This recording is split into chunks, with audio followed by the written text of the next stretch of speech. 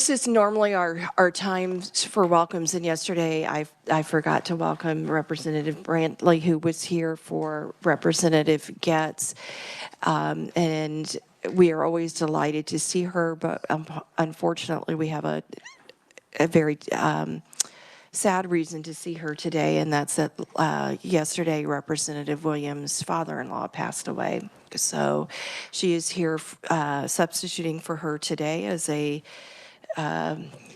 licensed teacher. I believe that was her criteria. So I'm sure you guys will pass along your prayers to the Williams family. I think this was very unexpected for them. So with that, we do have things that we need to get done today, and we are going to very quickly. I had on the agenda questions about the model reviews that we saw yesterday. Did anybody have any questions about anything that we did yesterday? Okay, seeing none, we will move along. And we're going to get right to Jason. And he is going to go over the statutes for the local option budget and supplemental state aid. And while he's walking to the microphone, I'll point out that you do have some reviser's letterhead that goes along with Jason's presentation. Jason, thank you, and you may begin. Thank you, Madam Chair, members of the task force. Yes, I was asked to briefly go through an overview of the local option budget and supplemental state aid provisions under the Kansas School Equity and Enhancement Act. And so you do have a memo from our office on that. I'm going to address this basically in three parts. First, just address how the statutes govern determination of local option budget for school districts, then how that local option budget is funded, and then finally expenditure limitations on the monies in the supplemental general fund for school districts. KSA 725143 governs the determination of a local option budget for a school district. This is that somewhat discretionary additional source of revenue for districts to obtain for operational costs. School districts have to adopt at least a 15% LOB. That's 15% of the total foundation aid calculated for the school year. And they can go up to a statutory limit of 33% of the total foundation aid. There is a middle range in there of a statewide average percentage determined by the State Board of Education. If the district goes up to that amount, they can do so simply by a majority vote of the Board of Education. If they want to go above that, up to the 33%, that range, then there has to be a publication of the notice of the resolution adopting the LOB that's subject to a protest petition. You have 10% of the voters of the district sign the protest petition, then adoption of the resolution has to go to a vote of the voters in the district to be approved. Otherwise, it's deemed approved by the school Board of Education.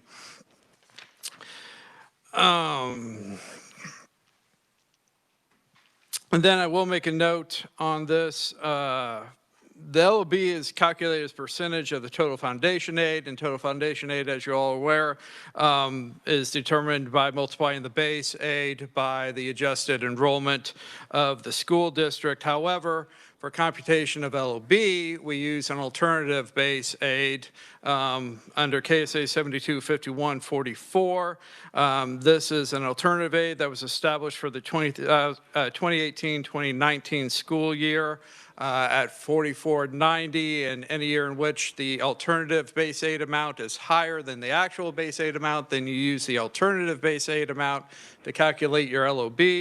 And so you would, if we eventually catch up to that $44.90 figure and surpass it, but no, we built in an inflation factor into the alternative base aid that is the same as the standard base aid, so both numbers go up by the same amount each year. Thus, the alternative base aid is always higher than the actual base aid for every school year and is used for determining the LOB for school districts. Once the percentage of total foundation aid is fixed and the LOB amount is determined, then we get into the funding of that budget for the school districts. Schools are authorized under 725147 to levy a property tax on the taxable tangible property in the school district to finance that portion of the district's LOB that's not funded from any other source. And so for districts that don't receive any supplemental state aid, they will calculate their mill levy based on the amount necessary to raise their LOB amount. So they can raise that through the property tax. For districts that receive a supplemental state aid, they'll get part of their LOB is funded through their supplemental state aid payments from the State Board of Education. There is a provision, 725145, directs the state board as how to determine and then distribute the supplemental state aid to those districts that qualify. This is based on that formula with the assessed valuation per student for each district is calculated and then set on a ranking from lowest to highest. Those school districts that fall at the 81.2 percentile in the rankings or above don't receive any supplemental state aid. They're not eligible to receive it. They will fund their LOB through their mill levy. The districts at the 81.2 percentile and below then do receive a supplemental state aid, and the amount is essentially proportional based on where they fall on that ranking. The lower you are on the ranking, then proportionally the more supplemental state aid you would be entitled to receive to account for the lower valuation of the property in your school district. It's an equalization formula. All of the monies, the tax revenues plus the supplemental state aid payments received by the school district are all credited then to the supplemental general fund of the school district, which is established by statute under 72-5143. Now, generally, monies in the supplemental general fund can be spent by the district in the same manner as monies in the district's general fund, or they may be transferred to other funds of the district and used for other purposes. However, there are some specific caveats under the statute with respect to monies in the supplemental general fund. There are 3 specific transfers of monies from the fund that are required by statute. The first is a proportional amount of the district's total foundation aid that's attributable to its at-risk student weighting must be transferred to the district's at-risk education fund. Second, an amount that's proportional to the district's total foundation aid that's attributable to its bilingual weighting must be transferred to the district's bilingual education fund. And finally, a proportional amount attributable to the special education weighting of the district's total foundation aid must be transferred to the district's special education fund. There's also a provision authorizing the district to transfer monies from this to its capital improvement fund and or its capital outlay fund, but it can only do so to the amount that is attributable to LOB that exceeds 25% of the district's total foundation aid. So it has to go above that 25% threshold, and then it could be eligible to transfer monies to those 2 capital funds that the district has. There is finally one provision for unexpended amounts remaining in the fund at the end of the fiscal year are maintained in the fund, except there is a caveat for districts that receive supplemental state aid. If they do, then they must calculate a ratio of the supplemental state aid that the district received compared to the LOB of the district.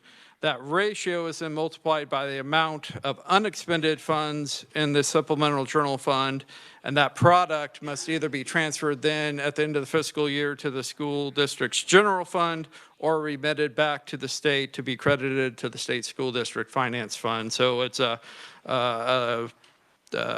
forced transfer on unexpended monies for those districts that are eligible to receive supplemental state aid. With that, Madam Chair, I'd be happy to stand for any questions on LOB and the supplemental state aid.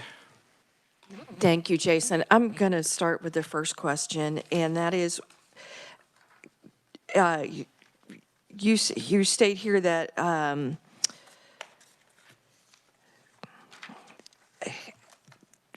you tie it to KESA Is that the year that LOBs came into existence, the year that KISA was passed? No, we've had the local option budget for several decades now. I think it wasn't part of the 92 formula. It came soon after that. It was part of the 92 formula, yeah. And in its original creation, it was truly an optional budget. Districts truly had full discretion as to whether to adopt any LOB, or, then they had a fixed percentage that they could go up to in terms of the amount of an LOB that they could adopt. Okay, thank you. Other questions or comments? Senator Hill. Thank you, Madam Chair. You didn't mention what that average LOB for the state is right now that school districts can adopt. So the statewide average percentage is a number that's calculated each year by the State Board of Education. I'm not sure what it is for the current school year. We can definitely get that number for you. I would appreciate that. Thank you. Representative McDonald. Thank you, Madam Chair. Sometimes I hear that LOB was really meant to be like extras, like above and beyond. We want this for our district, and so we want to pony up a local amount to cover that extra thing. Was that the intent, and are they able to do that to the degree that they used to be able to now? Or is that more of a research question? I don't know that we can speak to the intent of the legislature in 1992 in terms of the original creation of the local option budget. I will tell you there was litigation in the teens in which the court held that the LOB was not severable from the rest of the school finance formula, that it was an integral part of the school finance formula, to the point where the legislature would not have intended to enact the rest of the finance formula without the LOB, I believe were the words the court used. So it's become a substantial and significant part of the formula at this point in time. Thank you. Director Rooker. Thank you, Madam Chair. And this is really just to answer the question that just got asked. I have a memo from KSDE at the time. This was April of 2018. The statewide average LOB was 29.2%. Today, it's 32.4%. So it's gone up over 3% since 2018 as districts are working to generate funding to close some of the gaps that exist in their budgets due to reasons I'm sure our superintendents could speak to. The courts in Gannon what took a deep dive. I am forgetting which of the Gannon opinions. I think it was Gannon 5. At the time, it was 15, 16-ish when, I don't remember the year that version came out. But at the time, in 2015, we had just 29 districts representing about 10% of our school districts who were maxed out on their LOB. But this year in 2026, we have 176 districts at the maximum 33% allowed by law, and another 109 districts are at 32%. So property taxes have had to increase over time as districts work to do their things. Thank you. Senator Erickson. Thank you, Madam Chair. Thank you, Jason. Just a quick question on page 2. The alternative base used as the calculation. I can guess as to why in 2018-19 they set a base amount higher than the base that we use in our other calculations. But once we exceeded that, what's the purpose of having that rate higher now? I mean, I see that it's built-in inflation, but we have inflation in our base in the formula. So we get inflation in the base and then inflation in the alternative base. So can you help me understand that a little bit? So Prior to the enactment of KISA, there was an alternative LOB base in statute based on some factors regarding special education funding, I believe. And so school districts, to avoid having losses in certain school years, where they worked in an artificial alternative base for determining LOB, and to avoid losing LOB funding with the adoption of KISA, they built in and retained that alternative LOB base at 4490. And it was just a legislative decision to also put in the inflation increase provision on that alternative base so that it would keep going up year after year. I'm not entirely sure as to the intent, the why behind the inflation provision that was added to that statute, but it was added for 2018-2019 school year by the legislature. Did you say it's related to special ed? The original alternative, you'll still see some provisions in there on, there was an alternative base for LOB purposes that was based in some portion on SPED funding from like an 08-09 school year. It was like a historical funding level that was being carried through to make sure certain school districts did not lose LOB funding in a future school year. And that came into the conversation, and then they created this alternative base of 4490 with the adoption of the KISA to make sure there was no drop off in LOB funding with the enactment of the new school finance formula. Thank you. Thank you, Madam Chair. You're welcome. I have Senator Hill and then Director Rucker. Thank you, Madam Chair. Just a little bit of a follow-up question, because I got that number on the percentage, which is what I anticipated it was. Would there be any way that we would actually be able to distinguish a difference between putting a 33 or 32.4% increase into general state aid versus what we do right now?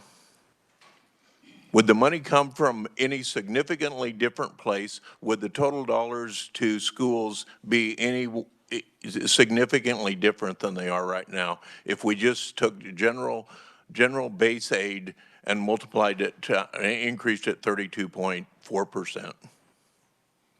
Well, I mean, the funding source is different from total foundation aid versus the LOB funding. So the LOB is funded by a local tax levy levied by the district, that those revenues go into the supplemental general fund of the school district levying the tax. Whereas coming from the state as total foundation aid, it's going to come out of state coffers, which currently is the district's portion of that is just the 20 mil tax levy that they levy, goes to the state to pay for that total foundation aid that comes to the districts from that. So if you're going to increase total foundation aid, it's going to come out of state revenues, not local property tax, unless you, in combination, increase the 20 mil levy rate for school districts to account for that, I suppose. Shift the LOB mill levy to a higher statewide levy amount. I suppose you could do that, but that's the main change you would see is you would have to figure out how you're going to fund that 32% increase in total foundation aid. Well, it's currently funded off of property tax. So, I mean, if we put it into general state aid, it would be divided amongst property, income, and sales tax. So a bottom line is LOB just a way to get more property tax out of the property owners in the state of Kansas? Well, historically, and still to this day, the property tax is the only mechanism for school districts to, at their discretion, raise revenue funds by levying a property tax, and they can only do so pursuant to state law. And so that's why there's that tax levy for the LOB, is to allow the school districts to raise the revenues to pay for their local option budget, which at its initiation was wholly discretionary. So school districts wanted this additional income. Their taxpayers were willing to pay that additional income so they could levy a tax to raise those additional revenues. Yeah, if I may. Yeah, I understand, you know, and we haven't really said this, but back in '92, we had school equalization, and some schools wanted to be more equal than others, and so we came out with LOB. But that isn't really the case anymore. I mean, everybody has the same LOB. Everybody generates, and it's equalized on the state, by the way, the property, unless you're above 89% of the valuation or whatever. Otherwise, it's equalized in the state. So it basically ends up being a way that we finance a greater percentage of education out of property tax and less out of sales and income tax. In addition to that, the 20 mil goes up at appraisal rates, not inflation rate. So additionally, we are increasing every year the amount that's collected in property tax above the rate of inflation. So increasingly, we have seen that school finance has taken a larger and larger percentage from property tax. Would that be true? Yes, I believe the property tax revenues have gone up due to appreciation increases and due to the districts raising their LOB percentages. Yes, there has been additional property tax revenue raised to go to schools. Thank you very much. Director Rooker, and then Dr. Harwood, and then Senator Erickson. Thank you, Madam Chair. Senator Erickson had some questions about the effective base. I think it was enacted during the Great Recession to protect districts. The state revenues crashed, and it was an option for districts to continue levying from their local tax base if that was a feasible decision. The number came, I think it came out of the Montoy remedy, so it was not plucked out of thin air. It was the goal that was not reached at that time in the Montoy escalation of funding, but it was a way to give local taxpayers a voice. The current model to get to the 33% requires a local vote of, you have to do a mail ballot to exceed. Is that not true? Did we change that? Okay. But there were guardrails around a district's ability to indiscriminately raise LOB. There had to be process in place to exceed that cap. We, as a legislative enactment, put the 15% minimum in the law. So no district has the opportunity to decide to levy less than 15% in LOB. And then the ceiling is the 33% rate.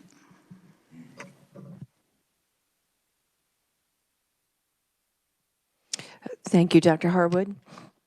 Actually, I was going to check my knowledge with Revisor Long. So after the Montoy decision, there was a new base aid that was put in place.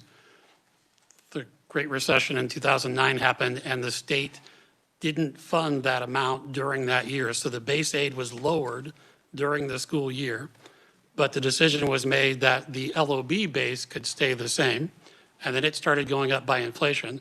I believe there was a plan after the Gannon decision and the KISA implementation that the increases that were planned would actually surpass the LOB base, and then they would be the same and go up.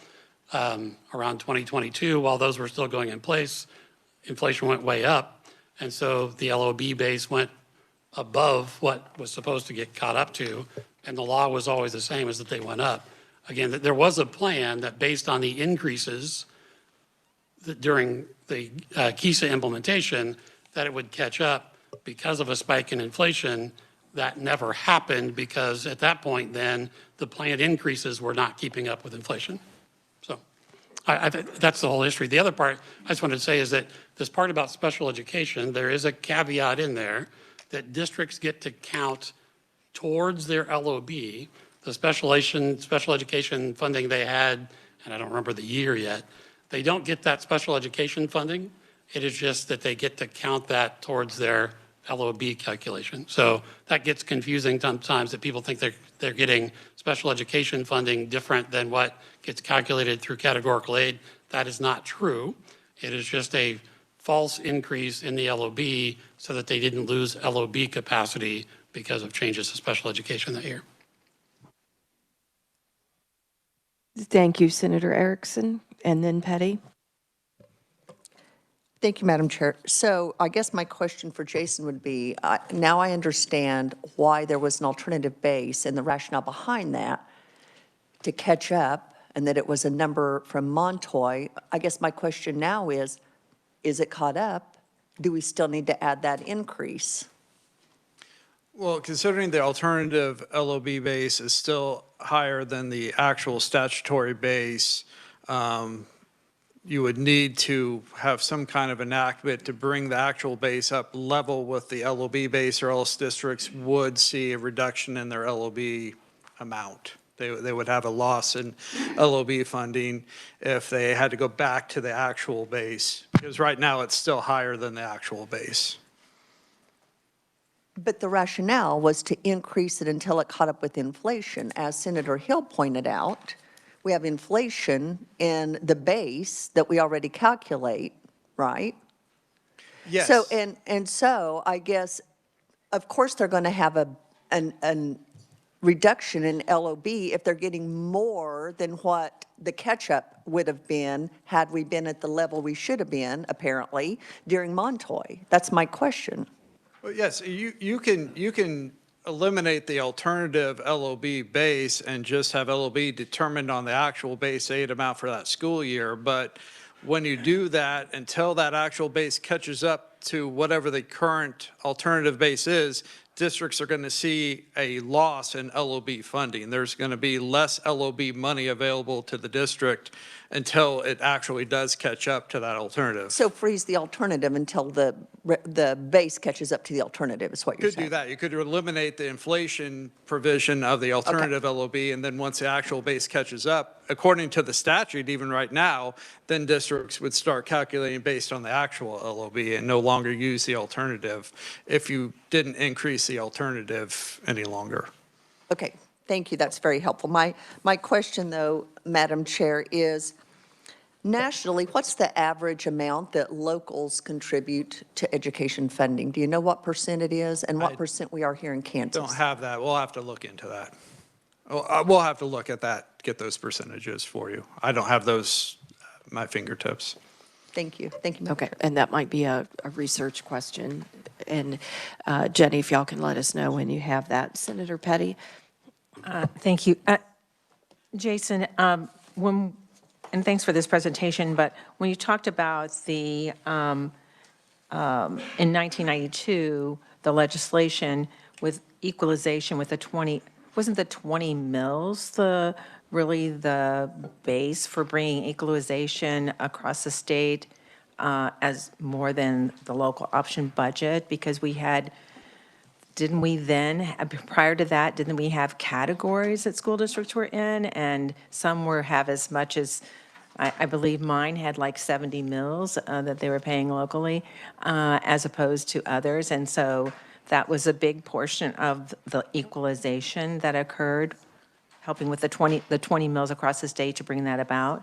So in the original enactment in 92, all districts then were required to levy 20 mills, and then you calculated what your general state aid entitlement was. And if your 20 mil proceeds exceeded what you were entitled to receive under general state aid, you had the, as I believe Dale Dennis used to phrase it, the privilege of paying back to the state the excess proceeds of your tax revenues, then went to the state to then be redistributed to other districts who hadn't raised sufficient revenues to meet their general state aid entitlement. And so there was a form of equalization in that manner. But it was more than 20 mills. It was 35 and it may have been mills. 30 mills at 35 that point. mills. Then it got reduced down. Yeah, it may have been 30 mills at that point. That's prior to my time. Right, but that was the equalization part that was bringing about the 35 mills across the state was bringing about the equalization Well, for funding. it made uniform the mill levies that districts could levy in terms of funding the school district. And then it was equalized, so to speak, through the calculation of that general state aid amount. And if you raised more than what you were entitled to, you had to pay that to the state to then be redistributed or equalized to other school districts. Right. Thank you. Dr. Gibson? Thank you, Madam Chair. Just a couple questions. One is, do we know the history of the 81.2 percentile? Like, why was that selected versus a sliding scale from 0 to 100 per se? It used to be 75 at one point and then was raised to 81.2, probably for fiscal reasons.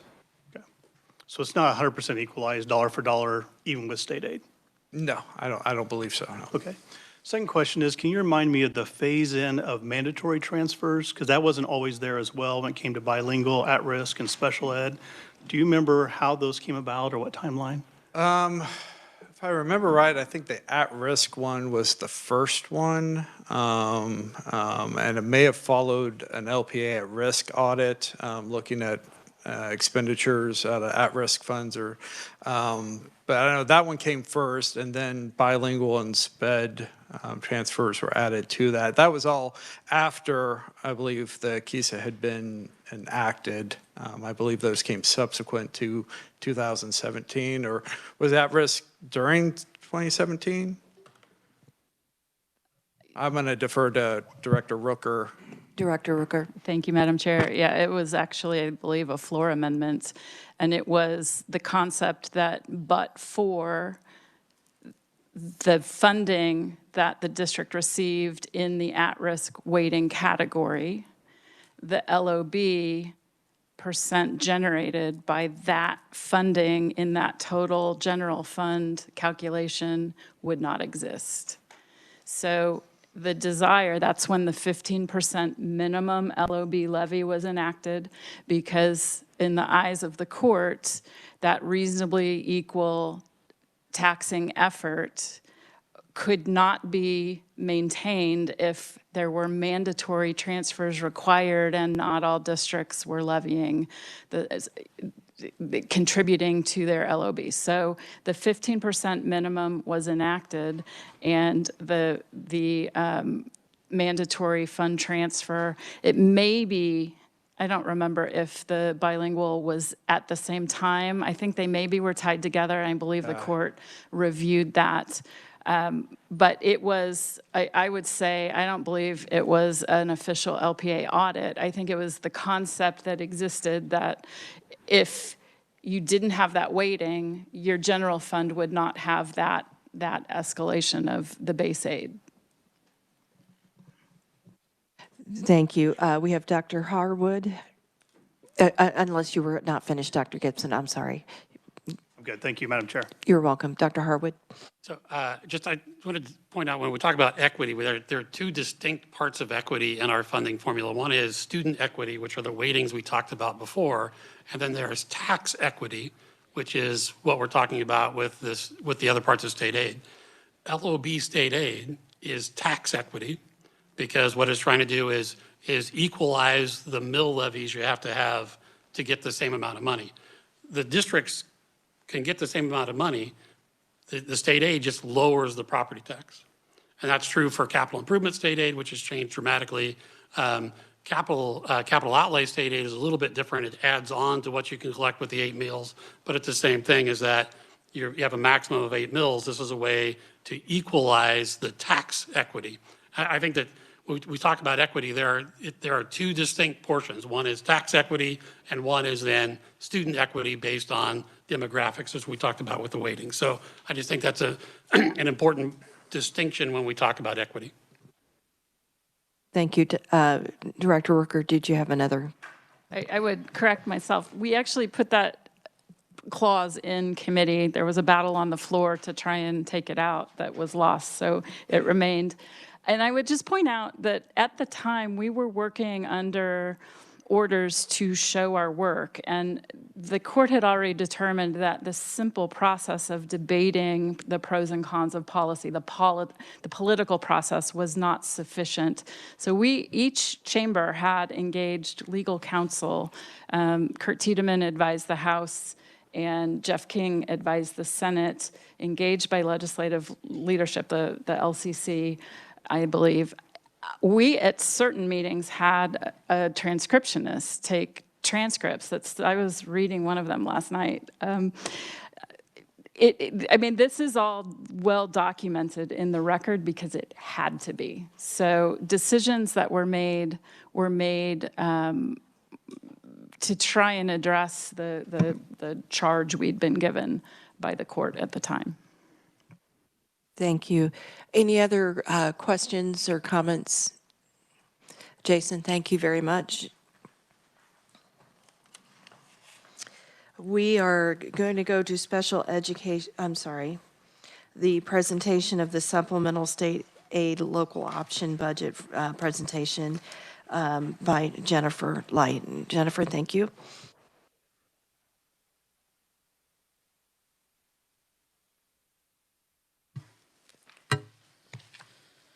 Good morning, Madam Chair, members of the committee.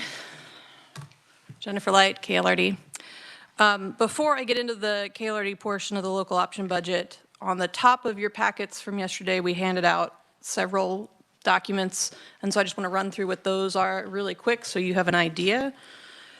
There was a document which says Rose Standards Capacities, which is a packet that is stapled. This was testimony provided to the 2015 legislature by KASB. So when the question was asked about Rose Standard Capacities and where they were at and where we are now, this gives you an idea of what the testimony was at the time in 2015. We will, of course, continue to get information about current, but just so you have some information about Rose Standards and what was provided back in 15, we wanted to make sure you had that. We are providing you a copy of the special education models that were done by the task groups from KSDE. We're going to talk about those here a little bit later this morning, but I do want to point out that they are here in this packet. We provided a copy of the LPA audit on bilingual funding from 2020, and then we provided 3 updated documents from yesterday. So yesterday when we were saying that number is not correct, we will get you the correct number on the combined at-risk and high-density at-risk weightings, the at-risk and success weightings, and then there was a request for the actual modifiers to be put in for the assumptions for the high-density at-risk. Those are all in there now for you, and those were sent out last night as part of that email so that you'd have them for review. So that's just kind of the paperwork that you were provided this morning. If you're like, what is all this extra paper? I thought we got that all yesterday from you. Thank you. So, Jason talked a lot about local option budget and how it all went into effect. So I'm not going to fully cover my memo because most of that is similar to his. However, I would point out that inside the memo, we do talk about examples of how the different options would be calculated. So the question came out about what is the current year's amount. That is listed for what the statewide average is. The statewide average for fiscal year 25, the amount they could use was 32.33%. So if you have a question about that, that's there. But it does break down for you how exactly the artificial base would then be used to calculate the modified total foundation aid. And then also there was the discussion about the special education state aid portion of it. That was the 2009 special education state aid. And so that's rather than using the current year, fiscal year special education state aid, if the 2009 amount is higher, they're allowed to use that for their total foundation aid. All of those get you to what becomes the modified total foundation aid. Jason also talked about the LOB authority. I do want to mention about the LOB authority. It's been discussed that it has to be at least 15%. currently, so every single district does have an LOB. The lowest one this year is 23.32%, and there are 13 that are under 30% currently. So happy to discuss LOB authority further if you so desire, or anything with supplemental state aid. We did provide as well a second document that has a yellow line across the top. And this was supplemental state aid for fiscal year 2025. And it shows the 3-year average AVPP for the school districts, the equalization rate, their local option budget, and then the amount of supplemental state aid that each school district received for school year 2025. Page 5 on that document, you can see there's a green line between USD 271 and 294. And that is showing that the rest of the districts after that did not receive any funding from supplemental state aid. I'm happy to talk more about stuff, but redundancy from what Jason covered may not be the best use of your time, so happy to stand for questions. I'll kick us off. Jenny, I'm sitting here looking at your supplemental state aid spreadsheet with the yellow line at the top. And there's a growing question in my mind about how equal are we, because let me ask a foundation question first. And Jason and Nick are invited to help answer if they know the questions, the answer. When this was established, was there ever a conversation about when the property evaluation rate increased higher than the rate of inflation? And would adjustments be needed to happen if that occurred? In your research, have you seen anything about that? So, Madam Chair, I have not seen specific research on that. I was not part of the discussions during the beginning of the KISA, so I would defer to the revisers on whether or not there was something discussed at that point regarding it. Okay, thank you. Oh, Matthew might have an answer for us. Madam Chair, it's less answering that question directly than other, just as a reminder that since the LOB number is derived off of state foundation aid, the mill levy on what a property is charged is backed into. And so the valuation increases and how much and everything might denote kind of the distribution of property, but the district itself is going to see what its valuation is and then create the mill levy needed to raise the specifically allowed amount of money. And so, again, we can check into kind of that discussion. I'm just not immediately sure that the valuation increases are going to impact the LOB as much as they are potentially the distribution of kind of the mill rate across properties, since the mill rate is created to raise a specific amount of money rather than being a set mill rate. The 8 mills for capital outlay would be the one more impacted by an increase of valuation beyond inflation. When you have some areas increasing and maybe some areas increasing rapidly and others maybe even decreasing, is that going to affect our equity?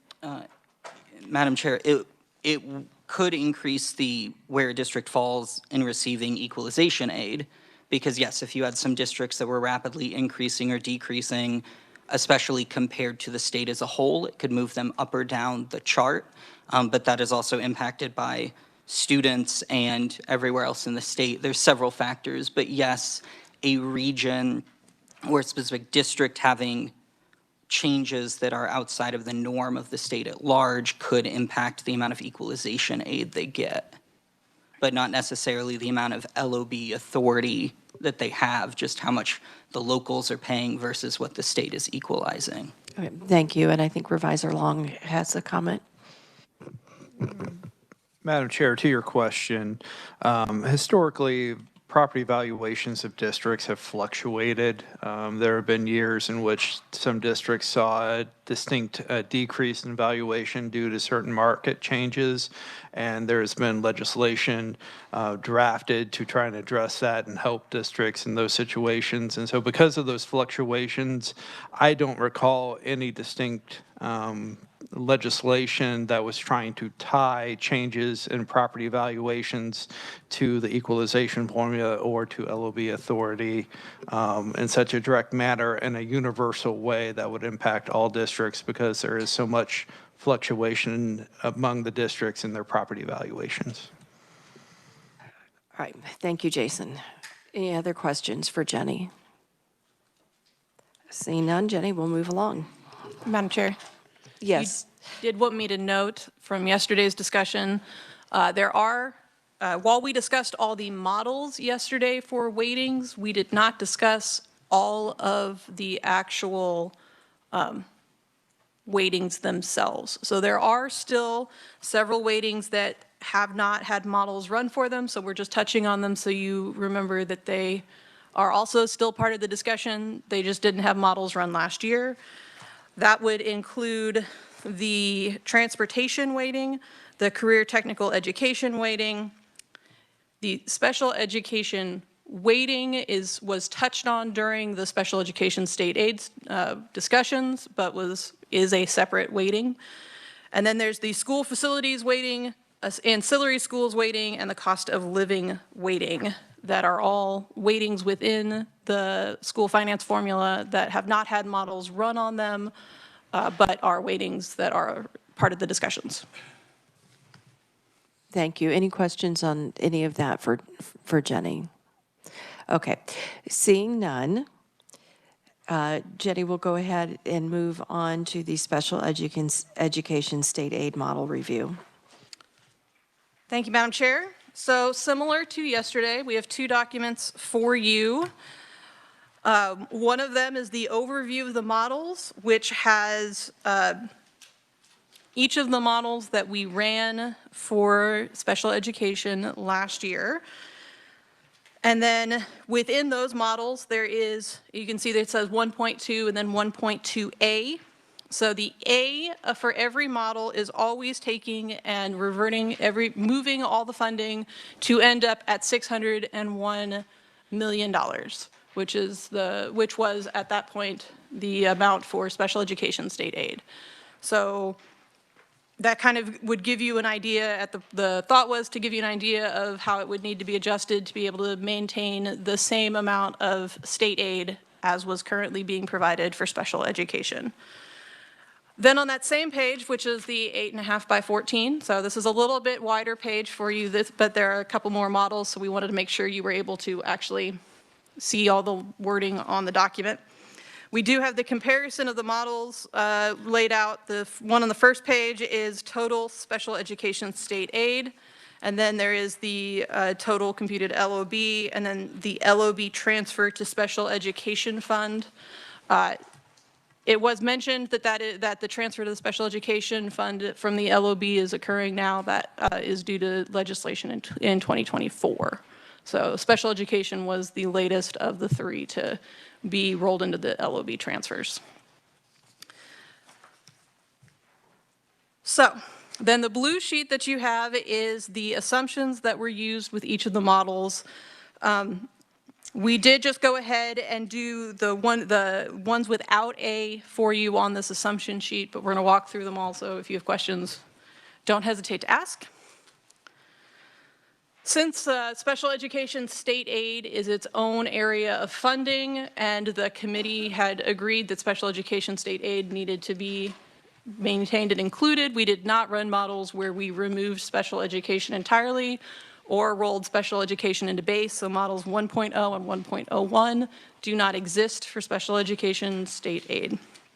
So model 1.02 is a density model which is based off of the main version of how they do their special education state aid.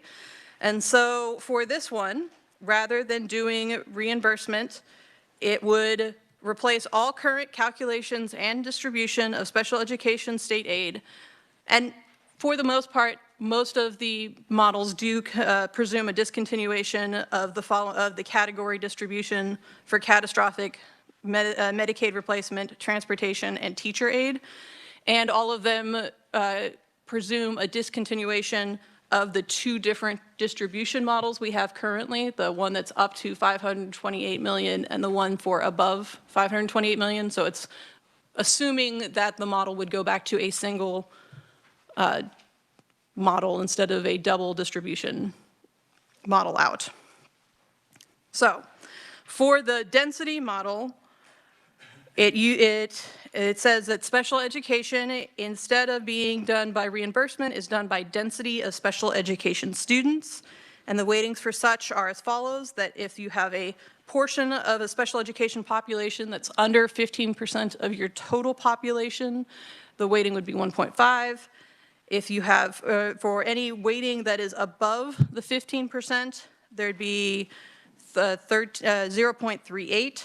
And then if a school district has less than 20 special education students, they would get an additional weighting on top of that, which is 0.29. And then in the models themselves, across the board, no districts FTE in the models that you have in the PDFs have anything less than 10 students to cover the requirements of protecting student information. So any school district that had less than 10 students, KLRD assumed 10, just so you have an idea of what the models were doing. So that's the density model, is it's going with the density of students, of special education students that a school district has. Happy to stand for questions on that one or keep moving. I know that Representative Steele had a question, so I'll take her question. Senator Erickson, if you want to take the mic while I step outside for a moment.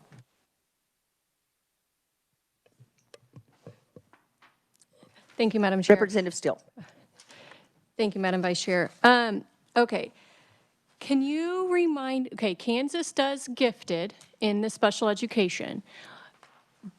That is not a requirement, we just do that, correct?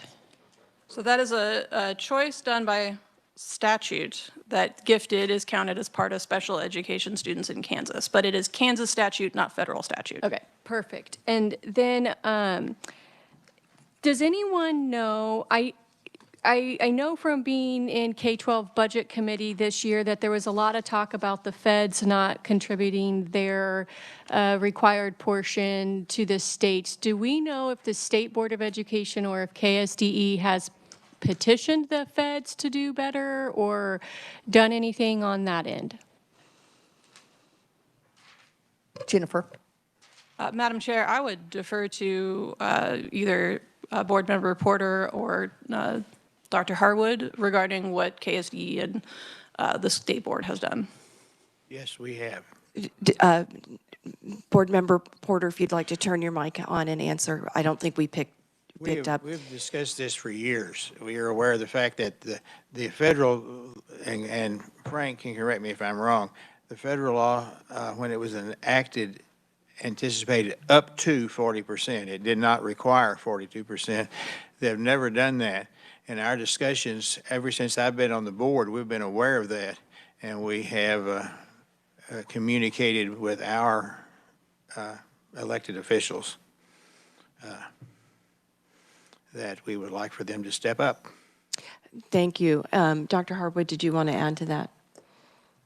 So that, as far as like a specific petition, I don't know that there's anything like that, but there have been conversations with federal delegation about funding for special education. Since I stepped down, I may have missed some of it, but I remember the legislature did a letter, and my husband was the only federal member to sign it. So would you have someone pulling for us on that one? Any other questions? Were you done, Representative? Madam Chair, I just was, I mean, if KSDE and the State Board of Education feel strongly about increasing special education funding, I would hope that as much as they come to the legislature about it, that they would be going to the feds about it too. So if that's a monthly contact, if that, whatever it is, I just feel like if you're constantly coming to your taxpayers, well, you've got taxpayer dollars that go to the federal level too. So maybe step up contacting the feds as well. Thank you. I'll go to, I have Representative Brantley in line, and then back to Dr. Harwood.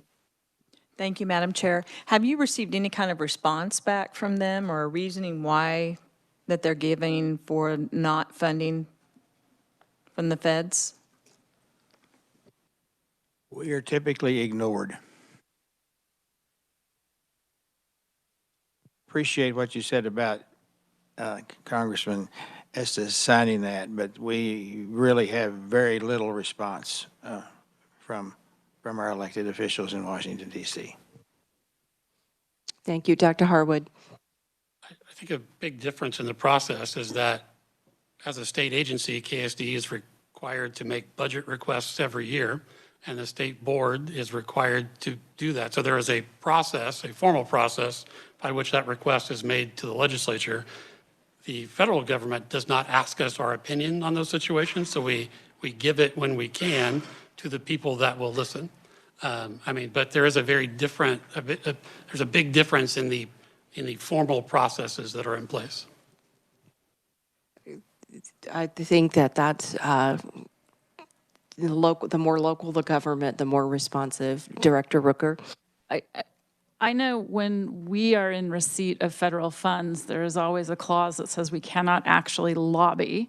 So you are in receipt of federal title funds. So education is allowed.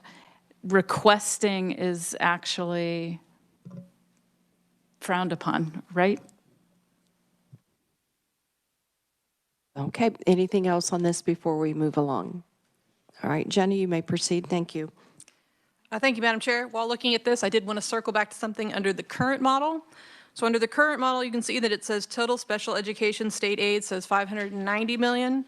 That is the USD portion of that. There is money that does go out to co-ops and interlocals on top of that, which puts us at the $601 million. So I didn't want you to look at that number and say they didn't actually spend anywhere near the $601 million. It does, but for purposes of the calculations for USDs through the school finance formula, for ease of comparison, all of these documents are looking just at for USD dollars and not dollars that would go out to interlocals and co-ops on top of that. Additionally, I want to point out that all current law is included in how the calculations occur, except for the option for the 2009 special education LOB, and that is because we want to make sure that as you're looking at these models, you are looking at the model as a whole and not with that caveat of the 2009 special education number. So that is one of the caveats that are throughout the models that we presented last year. Dr. Harwood. So Jamie, just to clarify, so on some of these models that are now student-based, where funding would not go to the interlocals, they would go to the district instead. If the model talks about $601 million, that would actually be flat funding. Would that be accurate? Yes. Yeah.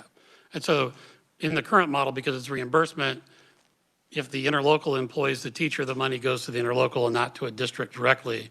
So if you look at some of these that say 601 million, but it is student-based, that's actually flat funding. That's not an increase in funding. It's just now none of the money goes directly to the interlocal.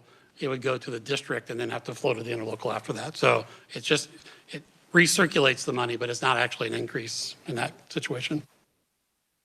Thank you. Any other comments? Jenny, you may proceed. Okay, so 1.03 is a single weighting model for special education state aid. Again, the current law, except for the option for 2009, is included. And then in the weighting for this is special education is a single weighting of 150% for each qualifying student.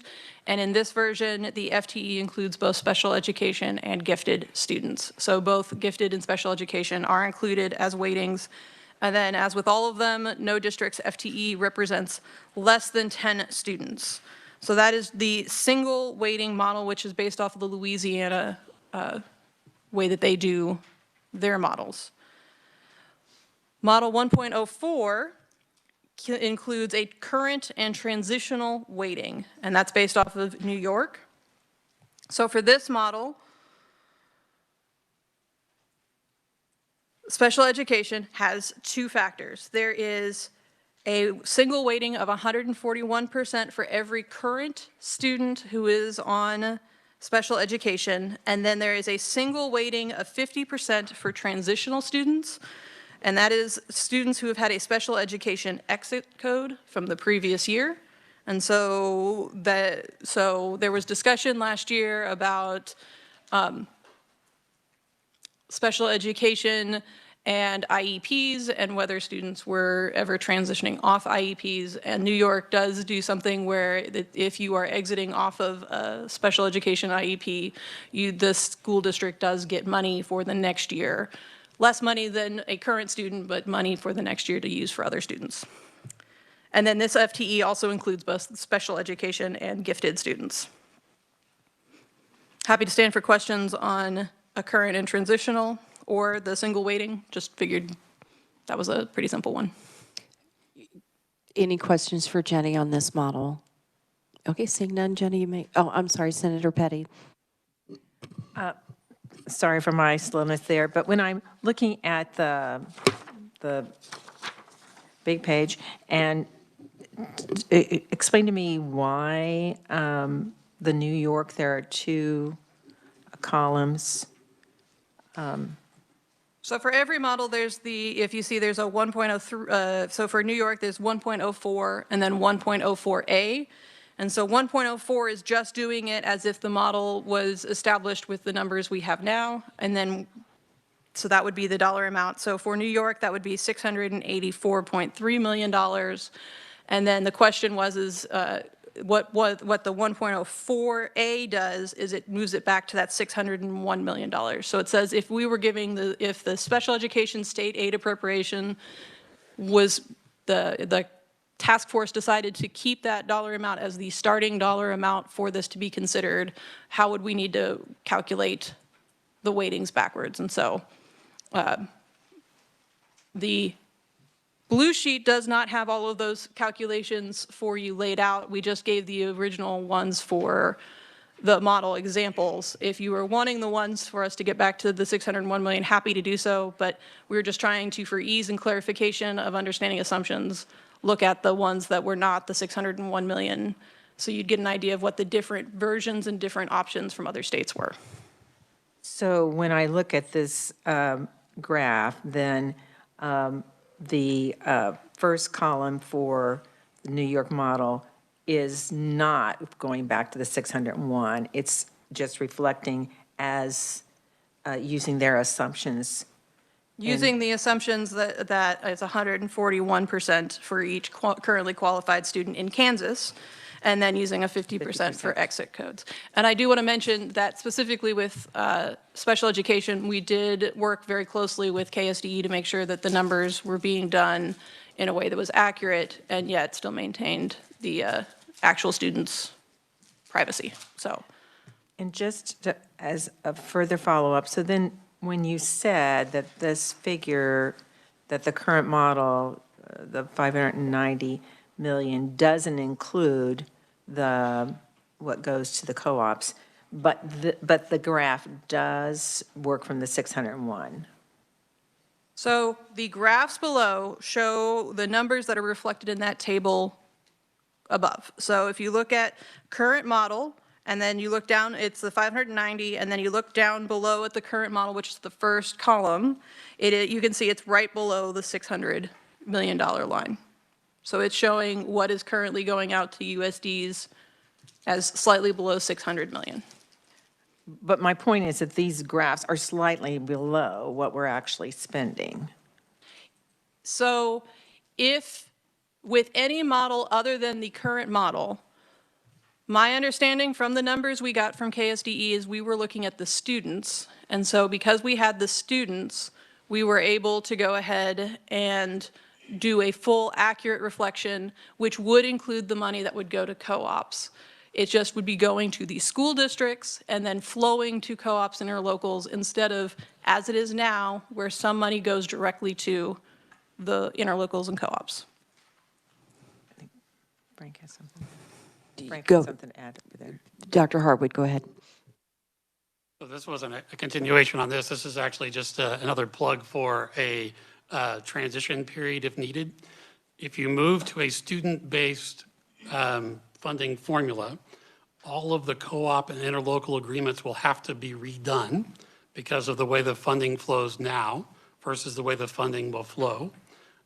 Based on state law, that is, there's a process for those agreements to change, which would take a year to do. So this is just another one of those times that if you make a significant change to this and go to a student-based funding formula, it would take time to change those agreements so that the interlocals and co-ops could continue to function. So just wanted to point out that this would be a huge shift, not necessarily in how much money there is, but how it flows, which would have to change the agreements.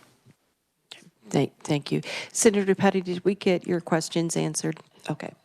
Representative Steele? Thank you, Madam Chair. Jennifer, through the task force meetings last year over special education, and then on K-12 budget, we've talked a lot about different states and models and things like that. Are you aware of any state that has some parameters around time on a special education, like an IEP plan, or if how states measure success in a special education program?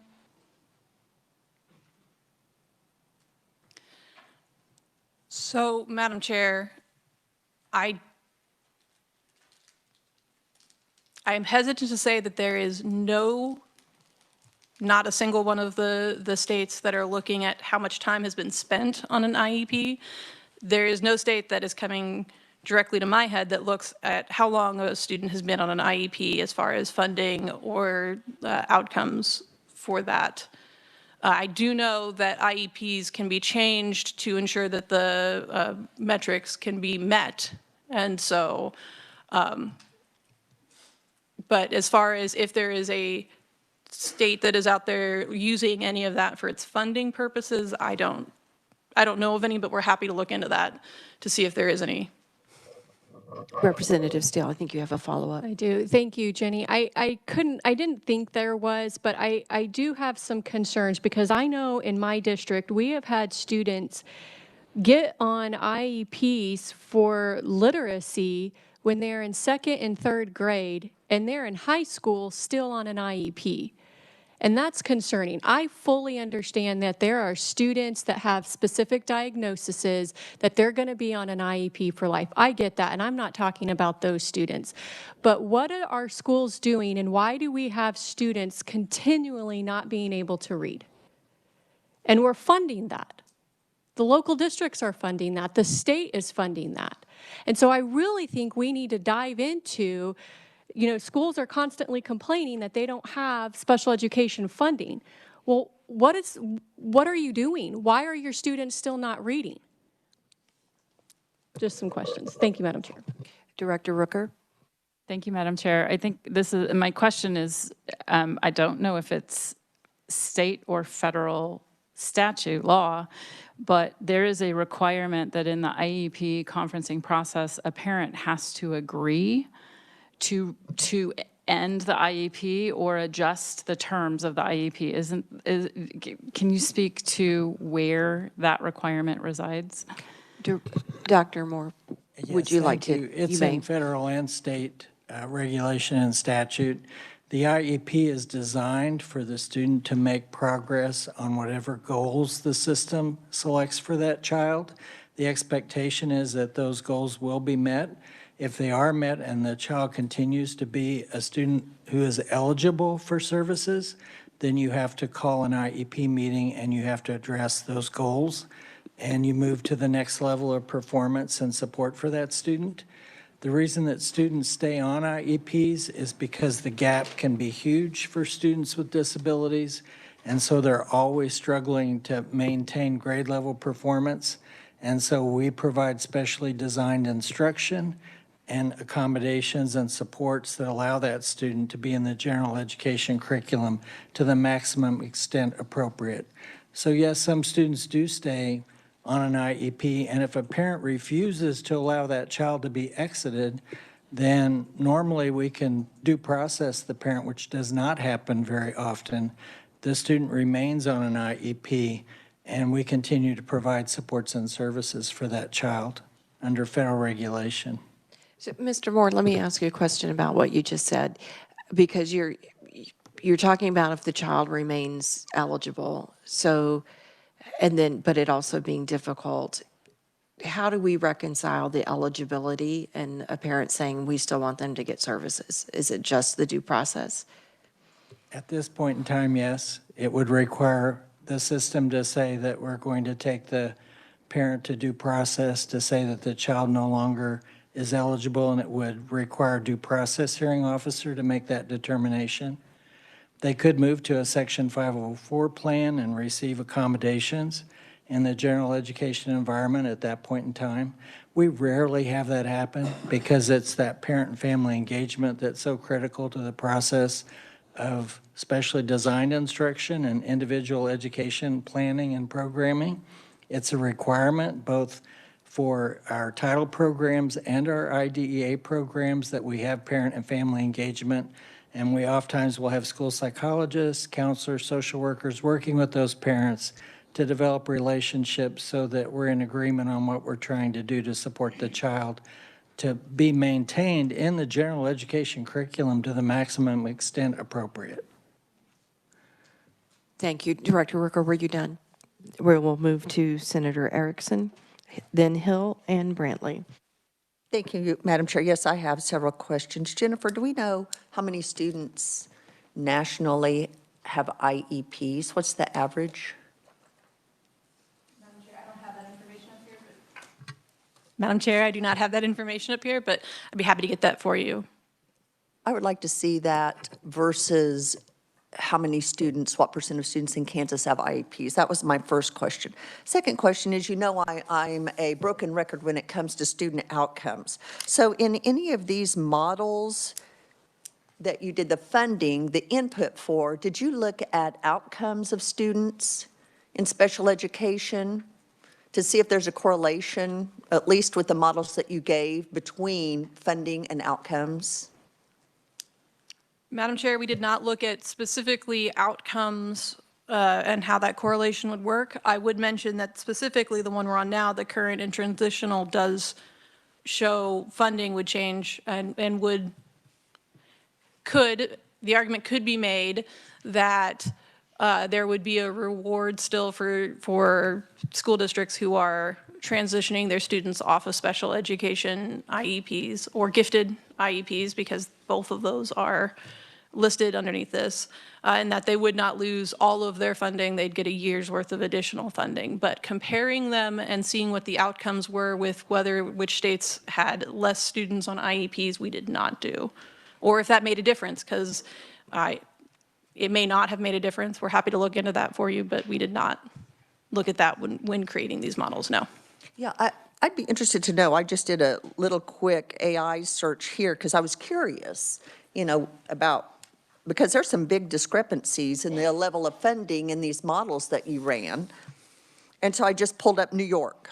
And honestly, I expected New York to have really, sadly, admittedly, I admit, I expected them to have pretty low outcomes. But according to AI, and with that caveat, in New York, 39% of their students with disabilities scored basic or higher in math and 27% basic or higher in reading.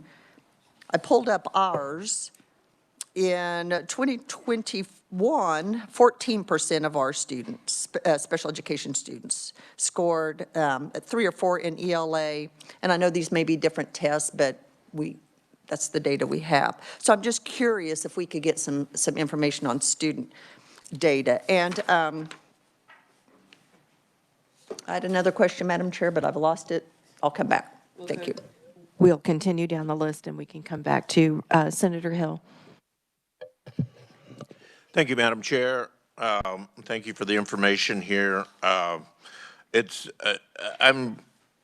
really curious on these and have probably several questions on these student-based funding formulas.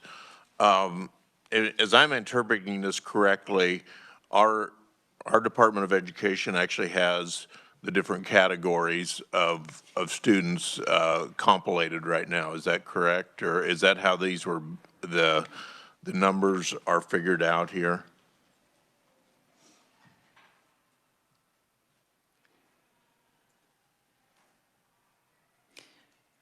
So it has been a minute since we created these models. What I know for certain is that we worked with KSDE to figure out how we could represent these models across, or we could provide Kansas student numbers for each of these models.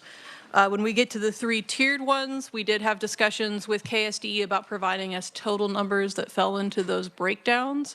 I do not know, and I would hesitate to speak for KSDE, that they have something sitting compiled at this moment for the current year, but we did work with them to make sure that whatever the categories were that we were creating for the models, we're able to have a breakdown for total for the school districts so that we could do the district by district calculations.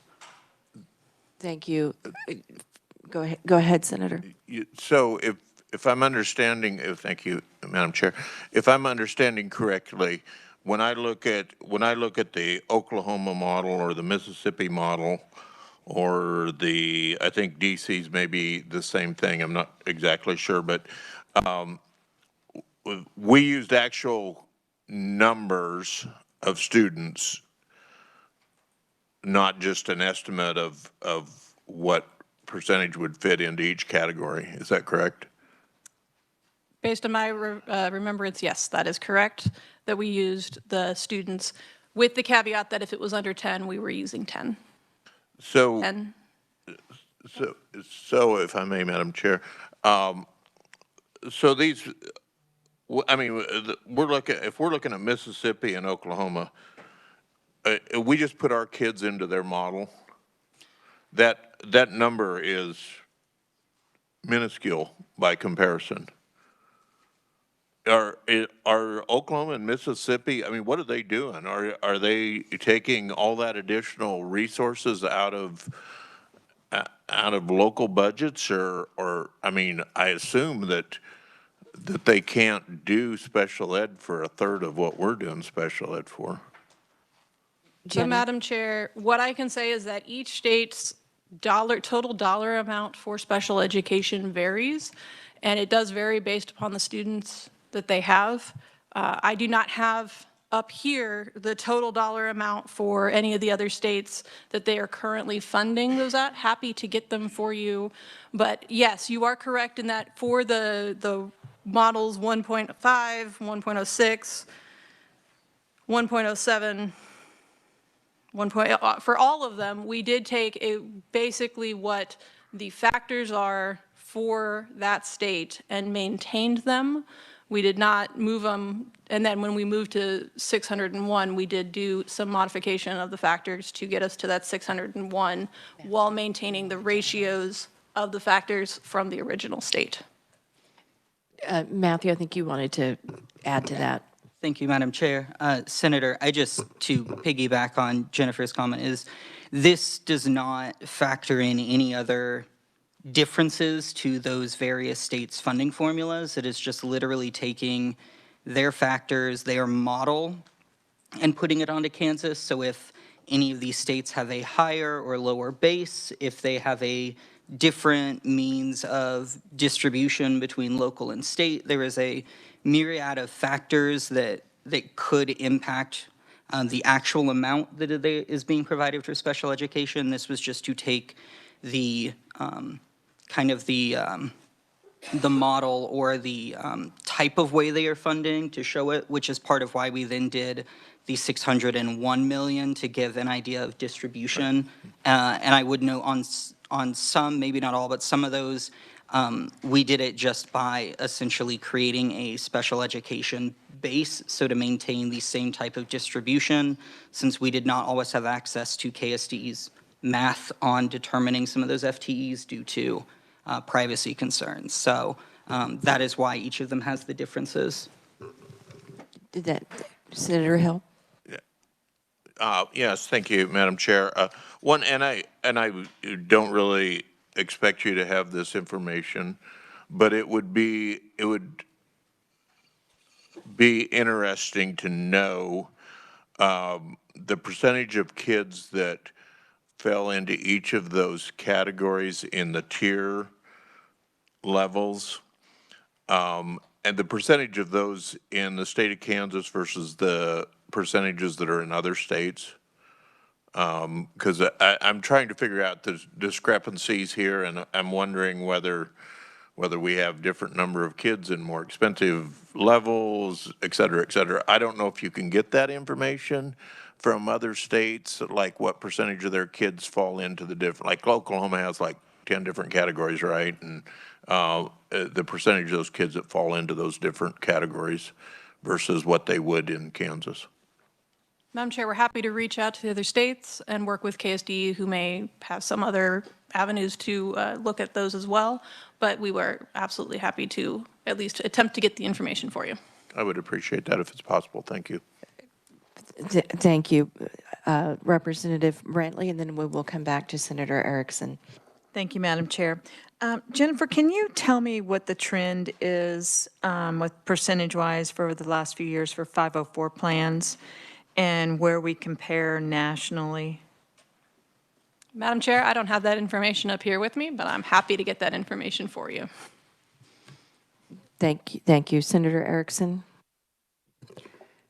Thank you, Madam Chair. Jennifer, I know nationally there's been an increase in the number of students on IEPs. And I'm curious because I suspect a lot of that has to do with students on behavioral IEPs. Do we know how many, number one, do we know in Kansas the trend line on number of students on IEPs or percent of students on IEPs? And number two, how many of those are on IEPs for behavioral issues? So, Madam Chair, in documents that have not been provided today but were provided last session, we did provide I believe it's a 10-year graph of IDEA and gifted students, the total numbers in the state. Happy to make a actual graph so you can see it compared that way. I do not have the number of students that are behavioral. I would have to defer to KSD as to whether or not that is something that we could get from them as far as to make a trend line for you on that. I think that would be very interesting and helpful. Thank you, Madam Chair. Along that line, let me say what I'm going to say, and then I'll call on you because you might want to respond to that, to my request as well. Jenny, I'm trying to remember what all was in that packet, and I can't remember if it included a list of the categories and how many students were in each category. Do you recall if that was in there? And if not, the department, I'd love to have that from you. Yes, we can get that for you. Okay, Bert, thank you. Madam Chair, just as a follow-up, you're wanting the current number of students in the categories that Kansas currently uses for special education or gifted IEPs. That's correct. Okay, just making sure that we're getting you the information. Dr. Harwood? I'm assuming you want it down by exceptionality, because to Senator Erickson's point, you're looking at changes in different exceptionalities and which ones are increasing and decreasing. Is that correct? Yes, because I don't recall seeing that, and I don't, so thank you for not screaming that I have one more request. Yeah, I mean, so we put that information together several times. At the state level, it's fine. At the district level, you get a lot run into your 10. You get a lot of under 10, but at the state level, we've had that information together. It'll be easy to get to KLRD. Thank you very much. And it may be in the packet. I just need to go back and look. I kind of think that you might have done that. You guys are so thorough, but if it's not there, then I'd like to have it. I have Representative Brantley and then Director Rooker. Thank you, Madam Chair. And this kind of piggybacks on Senator Erickson's. So on the 504s, can we get the information on the exceptionalities on that at all? Mr. Moore? 504 does not have exceptionalities. It's based upon students that are identified as having a disability, had a disability, or is thought to have a disability. The system then, a system being the district, provides an evaluation for accommodations, develops an accommodation plan and implements it. They're required to review it annually and make sure that it stays current. KSDE does not collect Section 504 information because it's the Office of Civil Rights that oversees Section 504. So we really don't have a Section 504 coordinator in our state or collector of information. It's all done at the local level. Thank you. Do you have a follow-up, Representative? Yes, thank you. I was thinking that there's no way to find out then if the numbers are going up or, is it right? Mr. Moore? The only way would be to survey districts and ask them to report how many Section 504 students they're serving. That would require a survey of each district, though, to compile and complete that. I'm not saying it can't be done, but it would require a survey. Thank you. Well, Dr. Nineswander, is that a list that you guys maintain, or would you have to create that list?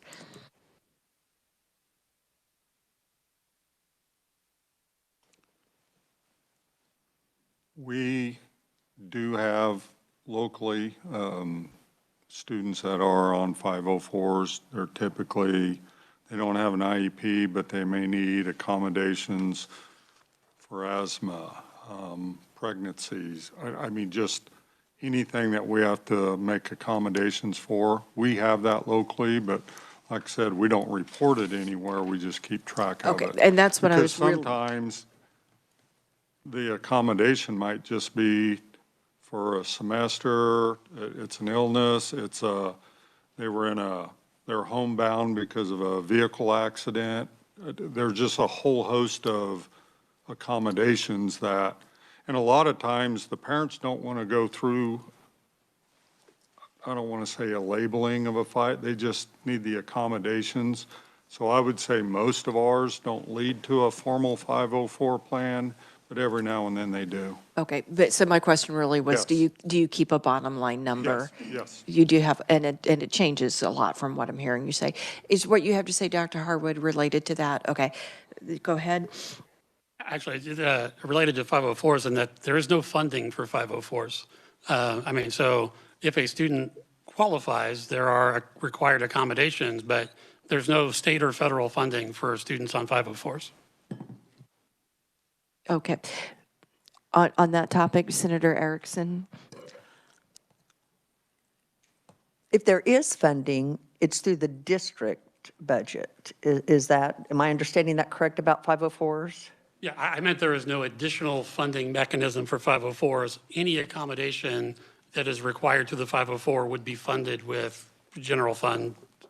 So there is funding for 504, and it would take out of the general fund, which would then not be available for other purposes. So there is funding for 504s, correct? Yeah, Okay. I was just saying there is no additional funding stream for 504s. It would just have to be a regular district expense. Thank you, Madam Chair. Thank you. Representative Brantley, did we cover, do you have any follow-ups? Thank you, Madam Chair. I guess I need to be more specific. Are we providing 504s for behaviors in classrooms? And if we are, where's the funding coming for that? Dr. Harwood? So if a behavior that didn't reach the qualifications for an IEP did reach the qualifications for a 504, there would be a 504 for behavior, and the district would have to fund any of those accommodations out of general funding. There could be, because at-risk there's a behavior component to at-risk, you might be able to use at-risk funding to pay for a intervention if it's an approved one. But it would just come out of whatever the general funds the district has. We'll go ahead with your follow-up. Would that possibly come out of Medicaid?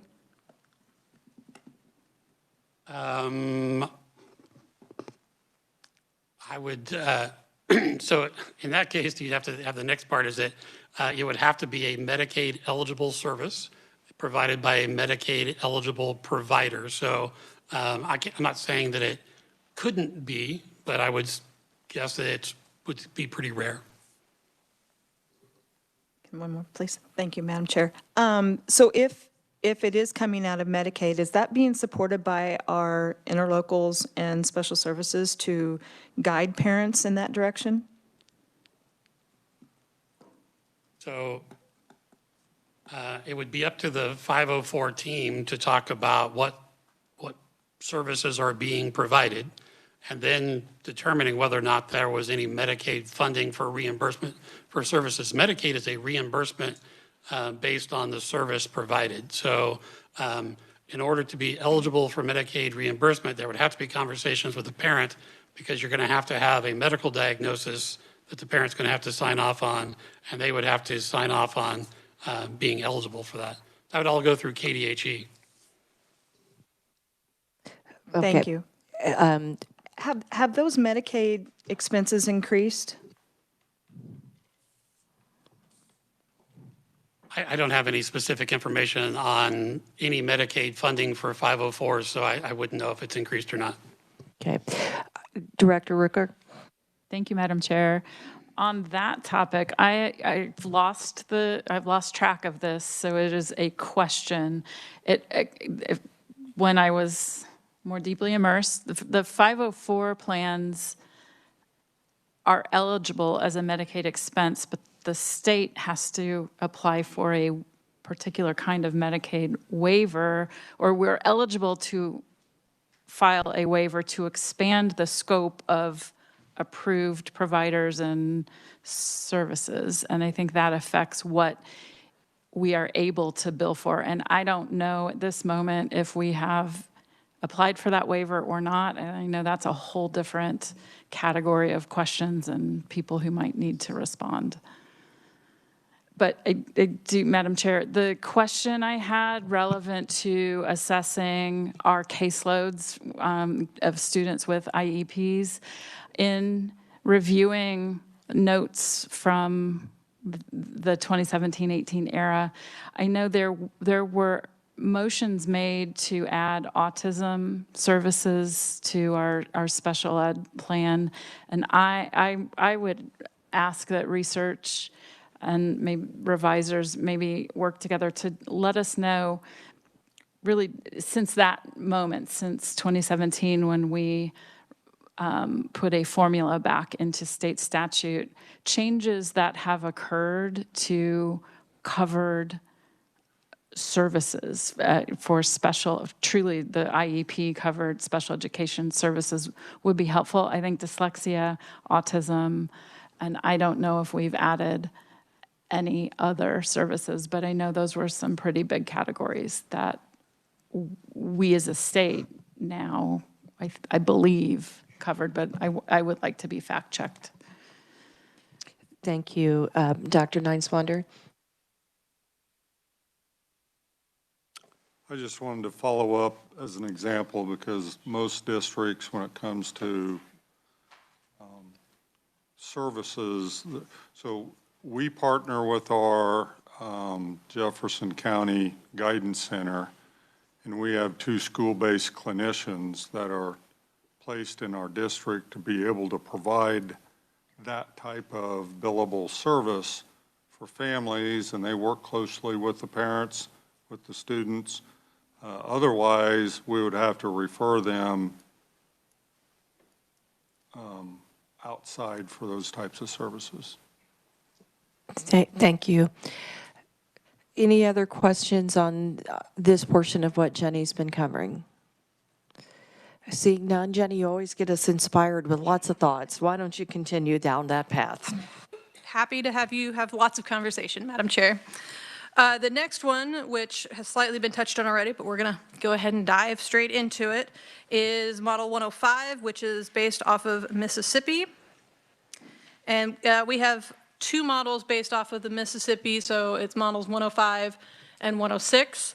So model 105 is 3-tiered weighting, which includes gifted as a separate weighting outside of those 3 tiers. So special education tier 1 would include specific learning disability, speech language impairment, and developmental delay, and that would be at a 60% weighting. Tier 2 includes autism, hearing impairment, emotional disability, orthopedic impairment, intellectual disability, and other health impairments, and that's at 110%. And then Tier 3 is visual impairment, deaf blindness, multiple disabilities, and traumatic brain injury. That's at 130%. And then gifted students are weighted at 5% of 5%. And so that's model 1.05. 1.06, rather than having gifted as its own separate category that gets its own weighting, rolls gifted into Tier 1. Otherwise, the weighting percentages remain the same between 105 and 106. So that's the three-tiered based on Mississippi's model of how they do special education. Happy to stand for questions on the tiered models or move into primary and secondary. Any questions for Jenny? Jenny, proceed, please. So the Oklahoma model uses a primary and secondary exceptionality. And so with this model, if you look on page 4 of the blue sheet, it lists out all of the weightings and their categories. And then it is calculated using a primary and then what a secondary exceptionality. And the data set does not include, so it's a by district unduplicated special education student by category. So they are meant to be unduplicated across the different exceptionalities with the primary and secondary exceptionality.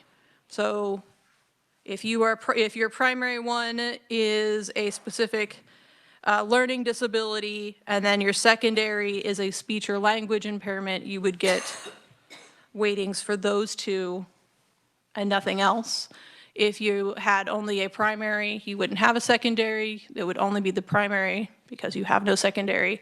If you have multiple ones, so if you are in 6 of these categories, it would fall into the multiple disabilities category for your primary.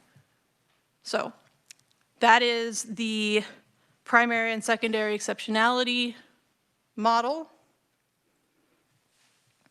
After that, we move into hours. So I'm happy to stand for questions on anything that maybe has come into your minds now about tiers or exceptionality specific. Again, with all of these models, we were using the percentages from the other states. So when we say 2.9 or for visual impairment, 3.8, you could, of course, make adjustments to what you believe the correct amounts should be, as opposed to what the other state has chosen to do. Thank you, Jenny, and you actually led me to my question for you. When I look at the 107 and the 107A and all those situations where we must be using a higher weighting than the other state for us to So, Madam Chair, as Matthew said earlier, some of these models we did a special education base for and then used their original ones. I'd have to go back and look and see which ones we did with a special education base number and then multiplied by exceptionalities, and which ones we actually increased the weightings for the 601 million. So I don't have that information now. Happy to get that information for you. I can get it for you this afternoon. I just need a little bit of time to compile that. There's no urgency to it, but I'm just sitting here looking at when you look at the way they do it and you apply it to Kansas, and then it makes me wonder how much of a weighting difference, and I'm trying to follow along what you and Matt just said. So thank you. Any other questions for Jenny? Seeing none, let's head to DC. Okay, the last two are based off of the DC model. And so 1.08 is based strictly on hours that the student needs for their special education assistance. So it's a multiple level weight formula with weightings based on the hours. and the level, and then we have the levels broken out for you with their percentages. I thought I had included which hour, the amount of hours were for each level, but I did not, so I'll make sure that I get you that information this afternoon, so that you have an idea for the amount of hours that were broken out for each of the levels. But obviously, level 1 is the fewest amount of hours, and level 4 is the most amount of hours as you're looking at this. And so the data set is based on their IEP minutes, and it does include the gifted students in that as well. So it's based on the amount of IEP minutes that is used with a student. The difference for model 1.09 is that they add 2 additional weightings. So 1.09 is closer to what the DC model is. It does include 2 weightings that are not included in the Kansas consideration, and so that's why we broke them out into 2 different models for you. The additional weightings include a compliance weighting and then attorney's fees weighting that goes out to school districts. So other than that, the DC model number 9 is the same with the 4 different levels based on the minutes in the IEP that are used. So, and gifted students are still included. So with that, Madam Chair, I am happy to stand for any questions on special education, whether it's the current model, any of the models we looked at, or anything else that may have triggered somebody's questioning brain at this point. Absolutely. Any questions for Jenny? Okay, Jenny, thank you very much. And I think Matthew has a thought for you. Look at that, you ask and you shall receive. You get your levels right now. So for DC, level 1 is 8 hours or less per week. Less than 8 hours. Less than 8 hours per week. Level 2 is 8 hours to 16. Level 3 is 16 to 24. And level 4 is 24 hours per week or higher. So anything, if you are in something for more than 24 hours in that week, you're in level 4. So less than 8, level 2 is 8 to 16, 3 is 16 to 24, and then 4 is 24 plus. So with that, one last thing to follow up with you this afternoon on, but. Thank you. It's lovely to know that research has their phone of friends as well. So any other questions for Jenny? All right, seeing none, let me take a look at where we are on the agenda here. We were due for a noon lunch, and it is not quite 11. So what I think I'll do is go ahead and move to discussion on state foundation aid. And then probably that will work out where we'll put lunch after that. I know some people have lunch meetings set, and I think that helps people's schedules. So I just, the rest of the part of our agenda is getting into a lot of different discussion, and we've had kind of this time to review, realize how rusty we were for some of us, which I know I fall in that category, and just kind of wanted to get a feel for what people were thinking on some of these things. So we'll go ahead and kind of open up on discussion on state foundation aid. Any thoughts that people have about state foundation aid that they would like to share? You can, and this is a good time to pull out your papers from yesterday, if you might have been taking notes. Do you like it? You think it's just right? We need more of it? We need less of it? Representative McDonald. I have a process question. It's kind of hard for me to determine where we are in this process if I don't know, like, when we're going to meet again or how often the plan is to meet in the interim. So if I could get a little clarification on the pace from here out, that would help me organize my thoughts. And we do have that on the agenda further down.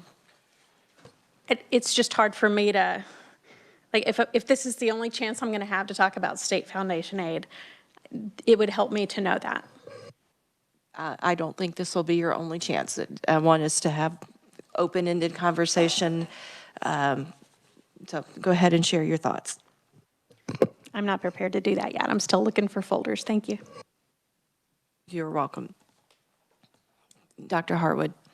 Just a question for clarity. So when you talk about state foundation aid, because you also then have weightings, so are you talking about just the base and then talking about weightings later? Because it's the weighted FTE times the base, which is what gives you state foundation aid. So I'm just trying to figure out, are we just talking about the base now? Because one of the things we've talked about in the past was the philosophy of a relatively low base with more or higher weightings, or a relatively high base with fewer or lower weightings. It's just a philosophical part of school funding formulas. So is that what we're talking about? Or what? I guess I'm trying to figure out, when you say state foundation aid, where do we expect the conversation to go? I'm trying to leave everybody room to take it where they'd like to take it.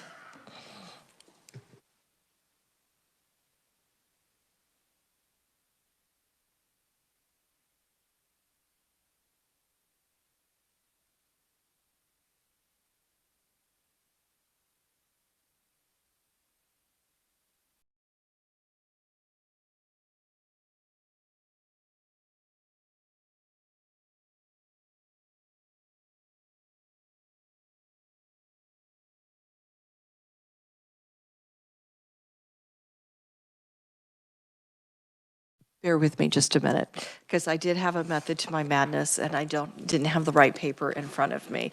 So if you go back,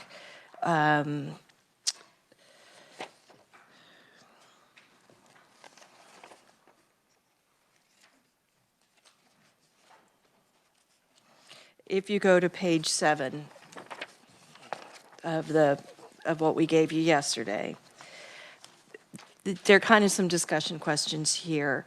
When you think of the supplementals, I'm sorry, that's the one on just LOB.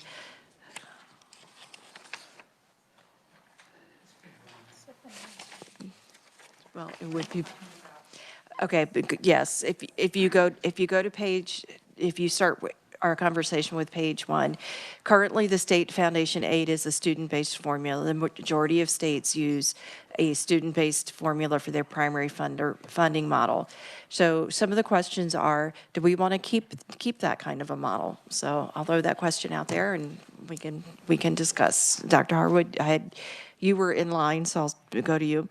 And actually, so I was looking at that and I thought, okay, I can throw something out there. So one of the things that we talked about very early on was a student-based formula, which is what we have now. And so I think a shift from a student-based formula to one of the other types that you talk about with a hybrid or the resource allocation one, that will take a lot of education for districts and for legislators to help them understand how that would go forward.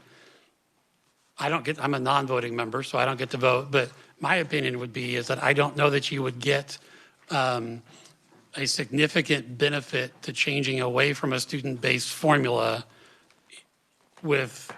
in doing that. So just my thoughts. Thank you for sharing. Any other thoughts? Senator Hill. Thank you, Madam Chair.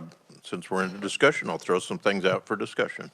I think one of the things that's really interesting about school finance in Kansas is that we have this assumption or kind of an underlying idea that we educate students based upon what the base state aid per student is. And what's happened is through this evolutionary process of school finance and lawsuits and things is that we actually really don't educate kids for what the base amount is, because there really isn't such a thing as a kid that gets the base amount. Everybody has some sort of weighting along the way. And so it really, to me, for accuracy purposes, it really doesn't reflect what we do as a state. It reflects the process we've gone through to get here, but it doesn't really reflect what we do at this point in time. And, I wholeheartedly support the idea that we fund based off of the students that a district has. But I mean, for instance, we don't educate kids for $5,000 a student or whatever. I mean, it's considerably more than that if you include all the expenses. So I think perhaps for clarity and transparency, Dr. Harwood talked about, do we have a higher base and less weightings? It seems to make more sense to me than doing a lower base and lots of multiplications. Higher base, less weightings.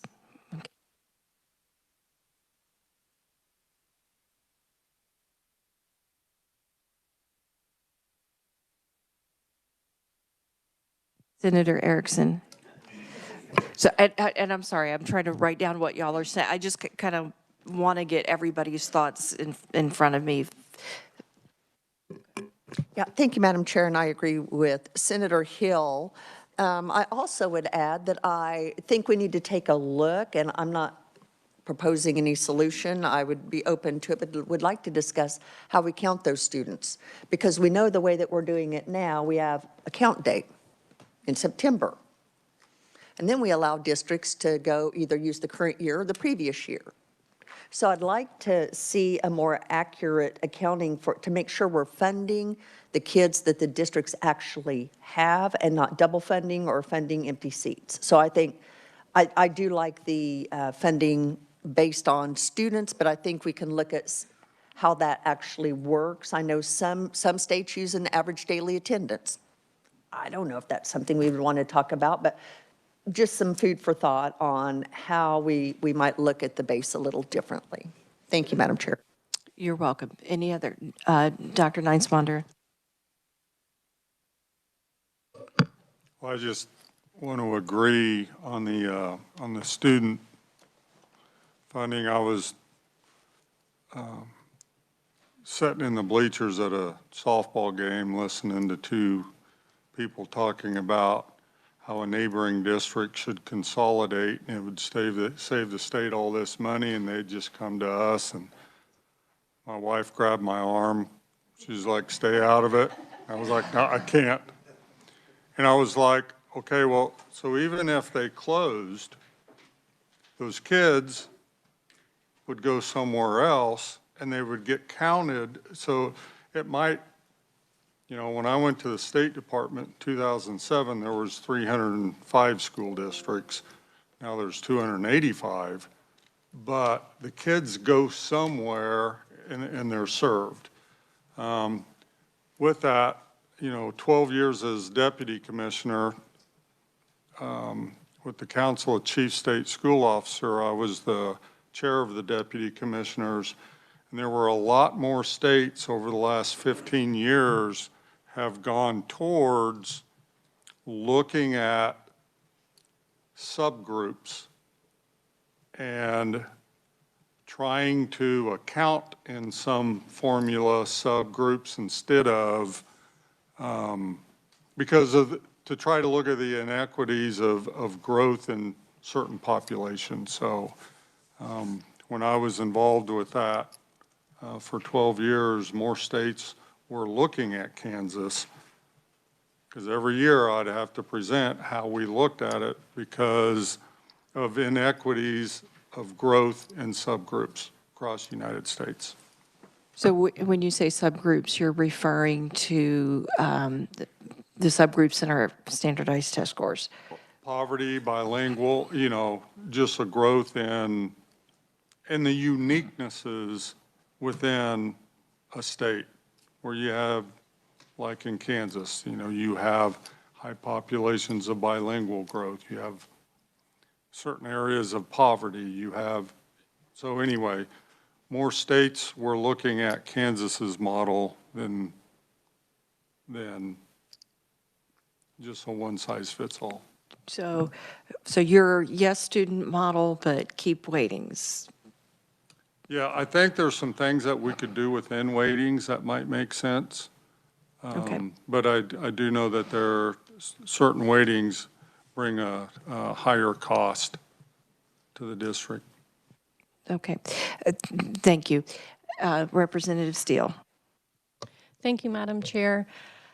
As the two senators previously noted with increasing the base and getting rid of some weightings, I think that that could potentially provide some stability to the rural school districts, just because weightings typically change and trying to help provide stability, because at least in my district with the rural schools, that's a little what they're concerned about, is just being able to have stability with the new funding formula. So I am in big favor of increasing base rate and decreasing weightings. And I really want to go back and focus on outcome focused. And so I guess I just have a couple questions / thoughts, just somebody can help me understand. KSDE has standards that students are supposed to be meeting. So like if we look at first grade reading, they have foundational that are dealing with print. They're dealing with phonological awareness. They're dealing with phonics and word recognition. Then they move into literature. Can they gather key ideas and details? At any point in time, are our schools collecting data to show whether or not these standards are being met? I think Dr. Harwood wants to answer your question. Thank you, Dr. Harwood. So specifically in literacy, yes, in that there is a particular standard at each grade level that districts report the performance of students based on their universals, or based on their literacy screener. I would say in other ones, it's not that specific. In most cases, a lot of the standards build towards graduation and graduation requirements, so that would be the other one. But in literacy, yes, there are specific standards at each grade level that are collected.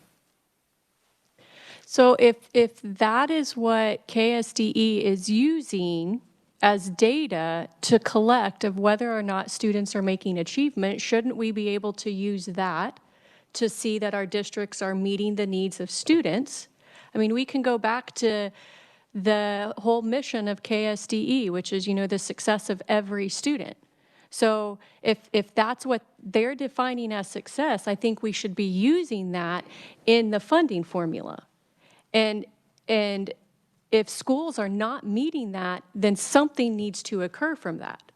Whether they're put on probation and then they continue not to meet it, then they're not meeting the needs of the students to make them be successful learners, which is the whole mission of it. So I think we have to tie outcomes. And if that's what KSDE is using, very specific standards throughout their, their literacy, that would be an excellent place to start. Thank you, Madam Chair. You're welcome. I think Dr. Harwood would like to respond. Just a question, actually. So is the idea that if students are not achieving at a certain level, that it's the district and the teacher's fault and they should receive less funding? Or is that we go back to a more of an at-risk model where they would receive more funding? I'm trying to figure out that where is the funding a punishment, or is a decrease in funding a punishment for not achieving, or are we talking about a way that recognizes achievement below a certain mark as needing more resources? Representative Steele, did you want to respond? I don't think that it's being looked at as a punishment. If students are not being able to be successful, if the schools are not doing what we are funding the schools to do, then something needs to change. So if it's that the school board, fire the superintendent, get somebody in there that's going to meet the mission, that's going to get our kids educated. That's what we're paying for. And we cannot continue to pay for things that are not producing results year after year after year. So perhaps you do the needs assessment, reallocate funds, really get in there and get our kids to read, write, and do basic math. Do you want to respond? Yeah, and actually, so I apologize for using the word punishment, but I would say, but when you look at a funding formula, and you're trying to incent behavior, it's, do you reduce funding because you're not getting the behavior, or look at increasing it? So I was trying to keep it to the funding formula that we're talking about, mostly because a local school board is the one that decides who the superintendent is. And certainly if a local school board is not happy, or I'll go back to if a community is not happy with the performance in their school district, they should elect school board members that share that, that concern. And then the school board should be looking at staffing that helps meet those, helps address those needs. I think that's the way the current system is set up. It's an interesting question that you get in, and I've heard us mention several times. For me, I'd like to reward success.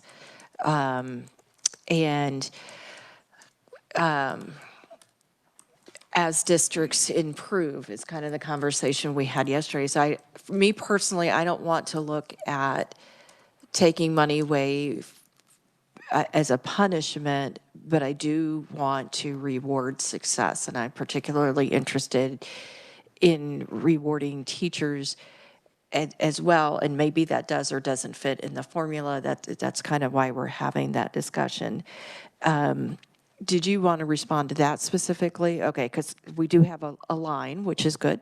So I just want to point out that in our current formula, there is a reduction of funding if you don't meet specific goals that are set by it's part of the at-risk accountability plan. So starting this next year, there will be a plan, and in 2030-31, districts that don't meet their goals would see a reduction in the increase of at-risk funding.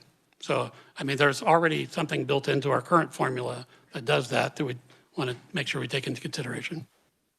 Thank you, Senator Erickson, and then Senator Hill and Representative Brantley.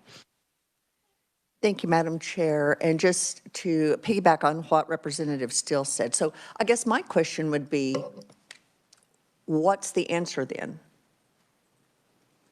Because we have seen, I'm looking at the chart, an absolute increase in funding and a decrease in state assessment scores, in ACT, in NAEP.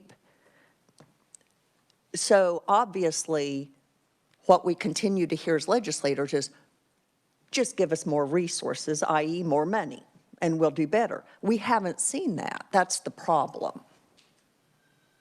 That's the issue. So to say it's a punishment, I don't know in what other area of anyone's professional or personal life that when something is obviously, there's something not working, that we just say, let's just give up more money. And when you do, you don't see the return on that, then that's the question before us. So I think we have to acknowledge that. More money in and of itself is not the answer. It's how it's spent. It's maybe reallocating it to where we do see the return in student outcomes for that investment. But to continue just to say, just give us more resources because a school is not performing or students aren't getting the outcome, just give us more resources and we spend it in the same way. Well, I believe there's a definition for that, and it's not good. So I think we all have to be honest about the fact that it takes a lot of money to educate students. No question about it. But we have to look at what we're doing and ask ourselves, is it working?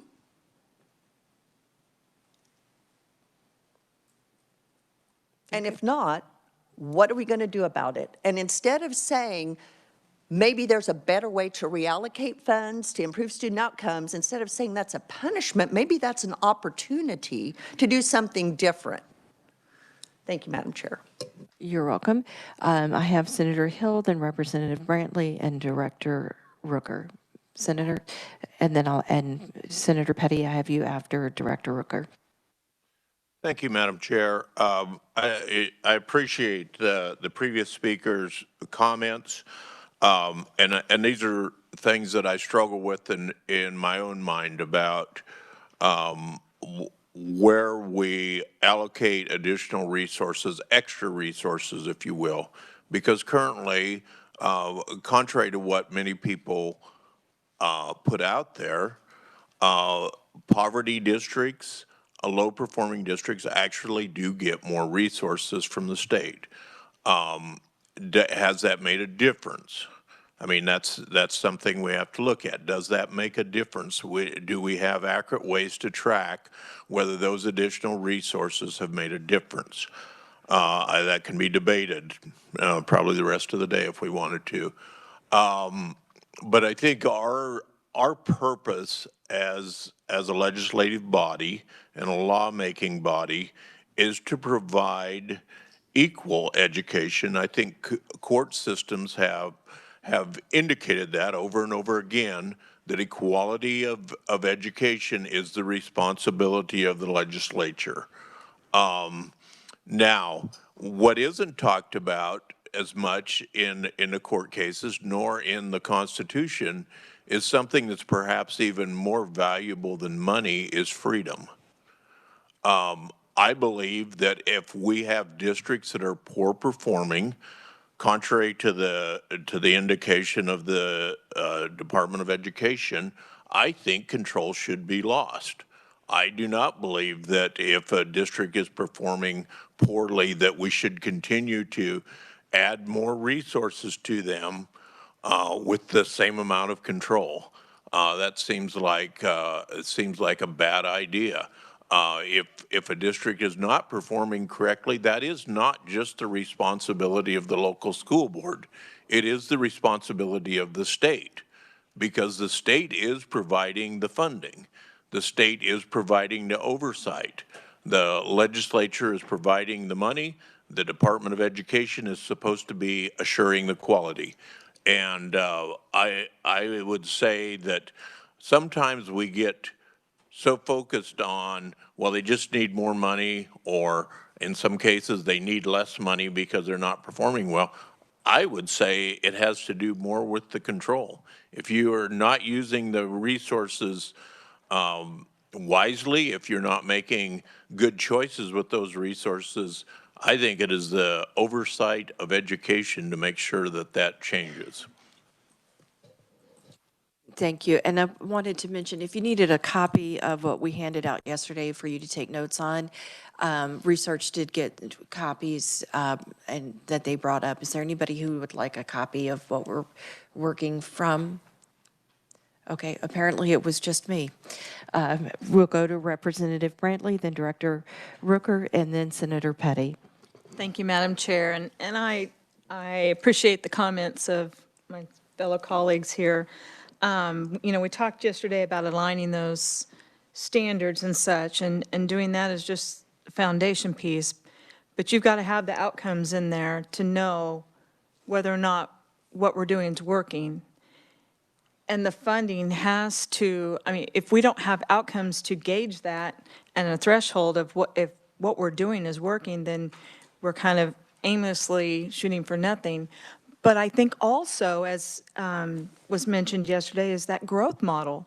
You know, we may not be making proficiency, but we're moving forward, whether the student is on an IEP and that gap is huge. We need to make sure that that growth model is in place to also know that those students on IEPs, no matter how big the gap is, that we're moving them forward and we're closing that gap. So I think somewhere in all of this, a growth model has to be included. Thank you. Director Rooker.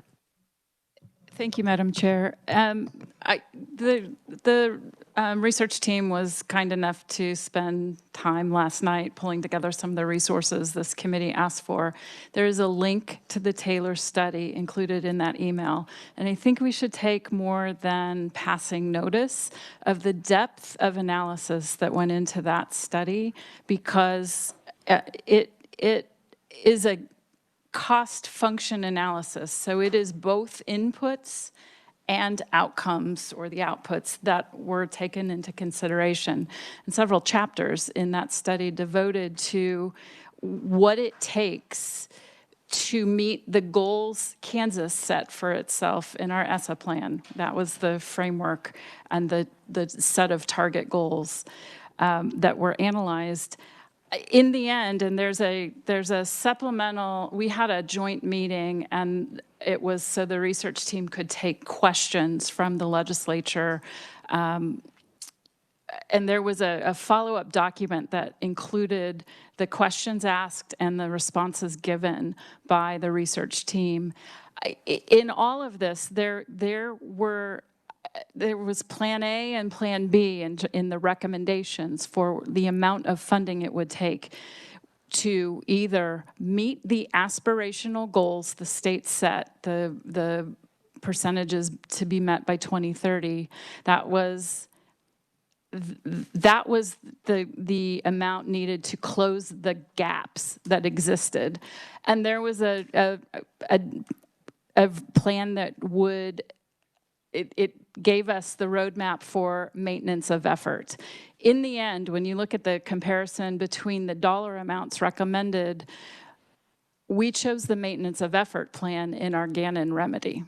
And the court accepted it because the work we showed as to why legislative decisions were made were anchored in the previous legal canon, the Montoy case and how it was settled and the dollar amounts that were agreed to in that case. And effectively what we agreed to was to fund the amount we would have reached had the recession not happened and tax choices made, the amount, the Montoy target goal adjusted forward for inflation each of the years of our phase-in, and then continue, the cost of living adjustment is to maintain that place of constitutional adequacy.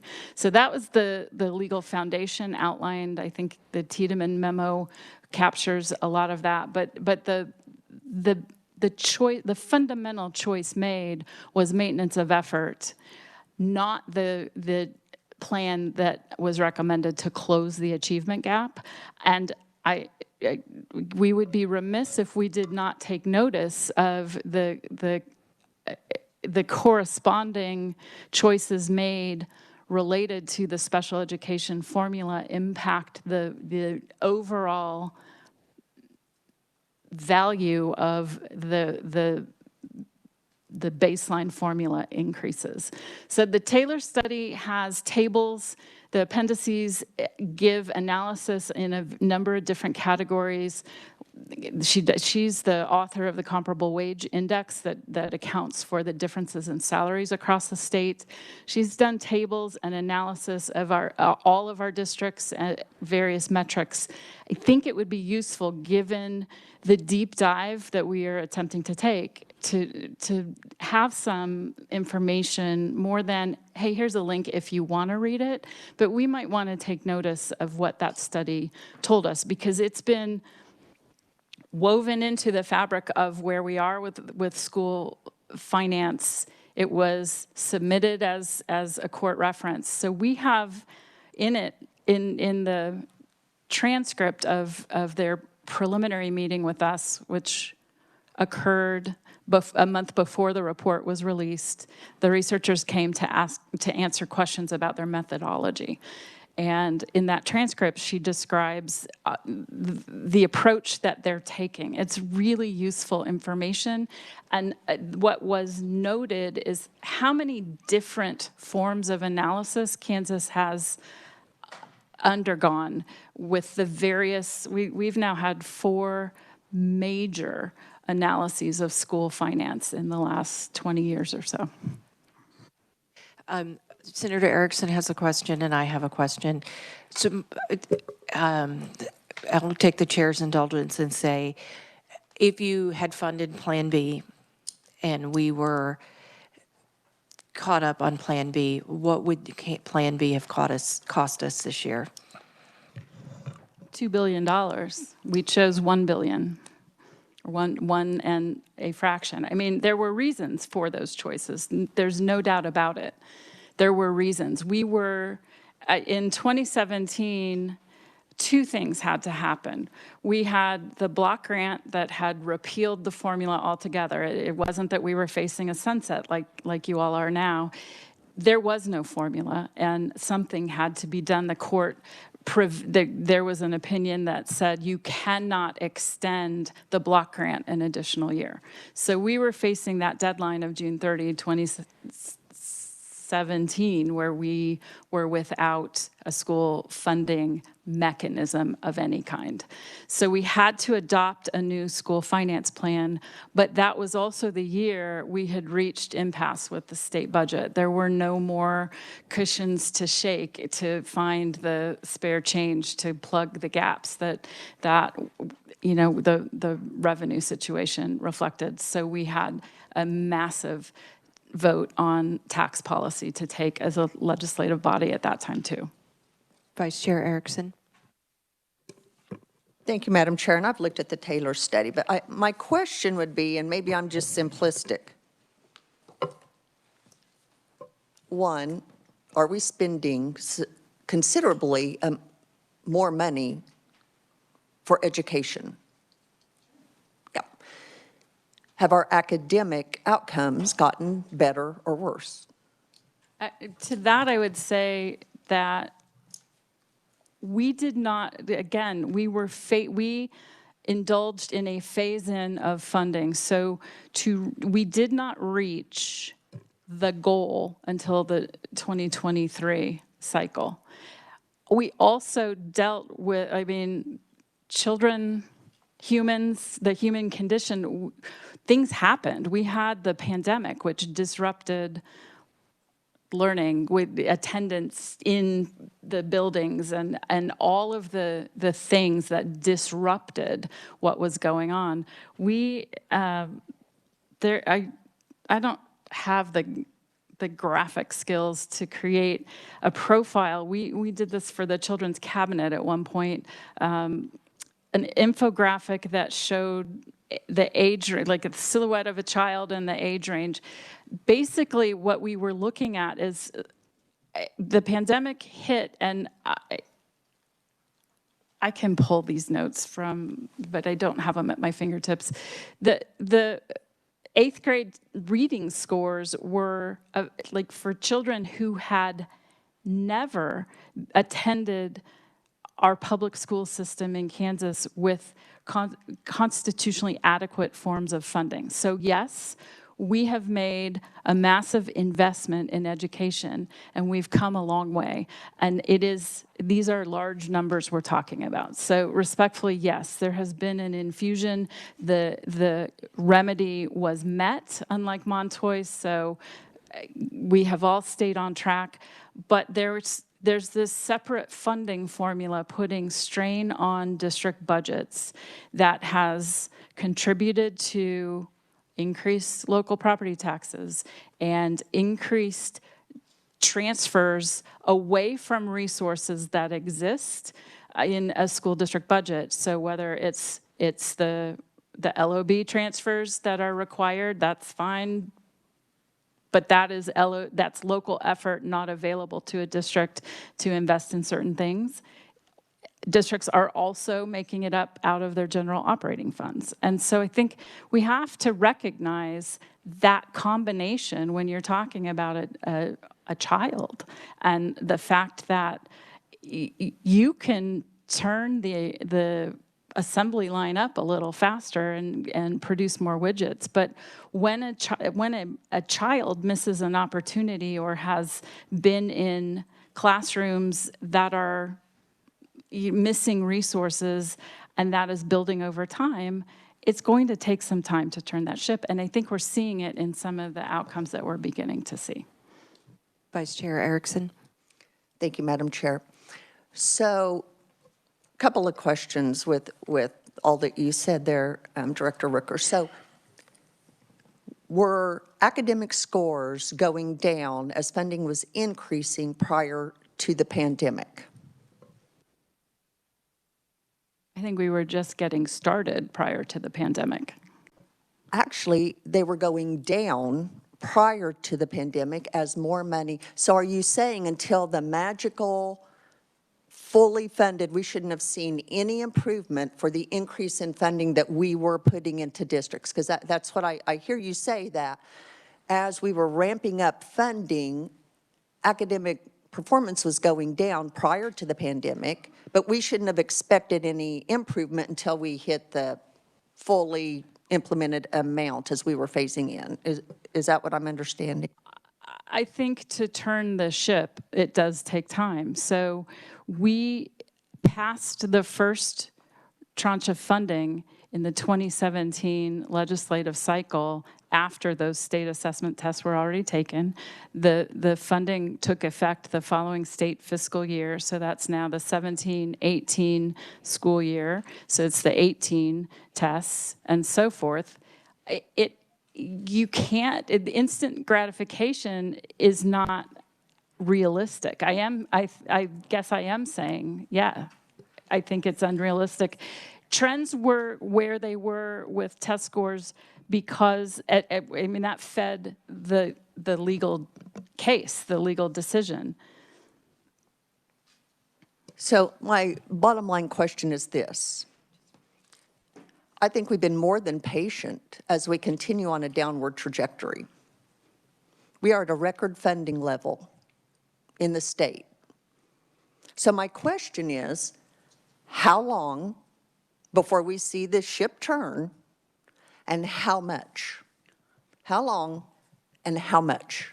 I think we are seeing signs that it's turning. I think we see a lot of positive signs in the subgroups that are starting to show improvement, on the number of ways that our students are graduating equipped with what they need to step into their next phase after high school graduation. I think we're seeing improvement in the test scores. I think it's happening. I think we just need to respect that it's not going to be across the board all at once. I don't think anyone expects it to be all at once, but it would be nice.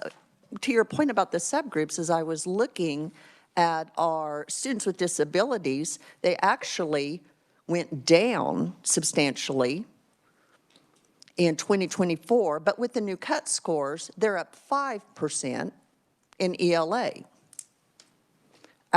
So I would like to know what data you're looking at that shows that subgroups are improving. As far as graduation rate, look, we've had this debate a million times. The question I would have is, what does graduation mean? Because I've had very extensive conversations with those at the post-secondary level saying, the students aren't prepared for post-secondary work. I've had extensive conversations with a lot of employers who say, they're not ready. So we can graduate them, but are we graduating them ensuring that they are prepared for the next step without remediation, without extensive training? That to me would be a better indicator than how many were actually getting a diploma. Thank you, Madam Chair. I'm going to jump in here because I do have other people in the queue and I want to give everybody time. But really what I'm hearing is this just might be a topic for a future meeting. How are our measurements going? And what I would love is from the department, the crosswalk chart, and I know you wanted to weigh in on this one, and I'm coming to you next. I would love the crosswalk of this year's test scores for every grade and for every subgroup and for every test. So we can have an apple-to-apple conversation. I know I say crosswalk, I think you call it a conversion chart. Concordance table, I still wasn't right. If we could get that, I think that would be helpful. And I think the other thing that would be helpful if we were to prepare for a future meeting on student success is, what measures does everybody want to see? The remediation rate at the secondary level, I think, would be an important one. Our graduation rate is important, our post-secondary success. I can think of a few off of the top of my head, but I'd like other people to let me know or let research know what you would like some of those measures to be, you can say them now, or if you want to, if they come to you later, you can send an email. And because I think that is we are struggling with an important question. How are we doing? And we need to have a good conversation about that. Dr. Harwood, I know you wanted to weigh in on that last conversation. So I guess understanding this is going to be a future conversation, I'll limit. So when you look at most states, when you're talking about funding formulas, it's adequacy and equity, which has come up in Kansas many times. When you look at that, typically the base is determining adequacy, and then equity is determined by the weightings. So I think that's an important thing to keep in mind, is that it's equity in student needs. That's what the weightings are for. So I think that's part of the conversation. The only thing then I would add to that is that with what you just said, I'll kind of hold off on any other comments. But one of the things, going back to Senator Hill's, I think what we talk about in that is the State Board and KSD presenting on the new accreditation system and its future, because I think that weighs into some of what Senator Hill said, is that if districts demonstrate that they aren't getting the results we think they should get, that we would start limiting some of their decisions or prescribing more of their decisions. So that's actually part of the KISA, I'll say accreditation system, because the funding system is also KISA, so that gets confusing. We should probably come up with a different name for one of those two. But that might help this committee think about how that fits together with the funding formula, which, again, when you go back to the Constitution, it's adequate funding for the improvement in those science and all those things. I think those can go hand in hand. But I do think we have to be realistic that we are currently, and though agreeing with Senator Erickson, there have been significant increases in state foundation aid funding tied to inflation, which is not increased buying power per districts, it is increased costs. That being said, there is a requirement of districts to be looking at how they're spending the funding they have to make sure that you actually are getting a return on your investment that you want moving forward. But we have to make sure that we understand that when you look at the Gannon decision and the Gannon remedy that the legislature came up with, it is actually getting us to the same funding we had in 2008 adjusted for inflation. So the increases have been inflationary since 2008. I mean, that's how the funding formula was put together. So with that, then we can get into some of the other questions about, what should districts be doing with student improvement and what is the State Board and KSD doing in that? I think that's another conversation that could be had. What year did you use on your comments about inflation? So when you look at the Montoy decision, there was the Gannon decision basically said that you have until 2023 to catch up to what you should have done in Montoy in 2008. And then since that time, it's been inflation on top of that. I mean, that's just the way the funding formula was structured based on those two court cases. Okay. Thank you. I'm going to move now to Senator Petty, who's been our most patient person today. Thank you. And then we will go to Senator Hill. So maybe everything that I might say has already been said. I keep thinking about Leave No Child Behind, federal legislation, and the impact it had on the education arena across the country and in Kansas. It ended up not being positive for those of us that have a little background here. We know that. So I'm very distressed when we talk about a funding formula and we're only talking about negative, because Melissa has provided a lot of background information here, which is absolutely correct when it comes to the Taylor report and when it comes to the Gannon decisions and how that's impacted us.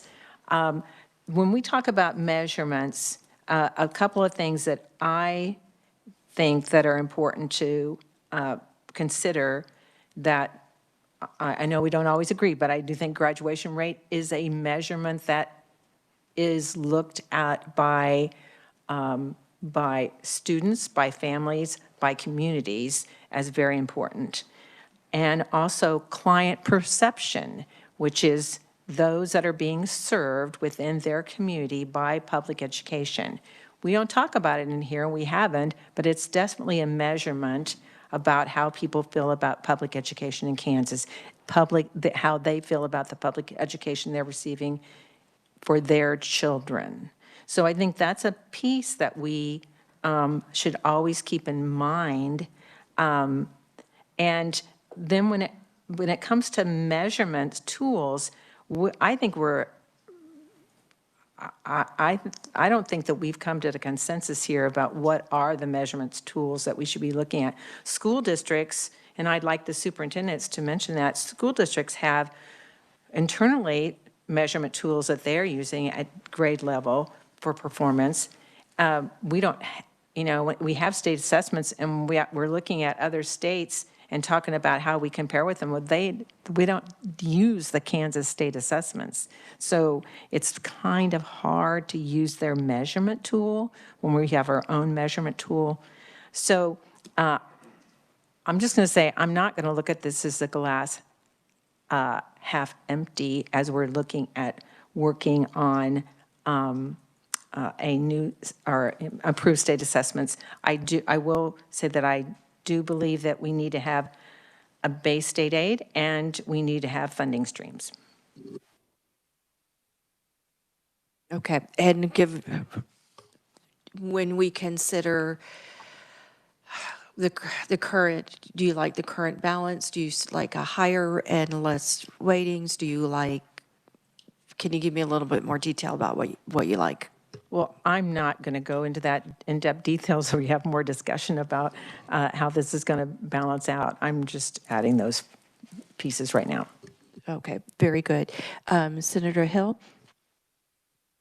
Thank you, Madam Chair. And I have so much stuff I want to talk about. I'm trying to narrow it down to what's salient.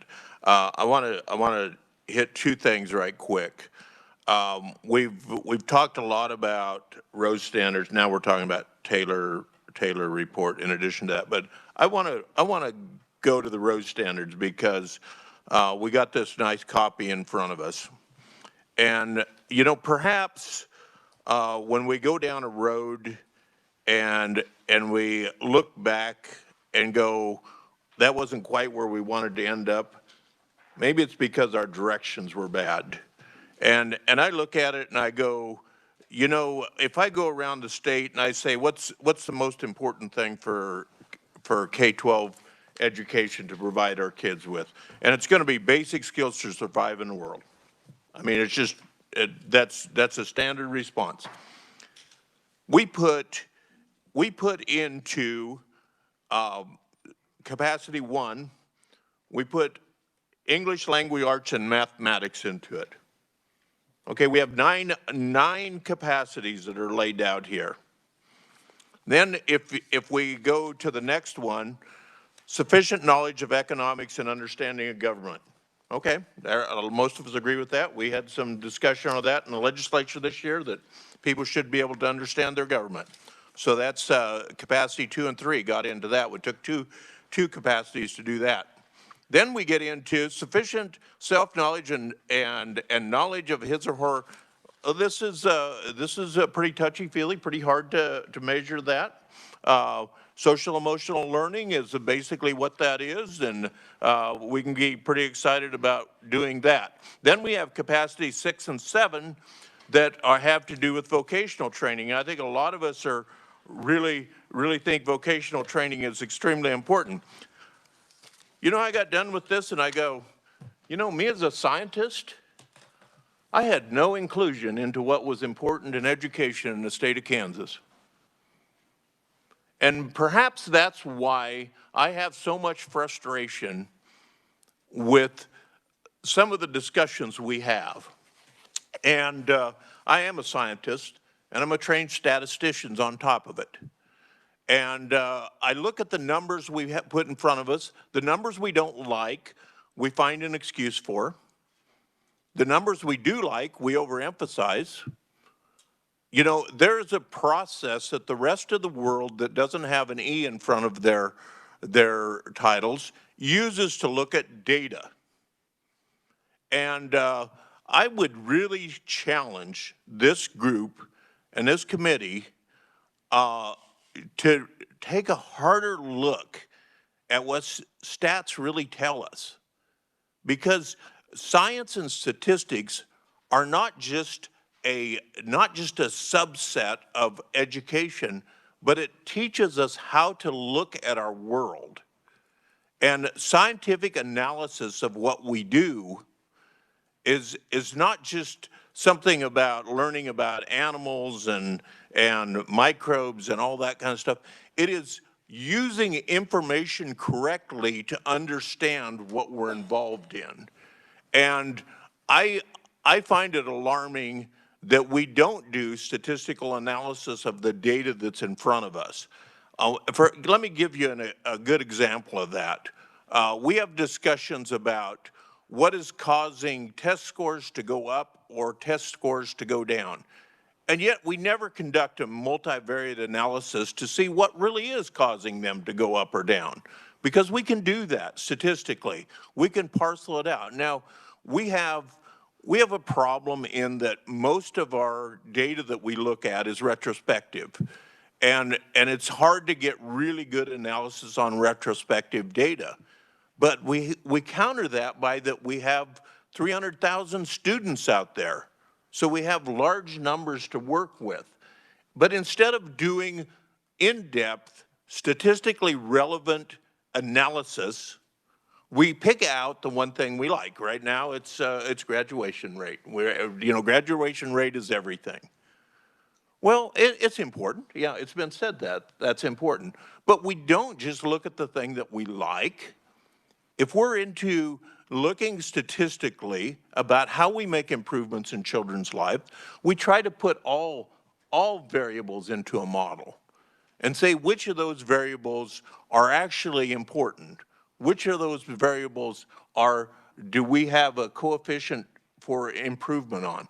And I would challenge you, if you're not a statistician, I would challenge you to talk to statisticians and come up with good models that actually allow us to make informed decisions instead of going, well, somebody made a report once that said this and that, or we believe this, or something like this happened in another state. Let's look at what our data shows us. Let's look in depth at what our data shows us and how we make improvements. Maybe, one of the things that I find in science is the biggest way to make a mistake is to not consider the variable that's actually salient.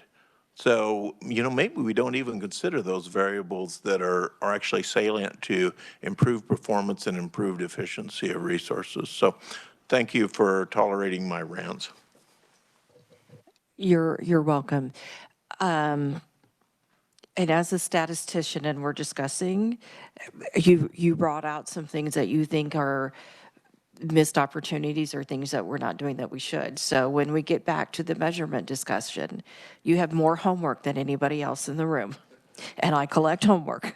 So on that, I thought Representative Steele raised an interesting point, and I'm forgetting if it's Dr. Gibson or Dr. Nineswander who has the smallest size district. Which one of you? Dr. Nineswander.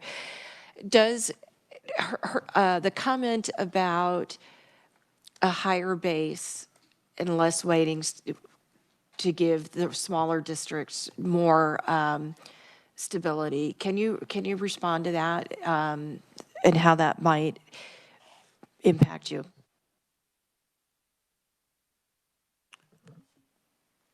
So my community would love it because our risk factors are below state average. So that would benefit our district.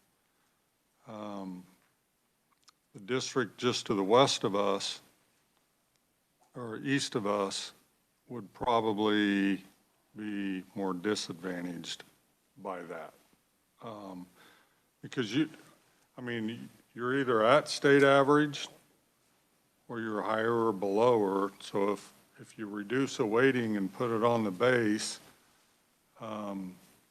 we are not an affluent community, but all of our risk factors, whether it's homeless, poverty, students that speak a second language, anything that you have weightings for, we would benefit from a model like that.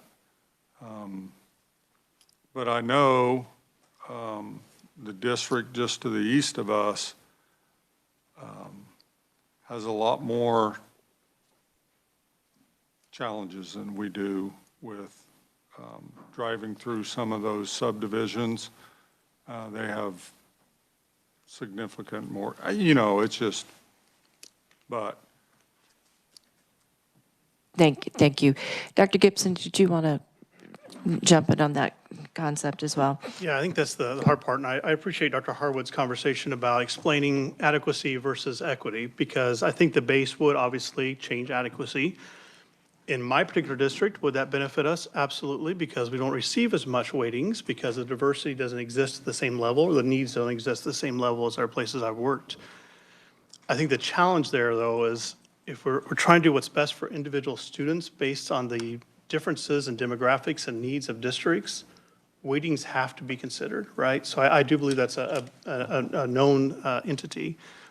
I know we're going to get there eventually, but it's hard for even me when I'm looking at the first couple questions here to really say without seeing what the impact if we do this with that risk, but the base goes here, how does that impact a district that looks like mine versus maybe Wichita, who I also am here to help support, right? Which looks quite remarkably different. So I think that's the interplay between, it's a puzzle piece, it's not a singular piece, that makes it very difficult to say, yes, this is the way it should be. But having both is something I feel very strongly about if we're going to meet the individual needs of districts. Okay. And let me talk about the puzzle. And I love that analogy because I'm not trying to get anybody grounded in stone and make any decisions that we're keeping here forever. What I'm trying to do is just get how we feel on things. And absolutely, there's a theory of relativity that happens for all of us. So please feel free that you can share what you're thinking and express, well, it depends on this, because we have to start somewhere and then go through different weightings. But yes, there is a relativity of when you change this weighting and that weighting, they all begin to play on each other. And I'm not here to hold anybody's feet to the fire and say, well, on such and such date, you said this or said that. But what I'm trying to get, or just general thoughts of where you are. And so you definitely don't want to get rid of weightings, but I don't think that nobody has said that they want to get rid of waiting. So in my mind, the conversation we might be having is, do we have the right balance of state foundation and weightings? And yes, once we know kind of what some of those weightings are, that our thoughts on those might change. So let me start there. I know Director Profit wanted to comment, but I think that Dr. Neinsmonder wanted to comment about this conversation, so I'll come to you and then go to Director Profit. Go ahead. Thank you, Madam Chair. I was just, when we think about, equity, I do think there are some things, though, within, let's just take out risk. And then you want to have some form of, okay, why at grade 3? Because we assess pre-K all the way through up to grade 3, because grade 3 is the first time they take a state one. And a lot of districts use a common tool, but there's not a requirement that every district, but we have that and we monitor it.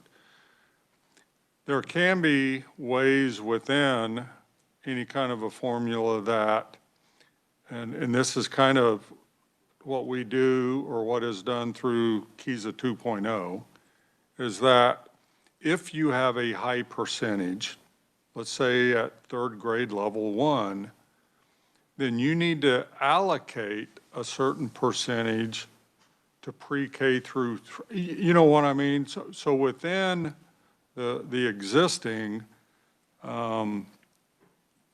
we can give strong recommendations that, hey, I mean, that, because I agree it was mentioned, I don't know if Senator Erickson was the one that mentioned, but getting them ready by grade 3 is one of the utmost important.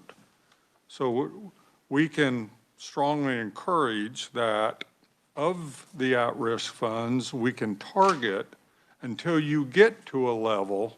I'm just thinking there's some things that we can do within the existing to encourage the types of things that we all know that, you know, just the trainings in the science of reading, just those early grades is so important. So I was just saying there are some suggestions we could look at within the existing to make sure when we see this, we need to address and have more. I think that's a very valid point. I have Director Profit and then Representative McDonald. Thank you, Madam Chair. And I've been trying to hold my comments until the end because mine is more about timing and less about, the components.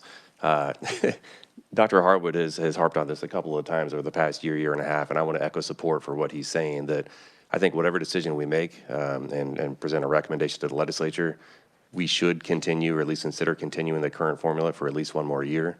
And let me put some milestones behind that. And I hate to do this because it makes me feel like I'm going to waste my whole summer. But in 3 months, the next budget process starts. That's when my team sends out allocations to each of the agencies, and they have to start thinking about their budgets in 3 months from today. In 5 months, less than 5 months, their first budget requests are due back to my budget team. In 7 months, the next governor, whomever that might be, is going to come sit in the budget office with their budget director and whomever else and start building their budget recommendation for the fiscal 28 budget. And then in 9 months, the legislature comes back and reconvenes, the governor submits their budget, and we submit our recommendation. So to have all that done in the next 9 months and then to only have 3 months for the legislature to contemplate that and then implement a few months after that seems unrealistic, and I think we'd be setting ourselves and our schools and our students up for failure if we went down that path. I appreciate what you had to say, but my enthusiasm was a different aspect of timing, because we've talked last year about if we could get payments to time better, and I thought maybe you had a something to tell me about that, because I think that's going to be, I think that's just something that we could figure out to help districts a lot, even though it's a big challenge. And anything you want to add there? Nothing concrete. I mean, the state's done a good job over the past couple of years about cleaning up our finances, as I've mentioned before. Having the final payment occur in the fiscal year in which it's supposed to occur helps, because now your ending balance is a true ending balance instead of a diluted ending balance. So to the extent that we can pull forward some of the payments that aren't made until, October, November, December, I think the state could currently handle that with the cash flow position that we're in right now. I think we just need to be mindful as we move forward, as legislatures move forward and governors move forward, about making sure that the state's finances stay in good order, make sure that we keep a healthy balance sheet so that we can have liquidity early in the year to make sure we make those payments. So I think we're in a situation today, and for the next probably 2 years at least, that we could do that. We just need to make sure that we're making that commitment and telling the schools that the state will continue to be in this situation for the next 5, 6, 7, 8 years. Thank you very much. Representative McDonald. Thank you, Madam Chair. I had a few thoughts, but as I was listening to some of the back and forth today, several of us just got out of the legislative session, and we have that kind of contentious, debating kind of adversarial mindset that we haven't put away yet. I appreciate that in this committee, our norms early on were mentioned that we really will treat each other with respect, assume no ill intent, and I just would like to remind us to be kind to each other and not cast what could be aspersions. But I do have some thoughts. I've heard a lot of talk today and yesterday in particular about at risk, and we keep talking about poverty, poverty, poverty. Sure, that's part of at-risk, but it's not the only criteria that someone might be qualified for at-risk. For pre-K, for example, poverty, single-parent families, kids who, let's see, Kansas Department for Child and Families referral, teen parents, either parent is lacking a high school diploma or GED, limited English proficiency, lower than expected developmental progress in at least one of the following areas: cognitive development, physical development, communication, literacy, social emotional behavior, adaptive behavior, self-help skills, child qualifying for migrant status or experiencing homelessness. And for at-risk criteria, well, it's pretty repetitive, but what I'm trying to say is I don't think that we should only focus on poverty. If we throw everything else out, we're really missing a chunk of qualifiers that could give children the help they need early on. So that is a concern that I have after yesterday's conversations. And when we look at the road standards, I stopped short yesterday of saying this, but I think I'm going to say it today. You know, my 19-year-old son, who has had a really stellar academic career but had an IEP, struggled a lot with things that are listed on the road's capacities. And as a result, he's kind of stuck right now. He's not necessarily ready to go to college, but he also isn't feeling like he could get a job in a successful manner. My colleagues would call him an able-bodied adult, but the truth is he's disabled. And many of the standards that are in the Rose standards are what he needs more help with as a 19-year-old to become a productive taxpayer who can support himself. Public schools meet kids where they are. This is part of meeting kids where they are.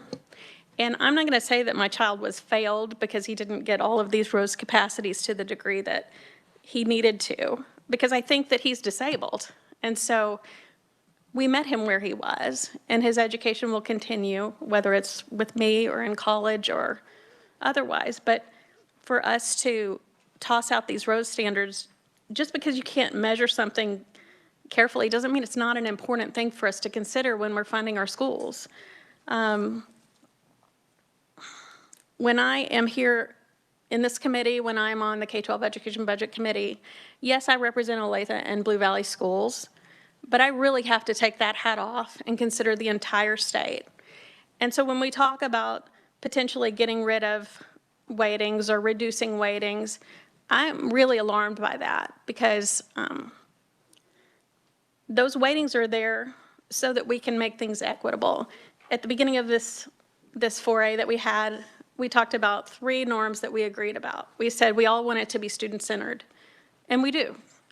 We talked about how this formula is so complicated, we want to simplify it. Well, sure, why not? Why wouldn't we? Well, the third reason is because we want to make it equitable. So if we simplify this too much, we throw equity out the window, and we're going to be back in court. I personally get frustrated that so many of the bills we pass in this building result in lawsuits. So I know that we don't need to make decisions based on future threats of lawsuits, but I do think it's something that we need to keep in mind. We've had more than a decade of litigation. We've turned a corner. I think, like Director Rooker said, we really are on the right path. We need to give it some time to get to fruition. That doesn't necessarily mean that we need to be complacent, but I would appreciate, like Senator Petty said, a little more positive conversation rather than harping so much on negative, because to me that really casts aspersions on our school districts, our educators, even our parents at times. We are meeting kids where they are, and I think we need to make sure that we give teachers the resources they need, school districts the resources they need, so that they can help children live to their potential. I probably have more specific ideas, but I'll hold those until the appropriate time. Thank you. Okay, I think we're at a good pause point for lunch, because it is almost 12. And when we come back, kind of where we have left off is, I think we ended up answering, do we keep a base as part of keeping a student-based formula? But the next question is, do we maintain the base increase as a 3-year average of CPIU? So that's the question we'll start with at lunch, and we gave ourselves an hour and a half for lunch. So we will take that. Anything else anybody needs to ask or before we go to lunch? Okay, seeing nothing, we'll go ahead to lunch.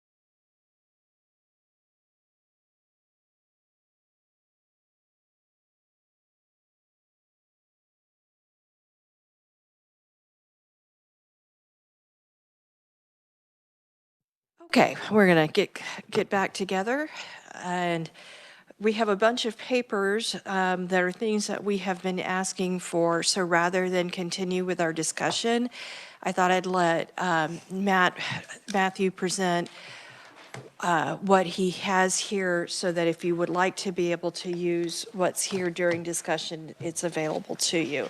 And then we'll get back to discussion. Matthew, thank you. Go ahead. Thank you, Madam Chair, Task Force, good afternoon. So I'm going to go over these in the order that they were handed out, which likely means they're the reverse of how they're piled on your at your seats. So the first one is a white 8.5 by 11 that has some tables with a bunch of green and orange on it. It's titled Supporting Information for the Density Weighting Models. We had erred in not providing this to you yesterday, so this is for those combined high and low enrollment weighting models that Jennifer went over, where she talked about it kind of moving to more of a density factor. This is the supplement to those, as far as kind of showing the figure range and some of the math that was used in kind of creating an idea for what a model like that might look like. And then in the green and orange, those are kind of showing the changes. So for instance, the smaller top one is listed current low enrollment districts with 0 density weighting. And so essentially would show you the districts that currently are receiving a low enrollment weighting, which would not receive a weighting under this density model. The ones in orange, the orange ones would only be excluded if using the median density, and the one in green, which would be 207 Fort Leavenworth, would be excluded using either the median or the mean density calculations. And then the larger one below it is showing you the districts that currently receive a high enrollment weighting, which would have a greater than 0 density weighting, and so essentially would receive a weighting under this density model. Again, with the orange ones being those that would only be included in, or that would be included in both the median and mean calculations, and the ones in green only being included if it utilized the mean, which has a higher starting point. Beyond that, you'll then also see kind of how, for purposes of just creating something to start with, we just kind of used an upper plus or minus 2% from that 25% starting point. So that's to kind of help hopefully provide a little bit more insight into how those were calculated, again, just as an experiment of what that could look like. The density figure range and concept was borrowed from how the transportation formula works. The 25% and the plus or minus from there is borrowed from how capital outlay state aid currently works. So I'm happy to stand for questions on kind of the supporting document, or I can continue on with some of our others. Let's take questions document by document for less confusion. Any questions for Matthew on this document? Senator Hill? Not really a question. Thank you, Madam Chair. I have no idea what's orange and green on this thing. In the future, Color blindness. They look exactly the same to me. So Perfect. Thank you for the feedback. Yeah, I will okay. make sure and get that adjusted then. Thank you. Senator, what are 2 good colors for you?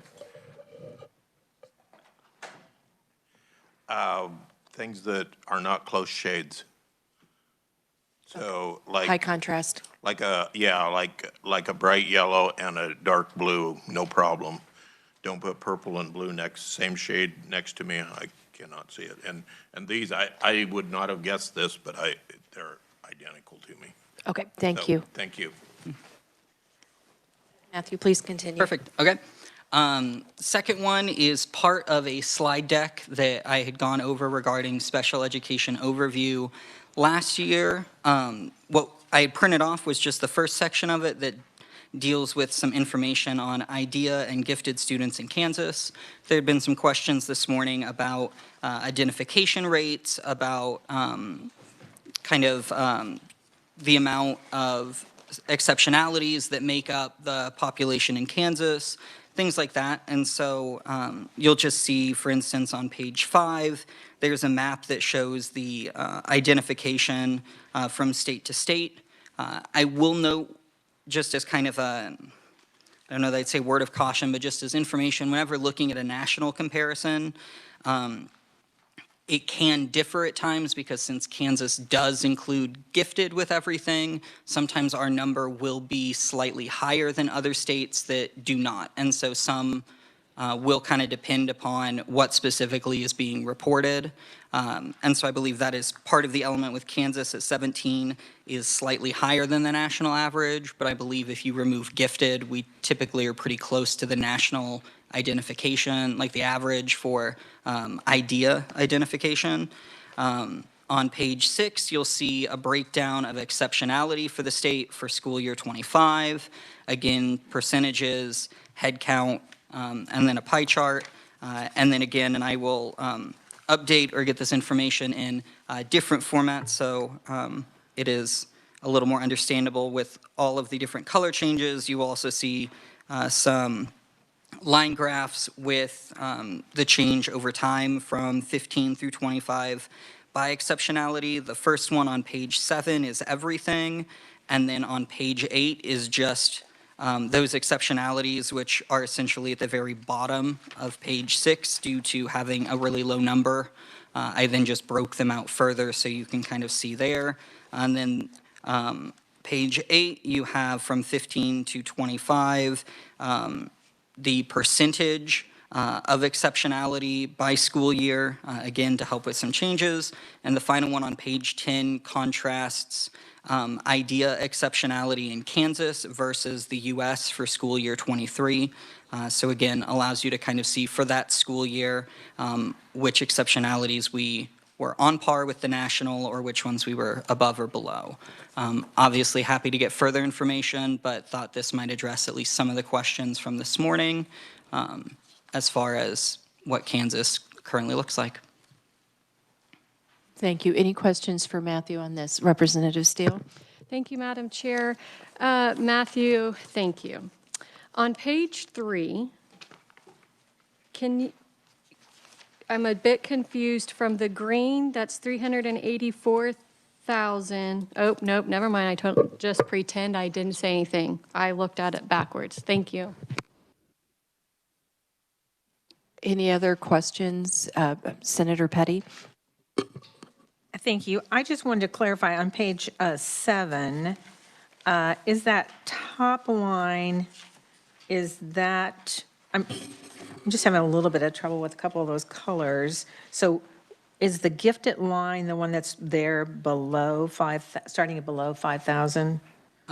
So, Madam Chair, Senator, happy to run through. So the very top one that in 15 starts around 25,000 and then goes up should be specific learning disability. And then the kind of light green one that in 15 is just under 15,000 and then kind of drops below closer to 10 by 25 is gifted. And then the two below it, the pink and the orange, would be speech language and developmental delay. And then you have starting kind of around 7,000 and ending at about 10 would be other health impairments, then autism, and then intellectual disabilities, and then emotional disability. And then I guess I do stand corrected. And then if you flip to page 8 is the remainder of the exceptionalities, which were all low enough that I put them on a different graph in order to not just be a line at the very bottom, essentially due to all being under 1,000 students.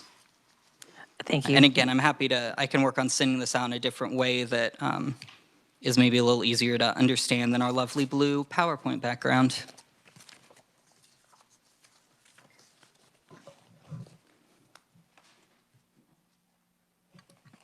Thank you. Director Rooker? Just a thought, Matthew, is that this table is right now just the percentages.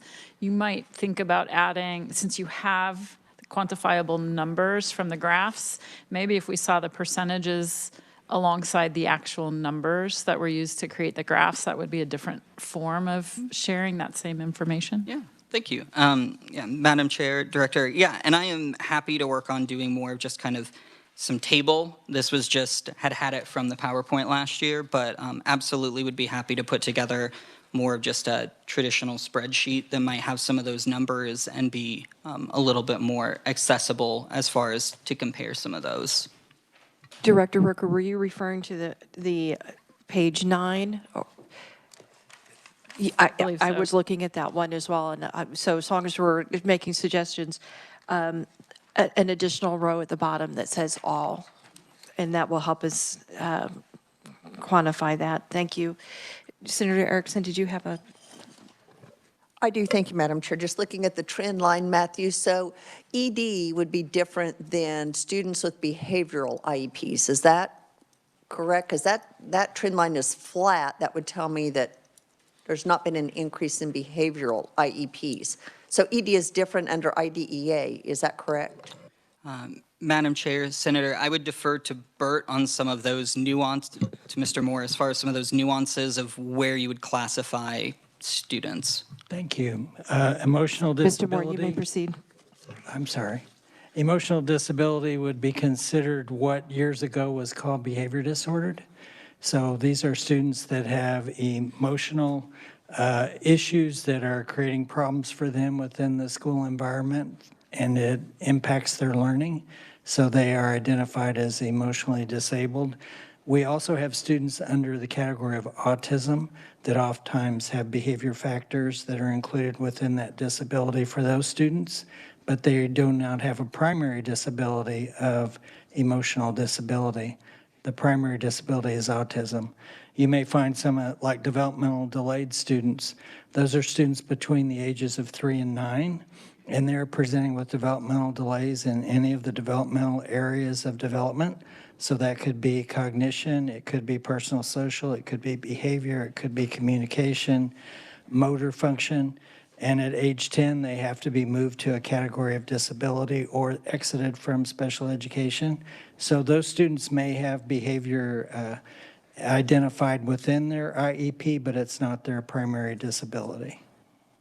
Follow-up from Vice Chair Erickson. Thank you, Madam Chair. So you're saying ED does capture all of those behavioral IEPs, mental health, all of those are captured in that ED line? If the student's presenting with emotional issues that are causing them to be considered disabled because the gap is significant enough from their peers that it's creating problems for their learning or problems for others' learning, then they are considered emotionally disabled. As the primary category of disability, we also have secondary categories of disability, so you could be identified with a learning disability as your primary and emotional disability as a secondary. But we haven't captured secondary disabilities here, only the primary disability. Do you have a follow-up? I do, Madam Chair. So if I'm understanding correctly, I believe I am, that this would capture all of our primary behavior IEPs. Well, behavior is one thing. Emotional disability would also consider personal and social adjustment issues, which then are manifest in behaviors to self or to others within school environments. So when you use the word behavior, that's a broad term that describes a large performance function. So it could be personal, social, emotional, and it could be manifest through behaviors within general ed settings, within a resource room, general ed environments, and it is creating problems for the child that requires the child to be served through specially designed instruction. Go ahead. Okay. Are there IEPs outside of ED that relate to behavioral issues? That's what I need to know. I think, Dr. Harwood. yes, I think one of the places you could look for that, especially with the 3 to 9-year-olds, is in developmental delays. If a student comes in with significant behavioral issues and they can be placed in developmentally delayed because of their development is in behavior, the delay is in behavior. So you would see some of those. So I think some of the ones you talk about with the increases, especially with the really young children, are being captured in that increase.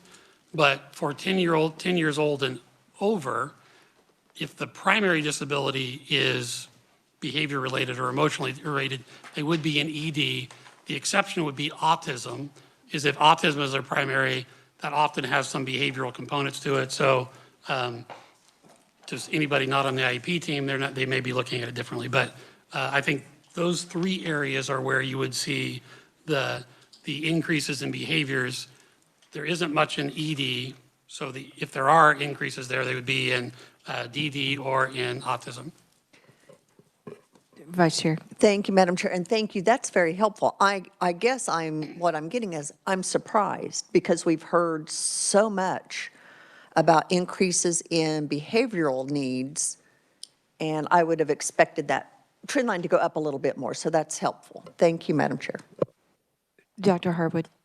So I would say, I mean, just from some of the anecdotal things as well as when you look at developmental delays, we saw a pretty big increase between 2018 and 2023, 2022, and then it's come back down some. So I think some of those are captured in there that were probably behavioral as well. But it's not until you're 10 that you really have to say, this is the cause of this disability. And a lot of that is because when you're young, you're still trying to figure out what's the cause. And so you can be in a lot of different places, so. And then along with that, then you also have the 504s that are behavior related, but we don't have a way to know what that number is. That is correct. We don't collect information on 504s. Okay, thank you. I have Representative Brantley and then McDonald and then Senator Hill. Thank you, Madam Chair. Mine's kind of a twofold question to which everyone. So let's say a student is primary grades. They are on an IEP for intellectually delayed or developmentally delayed. And they have services coming in from community services for mental health, counseling. Does that happen? Is it both, or is it just one or the other? If the student's on an IEP for any type of emotional issue, then the school is accountable and responsible to provide those supports and services. Now, if they want to contract with an outside provider to do that, then that is allowable. We have non-public equivalency that could be counted there.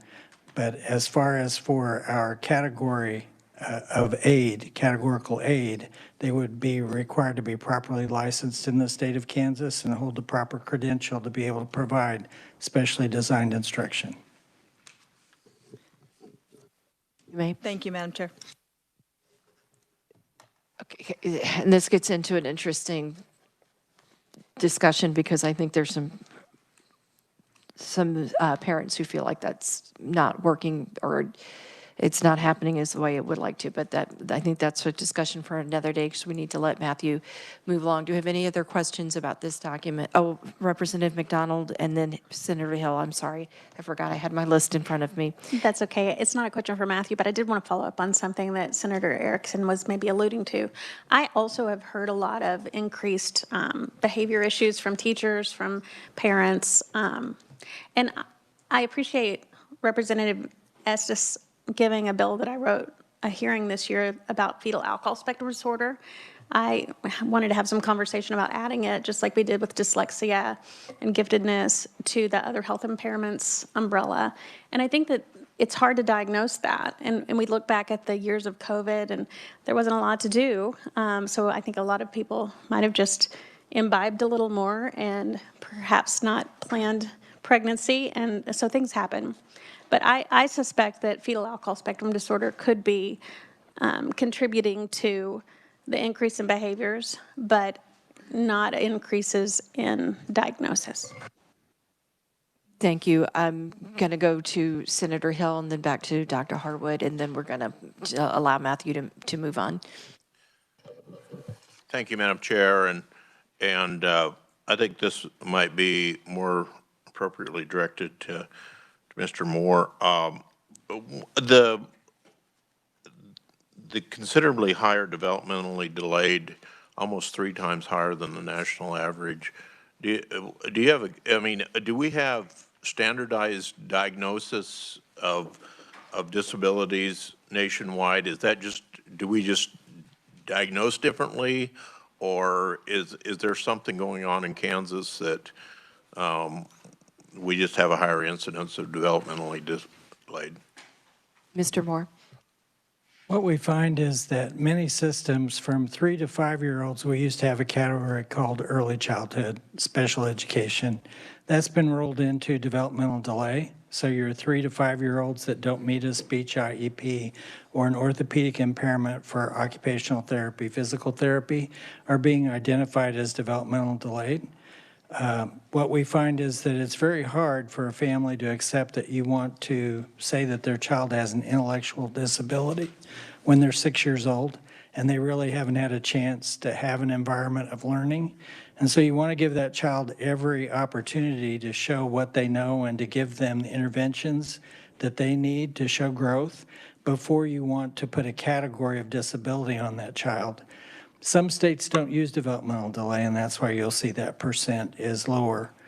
They go with direct categories of disability. So a 3-year-old is called autistic, intellectually disabled, emotionally disabled, when a lot of times it's because of lack of exposure to environments and stimulus. And so once they get involved in the school environment and they have participation and they start to show some growth, then you have a better opportunity to decide, is this truly a child with a disability, or was this a child with a developmental delay that was causing them not to show what they know because they had never been exposed to learning? And so it's a preventative way, and then by age 10, we have to identify them under a category of disability or we have to exit them. Okay. Thank you. You're welcome. Representative, nope, you were the end of my list. All right. Doctor, I didn't write you down. Sorry, Dr. Harwood, go ahead. No, I just wanted to say that, so there are standards for being identified with special education. So it doesn't mean that there hasn't been a change in student behavior that's coming to school, but it doesn't mean, but anybody that has a behavior issue will not be identified as special education. So it both could be true. There could be a shift in behaviors that teachers are seeing at school, but not an increase in students that are diagnosed with a behavioral or emotional disability. So yeah, just because it's not showing up here doesn't mean it's not also true to another extent.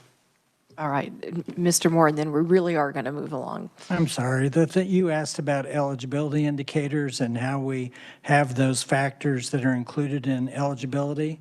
You'll find on the KSDE website a document called Eligibility Indicators, and it will define each of these disability categories and what it takes for a child to meet the requirement. And Jenny was reminding me that that was handed out last year. And so it's in the materials that you have. Matthew, please continue. Yeah, thank you. So the next sheet will be the big 11 by 17 because we were tired of passing out normal size paper today. So this is, again, also from last year, but this is just where essentially took from 1993 through 2004 and show the base aid amounts, the total weighted FTE excluding special education, the adjusted enrollment, basically any weighting that has existed throughout both the SDF QPA and our current formula. And then you will notice that next to each of them as well is a percent of the state foundation aid. So I'm hoping that this kind of helps address that question of weightings versus base. So for instance, if you look at total adjusted enrollment, which is just essentially the student enrollment, not counting any weightings, you will see that in 93 that comprised 83.5% of the amount of state aid that was provided, and as of 2024, it was around 67.7%, and it's kind of been in that high 60s, low 70s for about since about 2000 and looks like 8 or 9. And so just to kind of help show, hopefully as an idea of which weightings have been gaining or losing ground as far as the composition of the entire funding.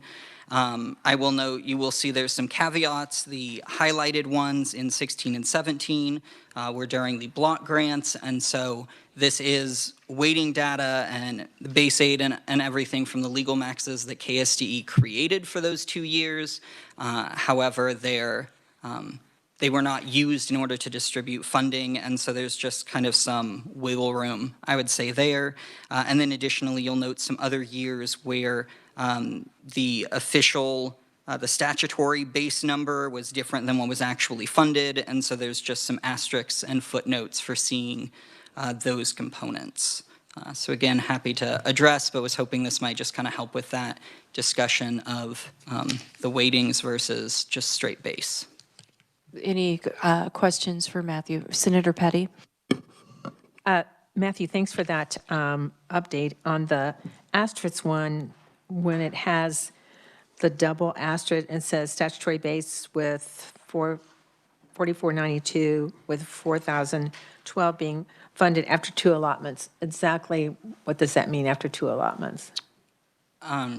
Chair, Senator, so I believe that the statutory base at the time for that year was 4492, and that there would have been 2 essentially allotments through that process of cutting funding. I'm not overly familiar with how the allotment process works, but basically that the 4,012 is essentially the base that was funded, but was not necessarily the base that was statutory for that fiscal year.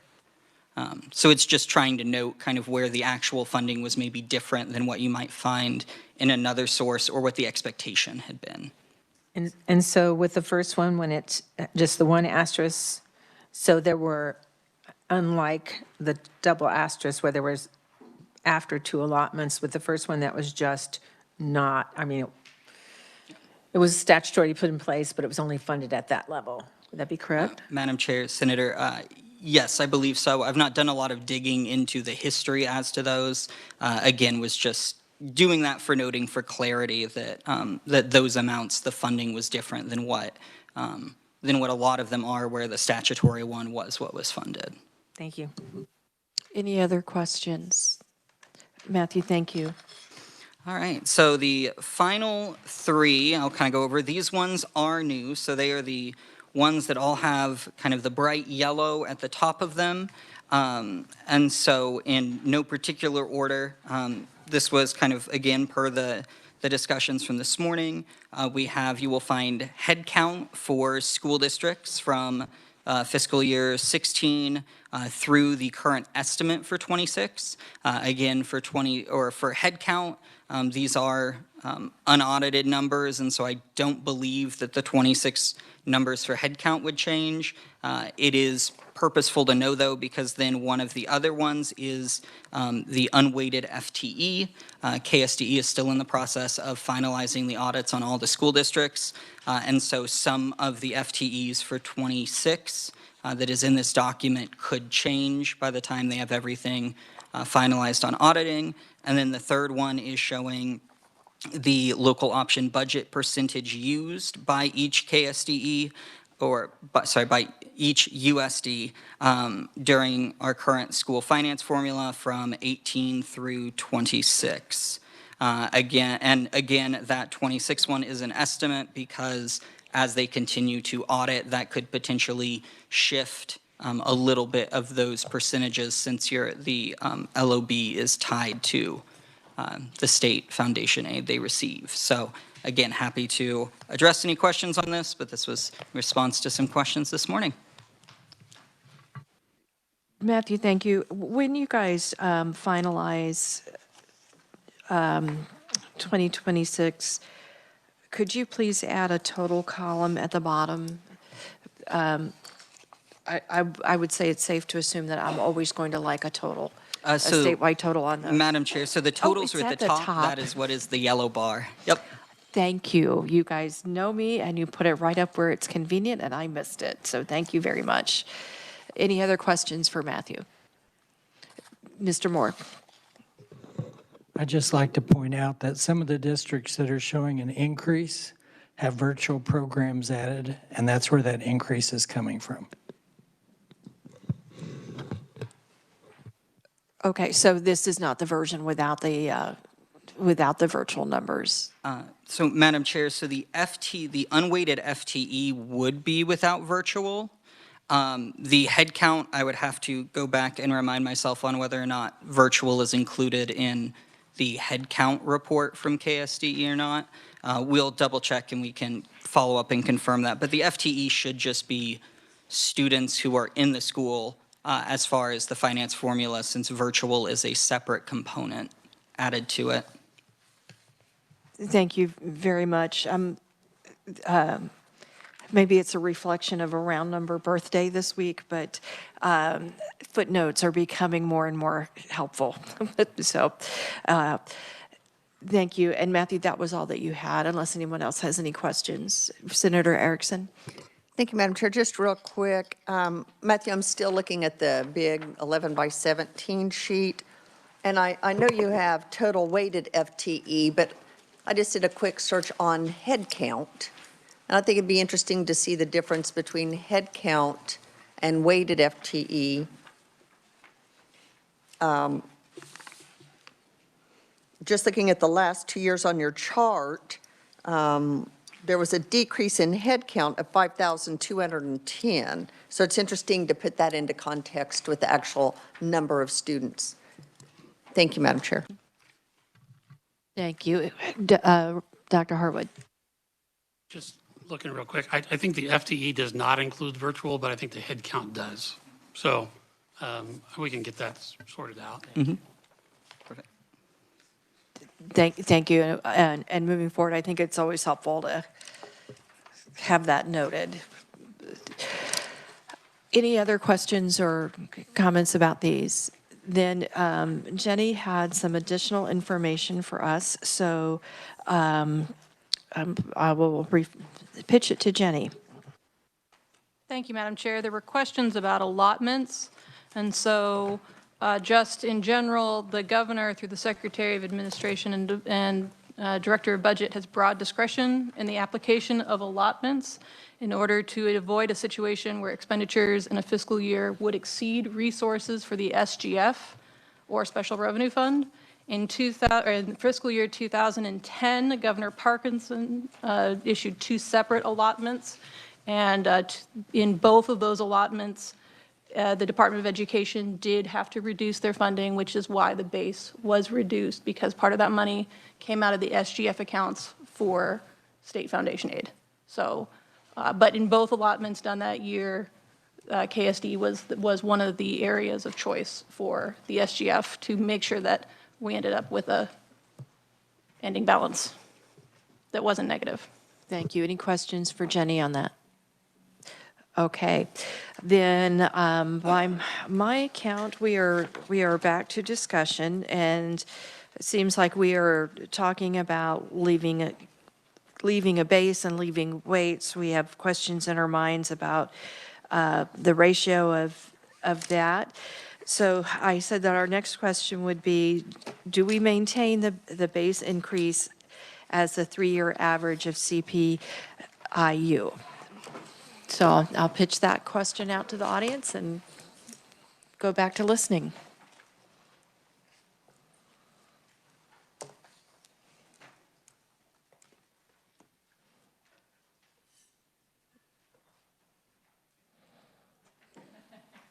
The silence is shocking. I'm just going to say that. Director Rooker. Thank you, Madam Chair. I would,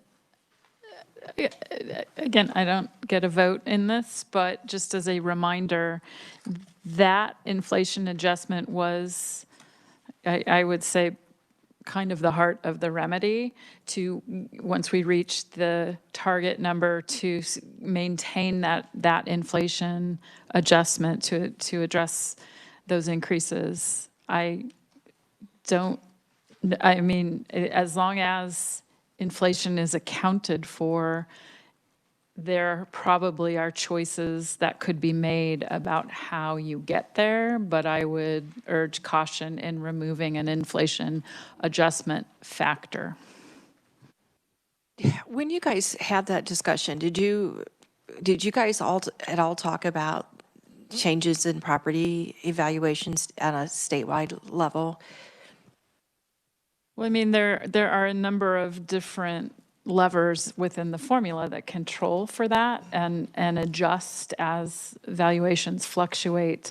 So for this one, it was really tied to inflation. Like that one is not necessarily something where the valuation came into the conversation, no. Thank you. Dr. Harwood? I think one of the things we've talked about is predictability. And so having the inflationary increase is actually both limiting in that inflation low, it's a pretty small increase, but it's also very predictable. I mean, especially the 3-year average, you can look at what it's going to be and you can look at inflation and make some educated assumptions going forward. I will tell you, budgeting before that, it was difficult to start anything until the legislature was done. And that included staffing and negotiations and anything else, because you had literally no idea what the base was going to be. Because if you look at this, you go back far enough, there were years where the base went down. Now, typically it always went up, except for during the recession. But from a district perspective and budgeting and predictability, a set and a CPIU one seemed to be a reasonable measure of predictability. And again, it's limiting for both the legislature and for the school districts. It may be that if the 3-year average is 1%, that's a pretty small increase, but at least you know what it is. Whereas the legislature might have given you more if they didn't have that in there. It's kind of like when you're tipping and they put the suggested tip on there, maybe you were going to tip more. The other side, when inflation goes way up, then that can be difficult for the legislature. That's why the 3-year average smooths that out. Districts actually are behind the curve at the beginning, which was where they were in 2022 and 2023. And then you come out on the front side of the curve on the other side, which helps the legislature with its expenditure. So there are some reasons for it that make sense for predictability. Director Rooker? Thank you. Just to complete that thought process, we absolutely took that into effect in those deliberations. That smoothing effect of the multi-year look back and that calculation, the legislature at the time wanted that certainty, and I think considered the byproduct of that districts would get it as well, but we were looking for that kind of certainty in our work. Dr. Harwood?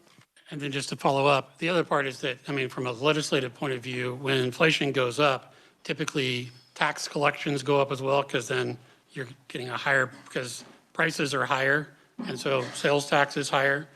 If wages are keeping up with inflation, like they have been during this last time, then incomes are higher, so the state is collecting more, and so it actually kind of goes along with that. And in terms of property tax, which isn't necessarily tied to inflation, the lever for the legislature on that one is the 20 mills.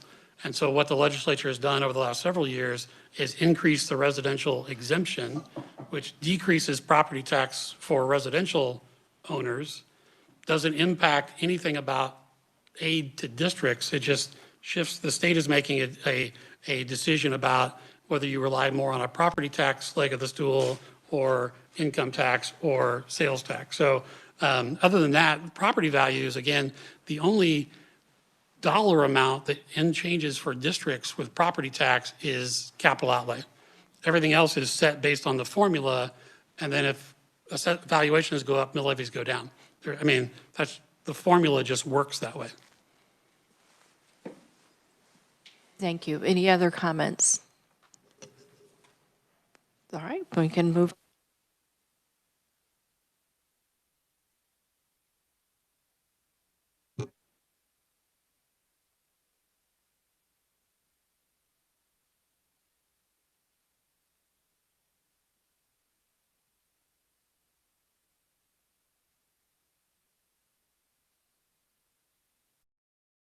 No, it wasn't. Thank you.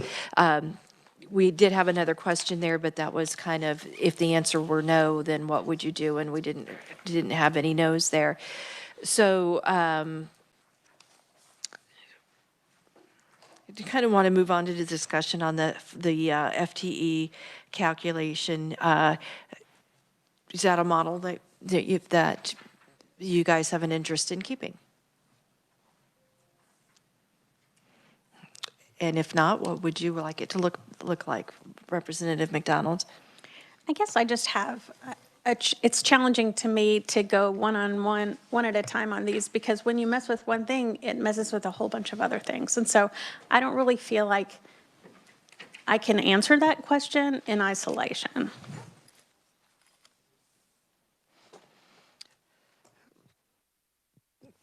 Dr. Harwood? So, I mean, I will just, if we go back to the idea that it's a student-centered funding formula, FTE is a very common thing to do. And it's, you can just go with head count, but that doesn't take into account part-time students and those kinds of things. So FTE is very defensible, and here are the students based on the time that they were there during the school day to count. So I don't know what you would do with a student-based model other than head count or FTE. So, and FTE is more accurate for the, I was guess the expenses. It's interesting that if you have a part-time high school student, you're probably not, don't have as many part-time teachers and those kinds of things, but it's predictable in how it works and is more defensible in, those are actually the students, the amount of time students are there. Thank you. Any other thoughts on this topic? Okay. I had a question here about keep using the following components for determining a school district's adjusted. We kind of started talking about this a little bit yesterday, so I do want to just kind of give room for anybody to share their thoughts on count day. Do we do current year? Do we do September 20th? We do a February 20th for military students. We use current year for at-risk pre-K. Any thoughts about how we count students that you'd like to share? Director Rooker. Thank you, Madam Chair. As that frame of reference, at the time, there was a fairly sizable group in leadership that wanted predictability in our state budget process, which necessitated using prior year counts because of the timing of the legislative budget process. When you wait to use the current year September 20th count, you have to come back and make that adjustment after that head count in the fall. So things would get adjusted out. No district got more than the number of students that they actually were serving, but those were after the fact legislative adjustments that had to be made at the beginning of the next session and not made with certainty in the spring when the legislative budget was passed. So that was deliberate choices to lock in certainty for the legislative budget process. I just thought that might be important historical context. Okay, any other thoughts on that? Particularly, I'm going to call on Dr. Harwood, but superintendents, I feel like this is one of those questions that affects you guys, and I hope you guys will share your thoughts as well. Dr. Harwood? So, and I'll certainly let them talk about the experience there, but so again, the legislature, it was current year, prior year, second preceding year. So the legislature said, no, it's preceding year and second preceding year. And then in 2025, 2024, 25, we went back to current year, preceding year. So it's jumped back and forth. The thing I will say is the reason it went back to current year is growing districts complained about the idea that we actually are educating students and not receiving funding. Legislators with the preceding year are, well, we're still funding students that aren't there. If you look at a model, and this was brought up earlier, about average daily attendance, I would suggest average daily membership instead of attendance. Makes more sense. That has to be preceding year. there are models out there for other states that allow a district to predict growth that they can get a weighting for, and then you audit that, and there's a negative correction if they overestimate those things. So there are ways to account for growth and do a preceding year count. There are lots of ways to do it, and I don't know that any of them are wrong. It's just which one best fits what people want to have happen. Thank you. Can you explain to me what your distinctions between average daily attendance and average membership? So average daily attendance is the average, so typically in Kansas, the average daily attendance is about 95%. Average daily membership is how many days students are enrolled. Average daily attendance is how many days students attend divided by how many days they were enrolled.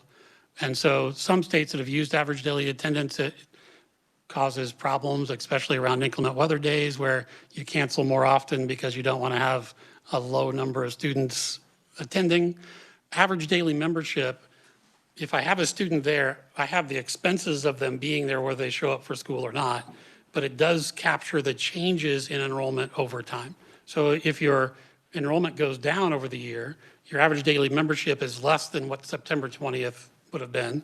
If you're growing during the year, your average daily membership is higher than whatever September 20th was. So membership is cleaner because it's just how many days, how many students on average were attending each day of the year. Thank you. Any other thoughts? Dr. Nineswan? So just so you hear at least one voice of a superintendent on this, the last few years has been very helpful because I can already tell you pretty close to the dollar what our operating budget is going to be next year at a minimum. So as we're making plans on staffing, as we're making plans on resources for next year, because I know at a minimum, I'm going to get the FTE that I had this year for head count. Now, if it goes up and I have additional, it could go higher, but at least I know as a minimum, and that is extremely helpful instead of waiting to see what shows up on September 20th. I can at least pretty close to within a few dollars tell you or work with the board right now on what at least we're going to have. Thank you. Dr. Gibson? And I agree exactly with what was just shared. I think the other thing to keep in mind is the timing, because currently, and I don't know exactly how many auditors there are, but I do know it takes quite a bit of time for them to audit all the things we're talking about. So a fall date seems most logical if we're going to have a one date, September 20th as it is currently, versus like looking down the road, because we wait until that moment to really say, okay, this is really what our general fund is. And as a result, that's where LOB will be. And then what I'm talking about there is just the audit time frame can adjust all over the place. I've had it early in November and I've had it late as March. And so as superintendent, if we're looking at one singular date, September 20th seems to work and it seems logical at this time. The other thing to think about is prior to all the adjustments, there was a time frame where it was current year or 3-year average leading up to that, which is more of a slide for those districts who are seeing a dramatic change downward in enrollment, and gave them more time to prepare and adjust their staffing as need be versus current year and previous year. So just a consideration for some districts that may see that. Thank you. Any other thoughts or discussion? Senator Hill? Thank you, Madam Chair. I appreciate the thoughts about consistency and budgeting, et cetera, but I do think there's something to be said for students being in school. And if, you know, one day out of the year, it's easy to get kids there. But I think educational benefits to the students are from being there on a consistent basis. And, you know, we have some school districts that have chronic absenteeism. I've wondered about that, whether there would be an incentive for school districts to make sure students are showing up. If they had actual attendance numbers is what they got to count, not just that one day of a year that they can shake everybody out of the bushes. So just a thought. Okay, thank you. Representative Steele. Thank you, Madam Chair. Do we have a number on truancy? How many truancy cases are up for the year? None of that's tracked? Research, you don't have that in your current body of data? So, Madam Chair, no, that is not currently tracked by KLRD. I do not believe it's tracked by KSDE. It may be something that the judicial branch is tracking, so as it would be, as truancy would end up with the judicial branch at some point. But I would defer to Dr. Harwood as far as if there's something that's being reported to KSDE. Dr. Harwood? So we do collect attendance data, but we don't collect truancy cases filed because students can be chronically absent but not truant because of health issues or whatever that is. A student would be referred as truant to DCF through, I can't remember, elementary school, and then they get reported to the county attorney after that. So I don't know that there would be state numbers on that, or if each county would have to do that separately, or DCF would probably have it for the younger students. I understand consistency for having, okay, September 20th count day for consistency. I do believe that there is a issue with attendance, and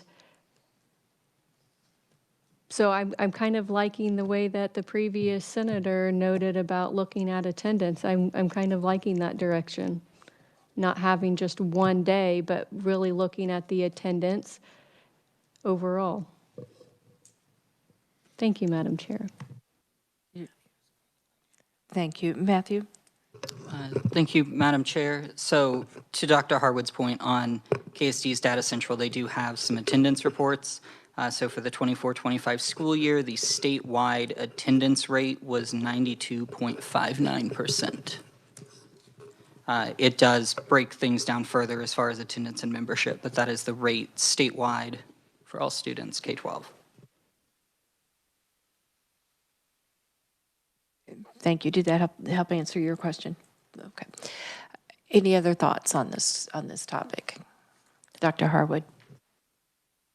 I think one of the things to consider if attendance is going to be part of it is how much control districts actually have over attendance and who actually controls attendance.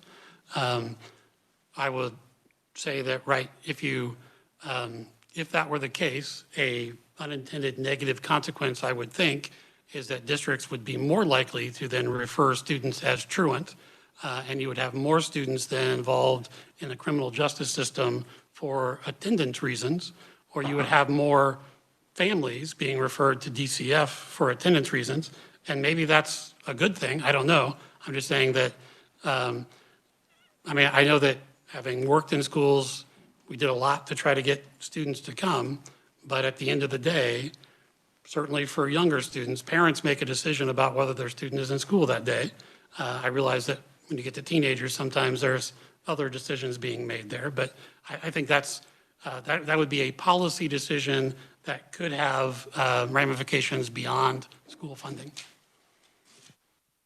Thank you. Senator Petty? Memory lane here. Did we have in place a policy or encouragement for districts to, it seems like, to spend more of their loan, or were they making this themselves to spend resources when it came to truancy? I mean, it does become, if you're going to make it a policy, then if your school board is, then they're going to have to commit funding. But we haven't necessarily in the past have we had a line item funding for that? Dr. Harwood? So truancy or chronic absenteeism is one of the factors that makes a student eligible for at-risk funds. So there are districts that use at-risk funds for truancy prevention programs and trying to get students to come to school. So there are districts that are spending money on trying to get students to come to school. The only, I guess, indirect or direct funding for that would be through at-risk. Thank you. Any other thoughts? Senator Hill? Thank you, Madam Chair. We got that number that, what was it, 92.7% or whatever it was for statewide. Matthew, what was that number? 92.59, I believe. Do we have a range on that?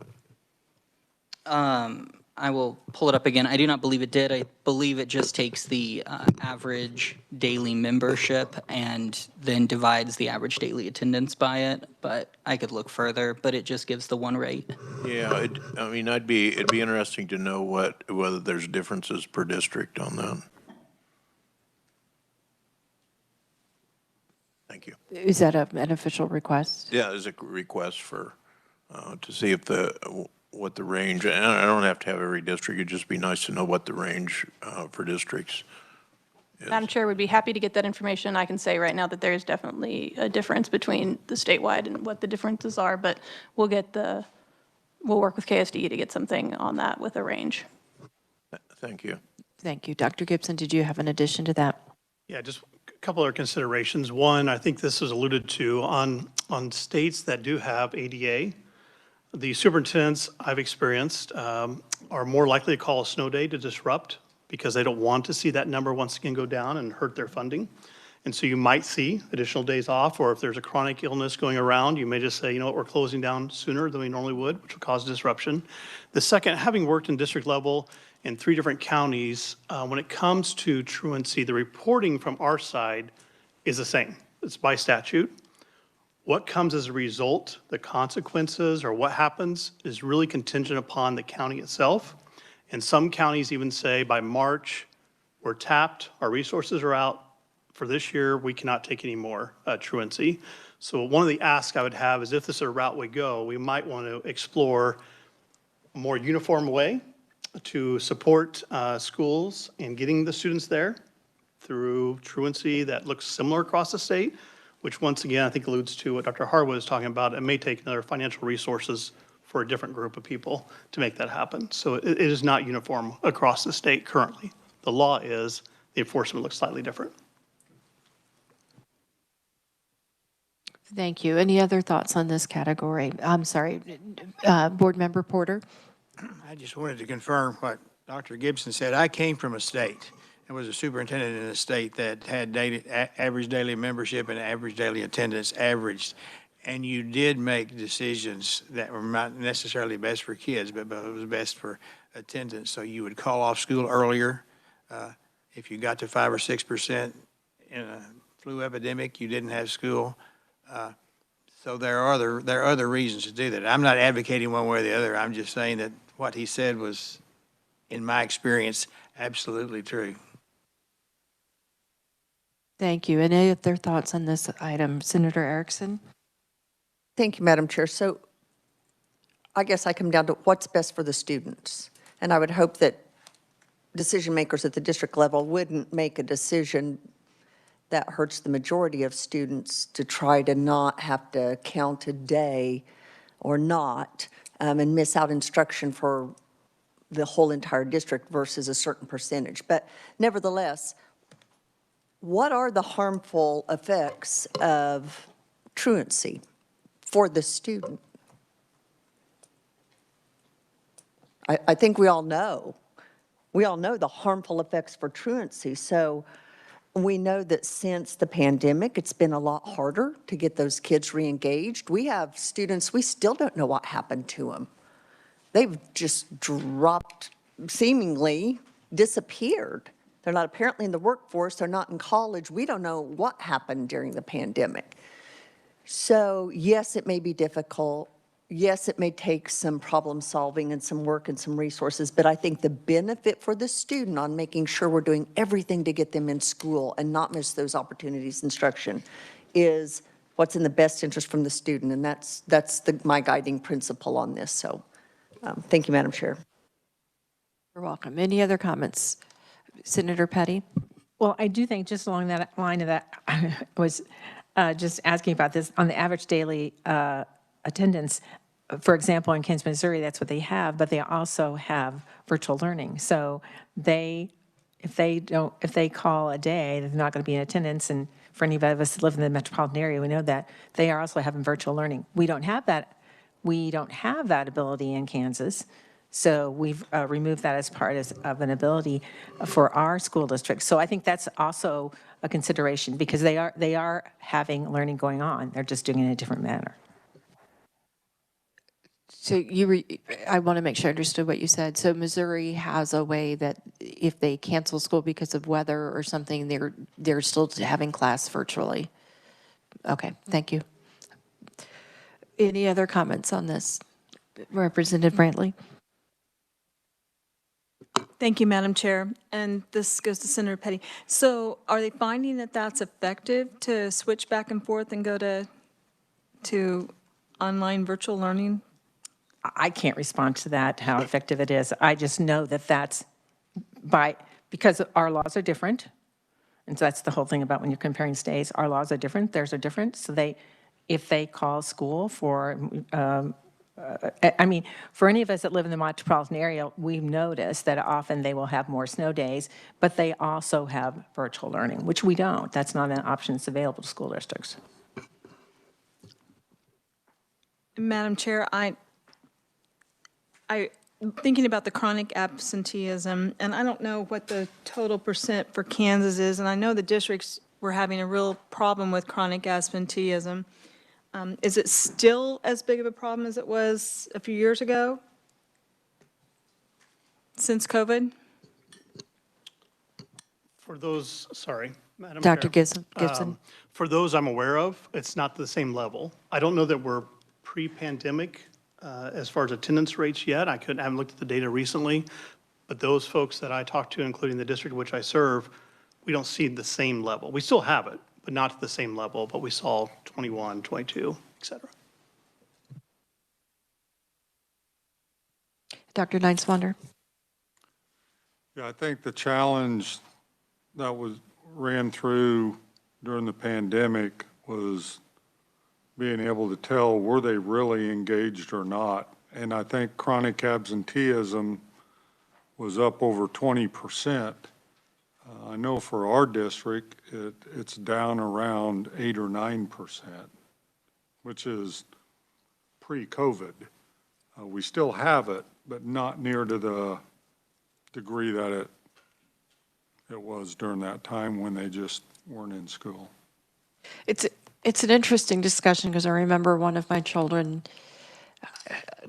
during COVID at the kitchen table and seeing kids say they were there, getting their attendance registered, and then turning off their cameras, and also knowing that there were usually only 2 to 3 children who were participating in the group discussions, which made me really wonder on participation. So my question to you is, have you found a workaround? And number 2, do you have policies that address that? Do you see people taking advantage of the technology that looks for where students' eyes are to make sure that that's beneficial? We don't have to have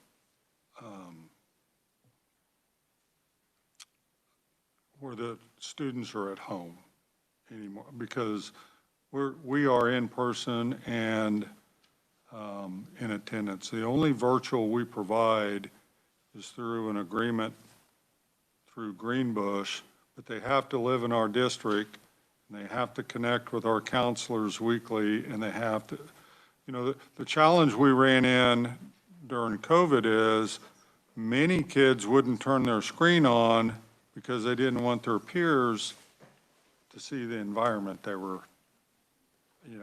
if you were in a good space, you had your screen on. But a lot of kids that were sitting on their bed or because they didn't have that space would not turn their screens on because they just didn't want people to see what was behind them. Thank you. Any further discussion? Senator Erickson? Thank you, Madam Chair. I'm taking it that truancy is by head count, I would assume, not FTE by any means. So, when we say we're back down from about 20% to, let's just say it's 8% statewide, and according to Matthew saying that that's about where we land as an average, based on our head count estimate for 2026, that's 37,706 of our students who are truant. That may not sound, 8% may not sound like much, but that's an awful lot of students who are missing out on the opportunity that we're giving them. And I think we need to really work on helping those kids get back into school. Thank you, Madam Chair.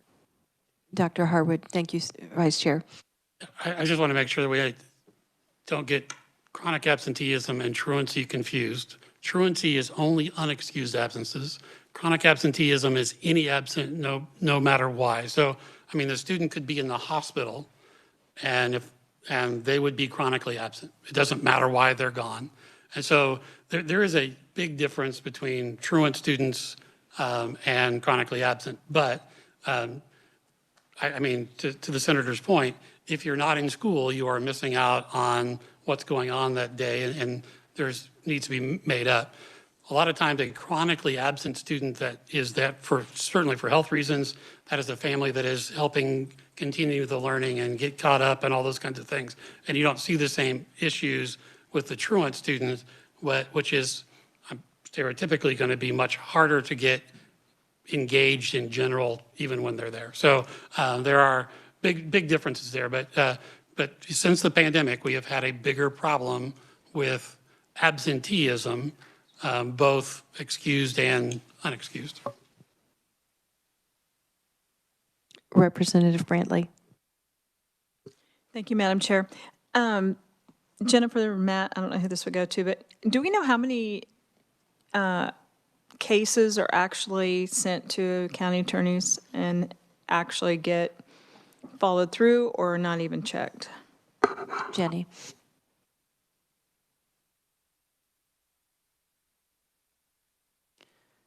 So, Madam Chair, what I know is that the judicial branch does deal with truancy cases. I do not have the number of truancy cases that actually go in front of a judge, nor do I have the number of students that are sent to the district attorneys to then make that determination on whether or not the case is moving forward. I can see if the judicial branch is tracking any of that information, but I don't know that that is information I would have immediately at my fingertips to get you all. So it may be a little bit of time to see if we can gather that information. Thank you very much. All right. In the interest of time, I'm going to move the discussion along to page 3. And we have kind of a list of the weightings, and you guys, I think we're pretty clear in saying you want to keep weightings, and we've discussed a balance. And so I hope you did this homework last night. If not, I'm going to give you a quick second to do it now, or at least kind of think it through. I'm kind of curious what everybody's 3 most important weightings are on that list of 11 in front of you.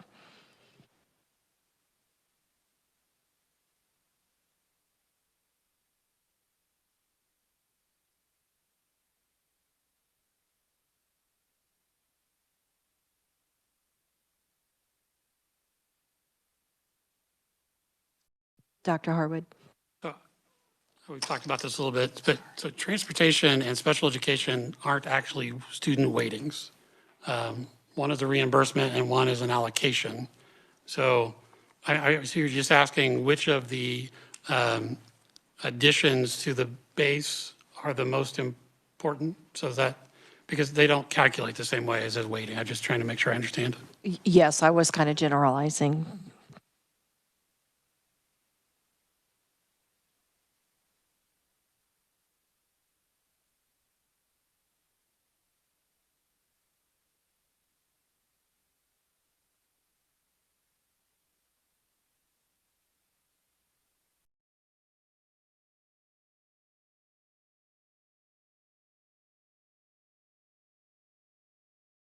Director Rooker. Just as a reminder, a clarifying question, on this list, the ones that have their own fund that they deposit into, I believe at risk is accounted for. And, you know, we've just called out that special ed and transportation are not weightings. I think it would be helpful to remember how many of these deposit into the general fund as opposed to having their own item in the budget where they have to stay, if we could get that refresher. Yes, certainly. Jenny? So Madam Chair, there are 3 that need to have the money moved specifically by Kansas statute. That's the at-risk funding, bilingual funding, and the special education funding. That's the money that needs to transfer specifically into those funds.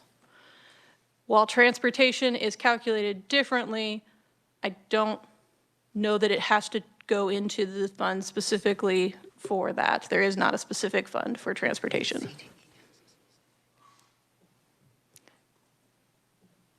I'll take a minute to confer with my partner here, and I may ask to have another moment on the mic.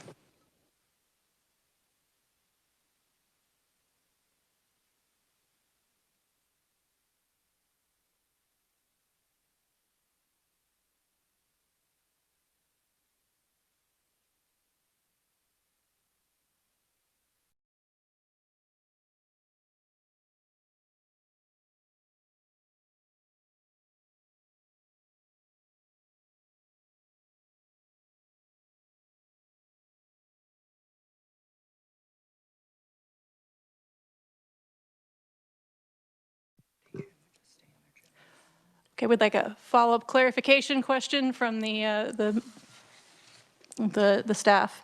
Was the question about, is there funds within each of the local districts that the money is transferred to that they have to spend out of, or is it that which ones are required by statute to be transferred to specific funds? No, from the accounting standpoint, there's general operating budget, and then there is the ones that have their own bank account, if you will, in the overall district budget, where they are kept isolated from the general operating budget. So the LOB that transfer in is a different question.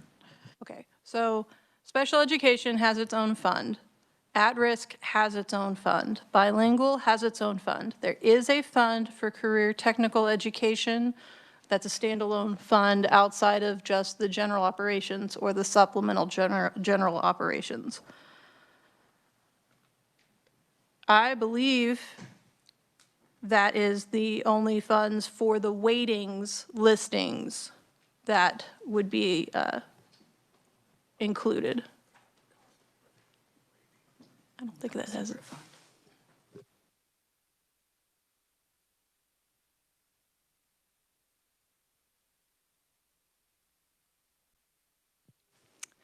There is some discussion here at the middle table about cost of living, and so I think we're going to phone a friend and ask Dr. Harwood if cost of living has its own fund. So cost of living has its own fund because it also has a tax levy attached to it, but you actually don't spend funds out of the cost of living fund. You would transfer them into you could transfer them in. But yes, cost of living and ancillary weighting, because they have a tax levy associated with them, are in the budget as a separate fund. But those are also don't receive state funding. Those are all local funds. So with that, I believe that covers all of the ones of the weightings that that have their own specific funds within each school district. There are additional ones outside of that, but from the weightings perspective, those are the ones that do.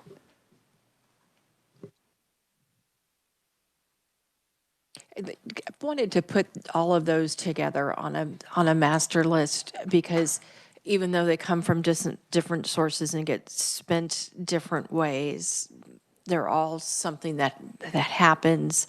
And just wanted a sense of what people think is most important and also what is least important, because I know what my number 11 is. Picking my number 1, 2, and 3 was the hardest.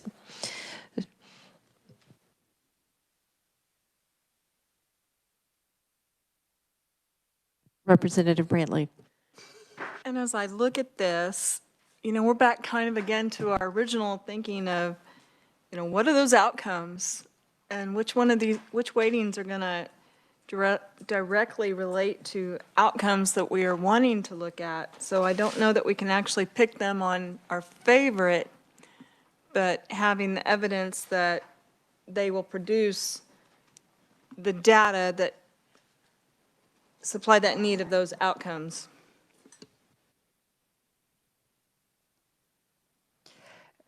Let's say in an ideal world, if all of them were working and we had a good way to measure their effectiveness, what do you think is most important?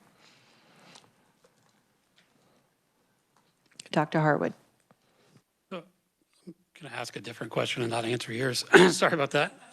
That's okay. That's part of discussion. Yeah. So we talk about, it's been said several times that at-risk funding is not working. We don't have any data when there wasn't at-risk funding. So you're assuming that if it wasn't there, you would still be getting the same results with at-risk students, which I think research would say is not true. So I'm not saying that we're getting the outcomes we want for at-risk students, but at-risk funding is part of the overall funding, and it's tied directly towards an equity issue because of the correlation between poverty and student academic needs. And so to say that it's not working assumes that performance wouldn't decrease if we took away those supports. At-risk funding is being used to provide supports for students that have needs. And so I believe that it is making a difference. Now, I'm not saying that we're getting all of the results that we want, and we should continue to look at that, but I don't think we can say it doesn't work. Thank you. And your comments triggered Jenny and I to remember that we wanted to go back and just offer a clarification for people to keep in mind. Jenny? Thank you, Madam Chair. Just as a reminder, yesterday we spent a lot of time talking about poverty. When we're discussing the at-risk weighting, the free lunch is currently the placeholder for how we come up with the amount of at-risk funding. The distribution for at-risk funding always goes to at-risk students. That's why it has its own fund in the school districts and has to meet all the requirements to be able to be spent from that at-risk fund. So the funding is being used on at-risk students. The models yesterday were all looking at how at-risk funding numbers could be generated to come up with the dollar amount. So same as special education, where the distribution is not the same as the way that the funding is created. Created is not the right word, but I can't think of the right word, so allocated. Senator Hill. Thank you, Madam Chair. Just in response to the idea that just because we don't have a negative, it isn't a positive, the reverse of that is true as well. I think one of the things that we need to be mindful of is rubrics or measurement methods that we can tell whether the dollars that we spend for different categories are actually working and having some way to measure that. In response to your original question of least favorite, least favorite may not be the correct term, but least understood the rationale for would have to be for me high enrollment weighting. In my head, that's never worked. Other than the fact that we live in a political world where votes can matter, but if I'm looking at the idea that there is an economy of size and an economy of scale, it's hard for me to justify in my head that there is some point in time which the economy of scale becomes a diseconomy of scale. So that one I've never been able to understand. I'm sure somebody could explain it well to me, but I've never been able to understand it. Thank you. Representative Steele. Thank you, Madam Chair. I don't think it's the intent of anyone on this committee to remove any amount of funding from the schools that they receive. I think we just need to make it be used better to get our students. So if we look at, SGF, and we're almost at 58% of our SGF being used there, I'm not looking to decrease that. I just want to make sure that we're using it in the best for our students. And so given that, and I would like to increase the base rate and get rid of some of the weightings. And, if I were to look at these ones, I think high enrollment, as said, could go. I think at risk needs to go and roll those funds into the base rate. I am really curious about special education as well. I don't know what that looks like yet. I'm still trying to wrap my head around all of that because we have students that have severe exceptionalities. And then we have students that just seem to be on IEPs because parents don't want them off IEPs. And that's a struggle. So I'm still trying to wrap my head around all of that. Thank you, Madam Chair. That's a fair answer. Dr. Harwood? Come up with three things here to respond. So one, I'll throw out one that I think will get universal approval to get rid of, which is the school's facility weighting, because currently nobody can qualify for it. So unless you change the definition of it, nobody can ever get it again because it's only for bond issues that were passed before 2016. So that was an easy one. The second one, so a couple of Representative Steele's points. Interestingly, our current special education formula would better adapt to what your concern was about having really high need students and relatively low need students, because it's based on the cost, it's a reimbursement for the teacher costs. So a high need student, you're spending a lot more money on. A low need student, you're spending less on it. If you go with a student-based model and it's just a certain weighting for each student, that actually complicates that a little bit more. Not that it's bad or anything, it's just different. The only other thing I wanted to point out is that SGF spending on K-12 education has been decreasing over the last several years, going from about 53% down to closer to 43% now. So the amount of spending has gone up, but the portion of SGF has gone down considerably over the last 4 years because the state is spending money on other things. So that's, again, not saying that there's less spending, it's just that it is continuing to be a smaller portion of the SGF, a smaller portion of the total state budget, and a smaller portion of the state's GDP for the last 5 years. Thank you. As long as we're talking about ones that we like or don't like, I agree with you on the facilities. That's an easy one.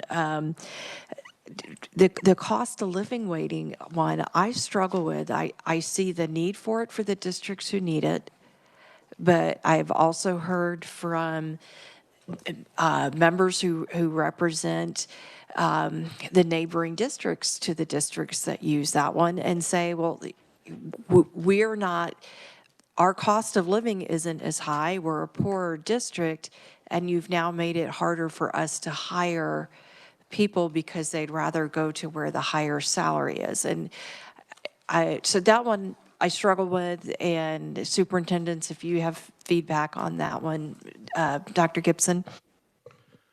There was a time in my history I would have struggled with it too, until you live it. And then it has changed my perspective. So previously I've worked in districts that would not qualify, and I did think, oh, they're getting these additional funds, they're able to pay people better.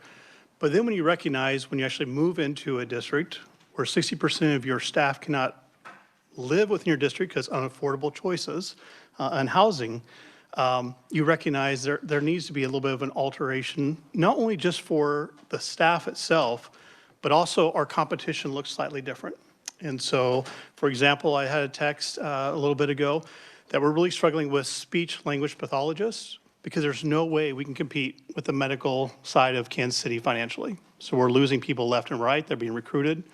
But yet I still have an obligation through an IEP to make sure we meet those needs. So I have shifted my mindset. Now, whether the current way it's done and whether it's more of a sliding scale, maybe there's another look of how to do that. And I say all that to say, even with cost of living in the district in which I serve, there are only 8 districts that have fewer dollars, they spend fewer dollars per student in operations than ours, even with cost of living. And so I think that's one of those, it's a nuanced, and like I say, there might be a way to do it differently, slightly adjusted, but my perspective does change when the cost of living truly does cost dramatically different Johnson County than parts of the state. And therefore, you're still making people neutral on what they're spending their money on. Thank you. Any other just kind of general thoughts? I think I've been kind of proceeding, well, before I go down that path, Senator Petty. I just wondered, as we're looking at this list, and as was mentioned earlier with the ancillary school, well, first of all, I would agree with the school facilities weighting. It's not available to anybody, so that's easy to take out. But with the ancillary school facilities weighting and the cost of living weighting, it seems that I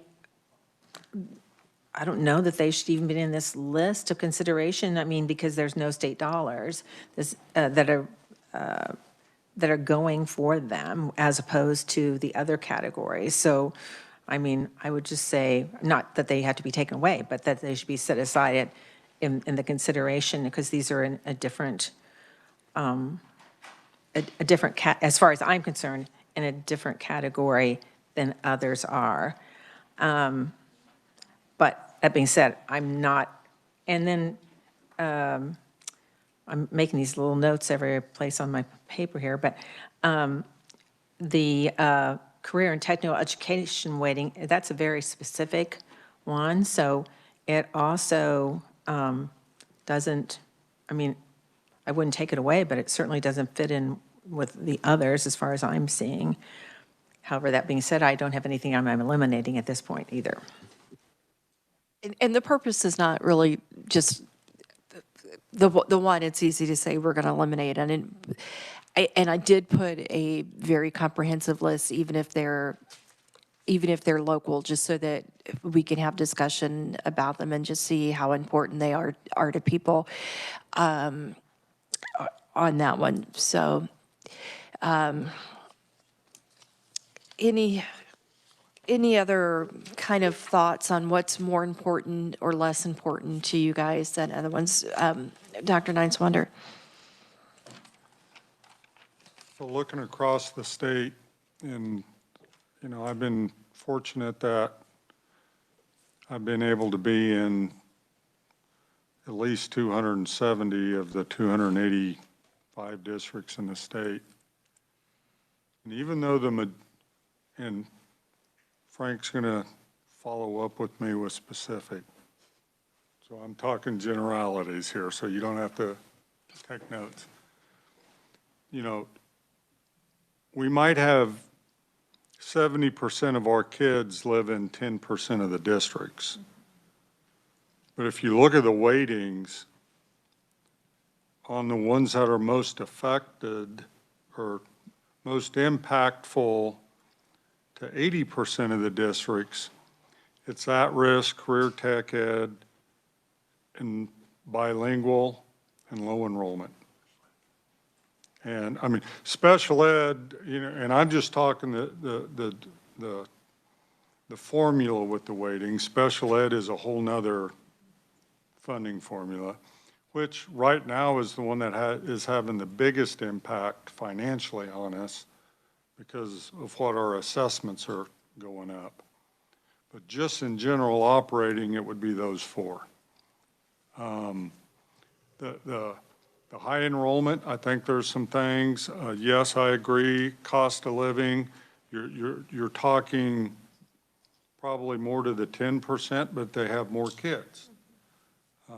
But for the majority of the districts, it would be at-risk, bilingual, career tech ed, and low enrollment. Okay. That's hitting probably 80% of the school districts. All right. Thank you very much. Any other thoughts? Then we will kind of move on a little bit. And again, none of these answers are written in stone, and you're free to say your answer's predicated on X, Y, or Z. Because I feel like we're struggling to kind of go through them and talk about them individually because, yes, they are part of a whole.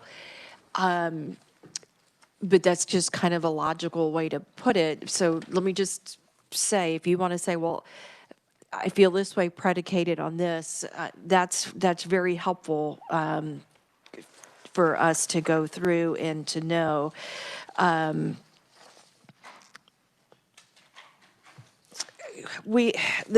next part was a graph that had kind of the weighting. Do we want to keep it, roll it in the base, get rid of it? Do you have a completely different ideas? Are there ways that you want to see them changed? And again, we're going to go through them individually, but if you want to say your answers based on whatever assumption that you have, we can do that, because we kind of have to start getting how we feel about things out so that we can discuss them and then figure out which directions to go. So the ancillary school facilities, which is how important do you think it is? What issues do you see, and do you see a way to fix those issues? Thoughts that you have. Dr. Hartwood. I just want to make sure everybody understands that. So the ancillary schools facilities weighting is only available for new construction if you meet certain growth criteria. So unlike the new facilities weighting that we can't use anymore, that was anytime you build a new building, you got additional funding to open it up.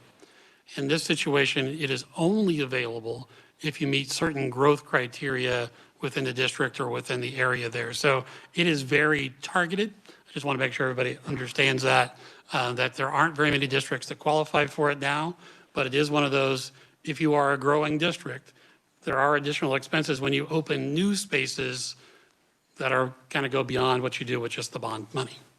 Thank you for that reminder. Do you guys have thoughts about this weighting? Okay. That sounds like people are satisfied, is what I'm going to walk away with on that one. Senator Petty, I'm sorry, I wasn't sure if you were raising your hand or not. I can understand why you might think that. Just to follow up kind of with what Frank has said and then what you've said. So if we have no reaction, are we thinking that, yes, we're just going to keep it there? I mean, this is certainly, it's very limited. It was put in specific, it's part of now legislation to specifically meet a narrow need. So I'll say, I would think we should keep it. Thank you for sharing. Anybody else have any thoughts on the impact or importance of this? Representative McDonald. I think this is just another instance in which we should have had stakeholder input, because I've not been able to talk to a superintendent who is utilizing this. I guess I could ask Dr. Harwood or the others, what are some school districts that are currently using this? I feel like this entire exercise is a little bit hard for me to participate in good faith, because one thing impacts another. And like Senator Petty said, if I don't say anything, does that mean you think I'm okay with it or throwing it out? I kind of take issue with our process. Okay, and our process works best when we have participation. So any thoughts that anybody would like to share about the ancillary school facilities? Seeing none, I'll move. Dr. Gibson, I'm sorry. Go ahead. So I think if based on what was provided to us earlier, I think there are 4 districts in the state that qualify. One of the questions I do have, and just because I don't know, maybe this is just from my learning, but I know how you're triggered to get on, but at what point may you not qualify any longer? Was that a question you'd like answered? Yes, please. Okay. Dr. Harwood, do you? So when you started, it is limited in time, so you can only have it for so much time. And then each building that you add, or the space that you add, gets qualified in, and then there's the levy decreases over time until it's 0. So, I mean, it has its own phase out after the facilities are start to be used. Thank you. Director Rooker? Thank you, Madam Chair. I would just chime in that at the time, the question was before us whether we put this back in or not. I think the districts that do benefit, and there's probably more that would like to benefit from it, feel the value of having this source of funding to help outfit the buildings with the right equipment and all the things that it takes to open the building that has been built through a bond. So they fought vigorously for its inclusion in the formula. So again, just as that context for how it landed there when so few qualify. And I think that's an interesting point. Something doesn't have to be used by a lot of people just to make it valuable. So thank you very much. Appreciate your input. Matthew had something he wanted to add. Thank you, Madam Chair. Task Force, just to address some of the questions. So yes, the Board of Tax Appeals basically helps determine the amount that is levied by districts, and it is reduced year over year, but it cannot exceed more than 6 years worth of collections. And to Dr. Harwood's point, the various elements are they have to have started up a new school in the preceding year. They are required to have an LOB, and then the State Board of Education has to have determined that the district is experiencing extraordinary enrollment growth. And currently there are, in the preliminary for this year, Blue Valley, Spring Hill, and Olathe are the only 3 districts currently receiving that weighting. Thank you very much. Okay, I think we're kind of ready to move on and just kind of share our thoughts about the at-risk weighting. Representative McDonald. I think it's really important that we keep the at-risk weighting. I think it's really important that we keep high density at risk, particularly at a building level, because when you need it, you really do need it. All of this discussion about rolling it back into the base gives me a lot of heartburn.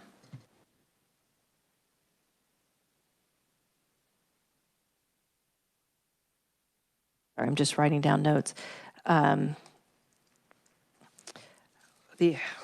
You kind of went out of order on the graph here, but the other one you mentioned was high density at risk, or? Yes, both Okay. at risk and high density at risk. I hadn't scrolled down to the next page to see that it's another. That's okay. Because it is hard to go through and talk about a set of things on a one-by-one basis because they do impact. Other thoughts about at risk? Senator Petty? I believe at-risk needs to stay. I think that, I know we've had a lengthy discussion about how it's calculated. And I have to say that over the years, I've been involved in multiple discussions about whether to use free lunch or not. I don't believe at this time that there's any other method that's as direct for calculating how the funding is determined, and the distribution, of course, is different than how the funding is determined. So I very much support keeping in the at-risk funding. Thank you. Director Rooker? Thank you, Madam Chair. Yesterday, I had mentioned a memo about the census and how that was analyzed by legislative post-audit. The revisor and I both found the document that accompanied the committee discussion from the auditor. It's odd. It's listed without his letterhead, but it was the notes from his presentation.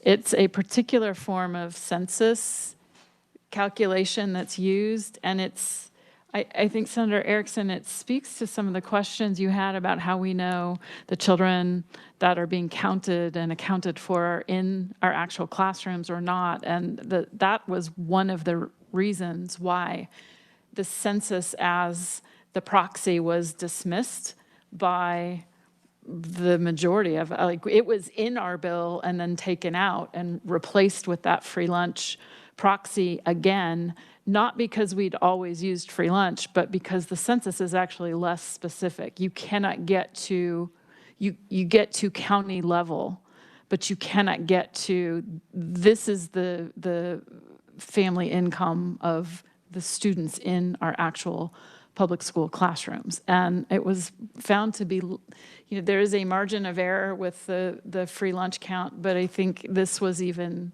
it was considered less specific and less reliable for counting as a proxy in our public schools. So there were, again, conscious decisions made that brought us back to the free lunch count at that time. So I just wanted to share that, and we have the document that describes the census data point, if anyone's interested. Thank you. Any further discussion? Dr. Niswander? So on at risk, this is one of those where I will be advocating for all the others, because I would very much benefit rolling it to the base. But I know, being in school districts all across the state, there is a direct correlation. I think the one thing about free lunch is it changes and adjusts every year. For an example, our school district, our free lunch count has dropped by about 40 kids in the last 2 years. So I'm receiving less, but it shows that it is more of a true accurate, because it responds every year. Even if you had something, where you had Emporia, where you had a significant business close, and all of this, it'll respond quickly to that, where a census may not pick that up for a while. But so anyway, I do know, while my district would benefit, the majority of districts with higher poverty rates would not. And I think that is very much a risk indicator to provide supports to those kids and families that don't have what a lot of my families do, if that makes sense. The supports at home. Thank you. Representative McDonald. Thank you, Madam Chair. I'd like to make an official request that we get a copy for the committee of the report from the auditor that Director Rooker mentioned regarding the census and why it's a flawed method. Happy to, I'm sure we'd be happy to distribute that. Senator Erickson. Thank you, Madam Chair. We've talked a lot about at-risk funding, and I would just ask, where is the data that shows how we are using those funds is impacting student outcomes? And that the money is actually going for above and beyond services for those kids who are at risk. As chair of the Senate Education Committee, we have not seen that, so I would love to see that the over $500 million, almost $600 million a year that we're spending to help these kids with additional services is actually moving the needle on their academic outcomes. And I have yet to see that data. So I would like to see that. I also think that if we're going to have a discussion about at-risk funding, we would be remiss to dismiss the 2 LPA audits, if we're talking about LPA audits, that show in 2019 and 2023 how the funds are being spent, and that we need maybe some guardrails to make sure that our districts understand and know what they can and cannot spend it on, that it is those additional services for those kids. But I want to see proof. That's a lot of money that it is actually going to help those at-risk students improve their outcomes. Thank you, Madam Chair. Thank you. Any other thoughts about at-risk? Okay, then we'll move on to bilingual. You see the current weight factor. We've seen models that include a lot of different ways to do this. Do you want to keep bilingual? Do you want to roll it in? Do you want to eliminate it altogether? Do you want to do it differently? Would love y'all's feedback.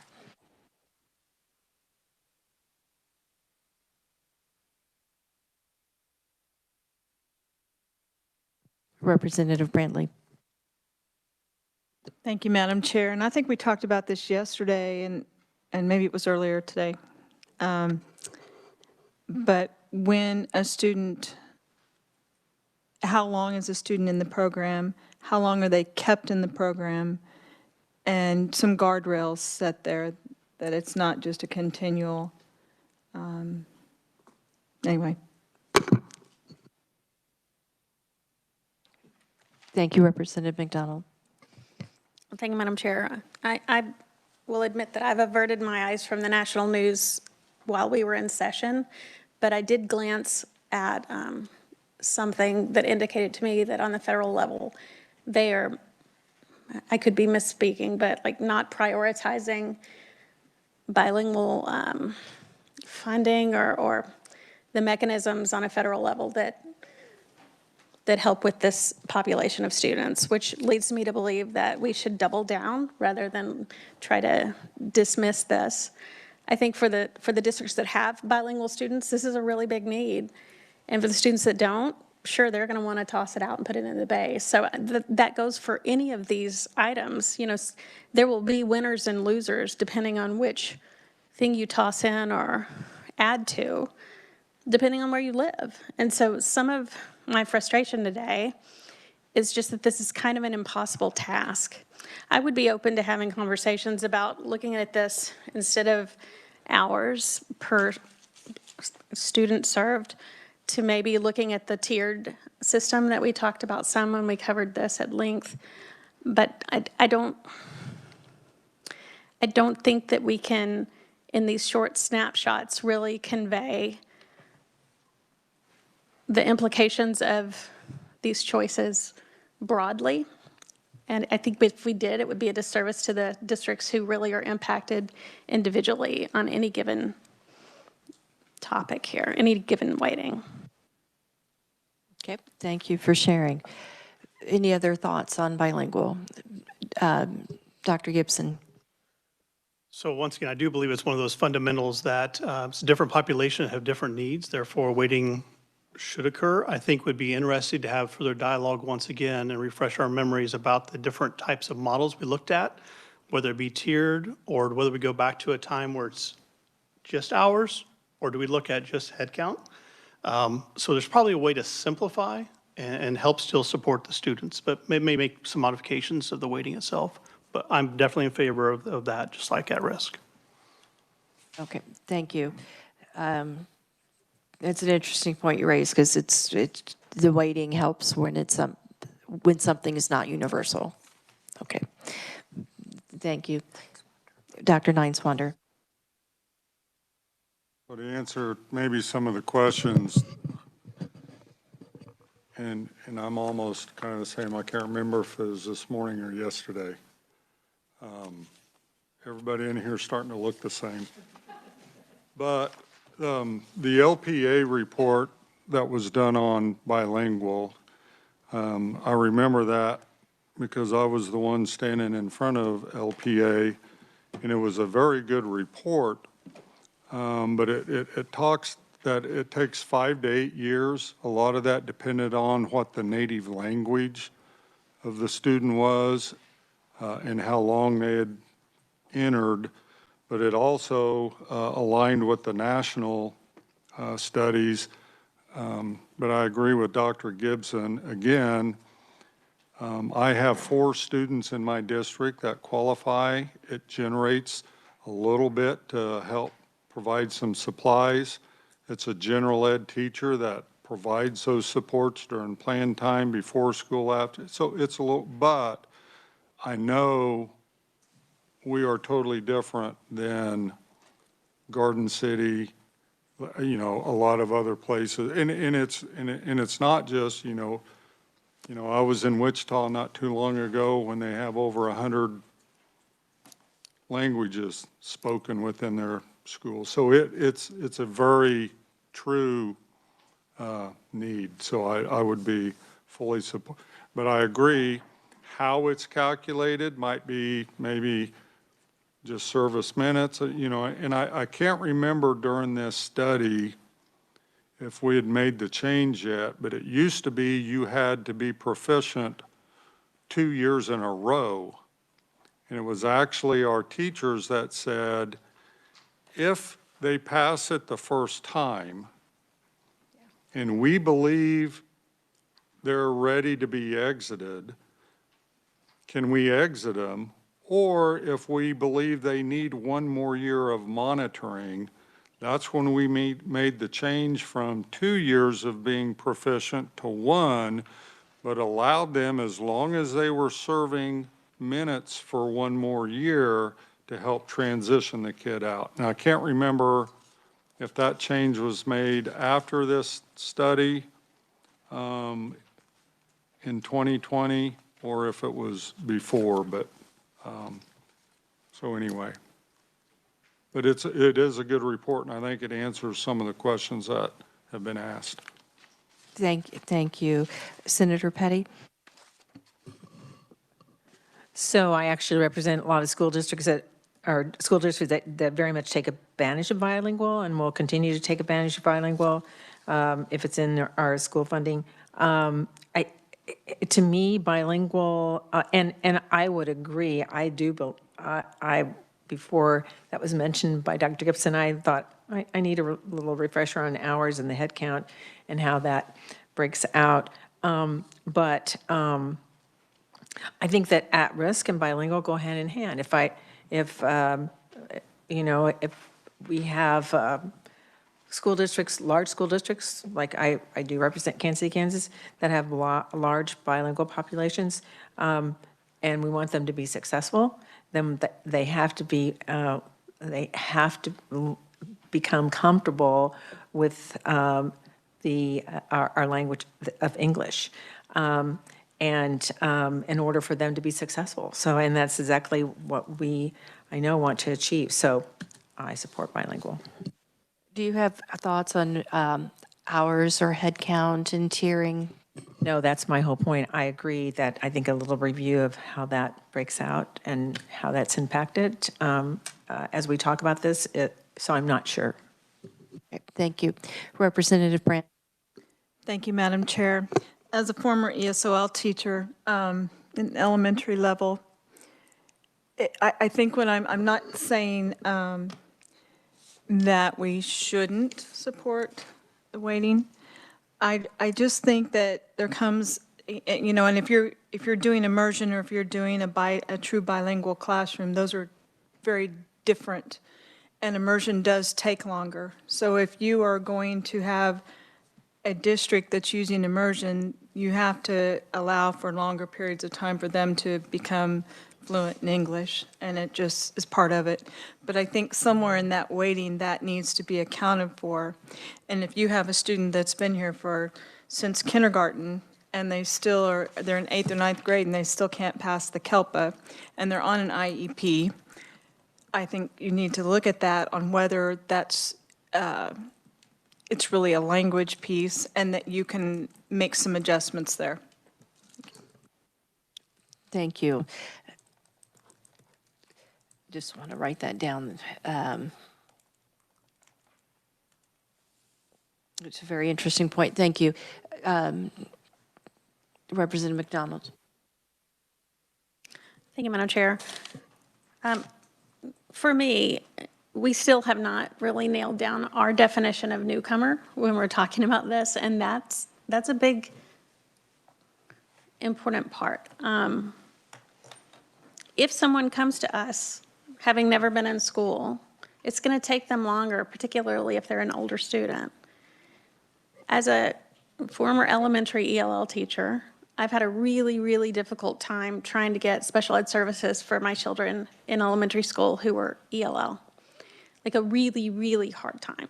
In fact, I'm not sure I've ever accomplished it. Maybe a speech language pathologist agreed a time or two on articulation, but it's a really high bar to get a kid who is ELL into special ed. And so I think, you know, at the end of the day, we need to trust teachers to be the professionals here.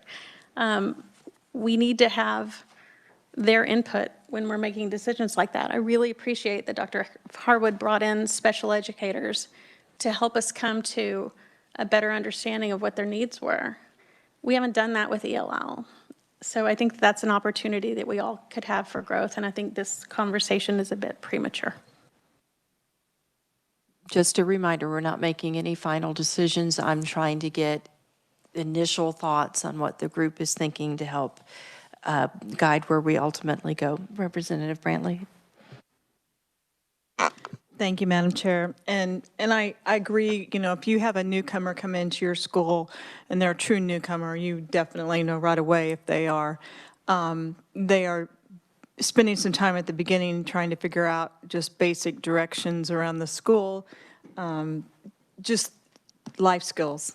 And then you move into the academics, but they have to have that.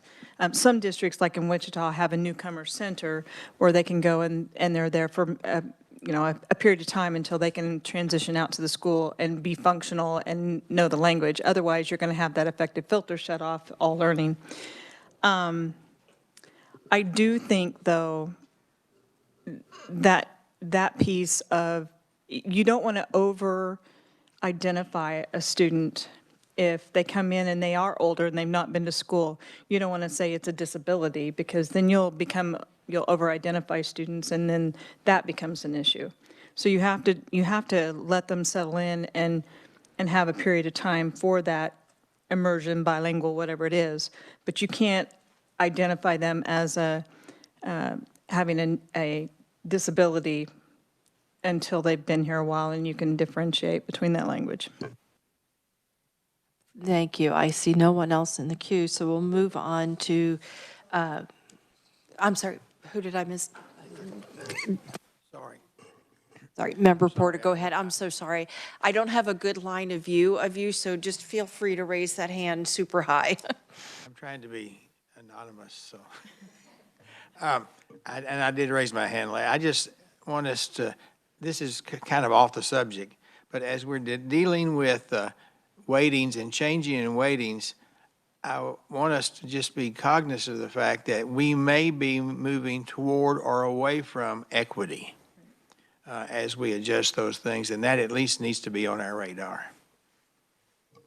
Thank you. So career tech ed. Dr. Harwood.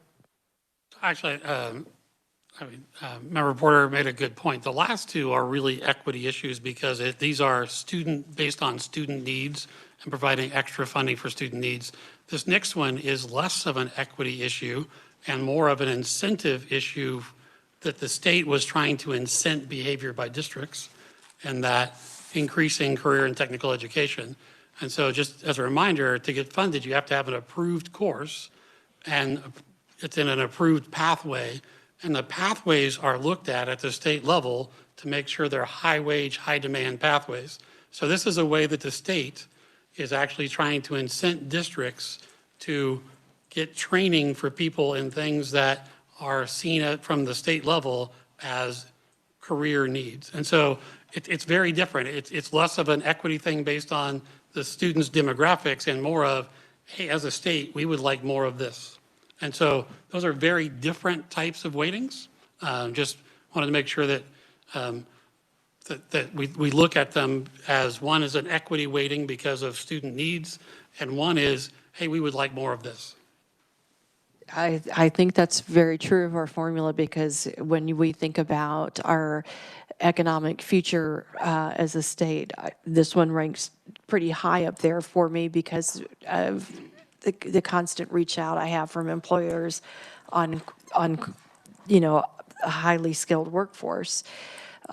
So we do have a lot of competing needs in there, but I'm interested in what other people, I've been very quiet because I'm really trying to be in a listening mode.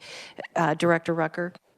Thank you, Madam Chair. I would, you said something that reminds that high wage, high demand are obvious needs that need to be met. There are also community level professions that are critical need that don't fit those categories easily. They may not be high wage, but they're critically necessary to keep a community functioning. Childcare is one of them. Very low paying profession, but a parent needs a reliable place to safely drop their children off so they can report to the workforce. And they may be in one of those high wage, high demand professions. There's certain healthcare professions that are low paying, nursing home staffers. There's a whole array of professions that there are CT pathways that exist to help that are critically important. There was some effort to try and define that through the Governor's Education Council, I think pre-COVID, to be honest. It's something not to lose track of. I know we've had some really, focused in a very laser focused manner on the child care, like that, is that in facts as the pathway, but we've had some major success stories of high school students graduating out and opening their own child care service in their local community, et cetera. So I don't have an opinion on the how it is weighted and distributed. I do think there should be something provided to districts to help underwrite the cost of providing those opportunities for our high school students to experience the real world learning that's necessary to help them take that next step successfully. Okay, thank you, and I appreciate your point about critical, because the child care I think is in the high demand. It may not necessarily be the high wage, but there is that critical aspect of it. Other thoughts about career education, career tech ed? Okay, Senator Erickson. Yeah, I'd just like to get a little bit more information since we are talking about funding.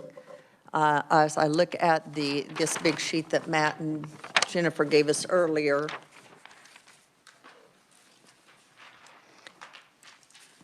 do we have data on how many students are leaving the high schools during the school day and taking Excel and CTE or SB 155 courses versus concurrent enrollment?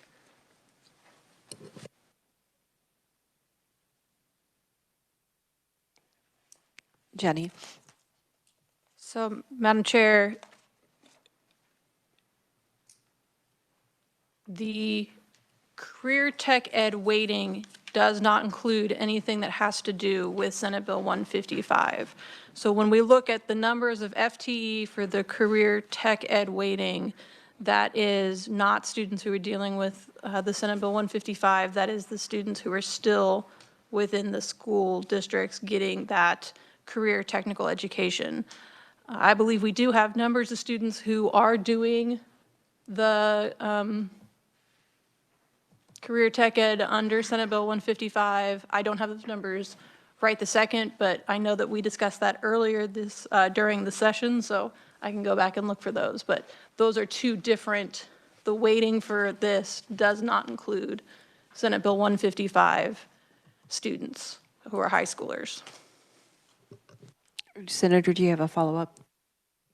Yeah, I'd just like to see more delineated data on those two. So these are the students who are getting the 0.5 weighting, correct? The ones in this sheet are the ones getting 0.5 for CTE. That is correct, Madam. Okay. Because this is the money for career technical education that is going through the KSDE budget. Senate Bill 155's, or the Excel and CTE, I'm not sure I'm saying the right Senate Bill number, but the Excel and CTE goes through the higher education universities budgets as opposed to through KSD's budgets. So when we talk about the CTE weighting, we are only talking about the money that is going through KSD's budget. I'm sorry. I'm sorry, Madam Chair, if I may. And I would also like to get a list of the growth in both of these, I think, has been pretty substantial. And that can be really good if we are indeed meeting the needs that these programs are designed to meet. But I'd also like to get, because I know that there have been an awful lot of additional courses and programs approved since the initial implementation of these programs. I'd like to see that as well for both programs, CTE and the Excel programs that have been added. Thank you, Madam Chair. Representative McDonald and then Director Rooker. I was just sitting here thinking about how we account for things and how really CTE is an investment in commerce. It doesn't necessarily fall under the commerce umbrella when we break out into committees to figure out which budget to put it under. I hear so much eagerness from my colleagues about investing in commerce, whether it's Star Bonds and the Chiefs or, any number of things, investing in aerospace technology and stuff like that. But I just would really like for us to remind each other when budget time comes along that the CTE money is a direct investment in our commerce, in the commerce of the state of Kansas. It's not just an education expenditure.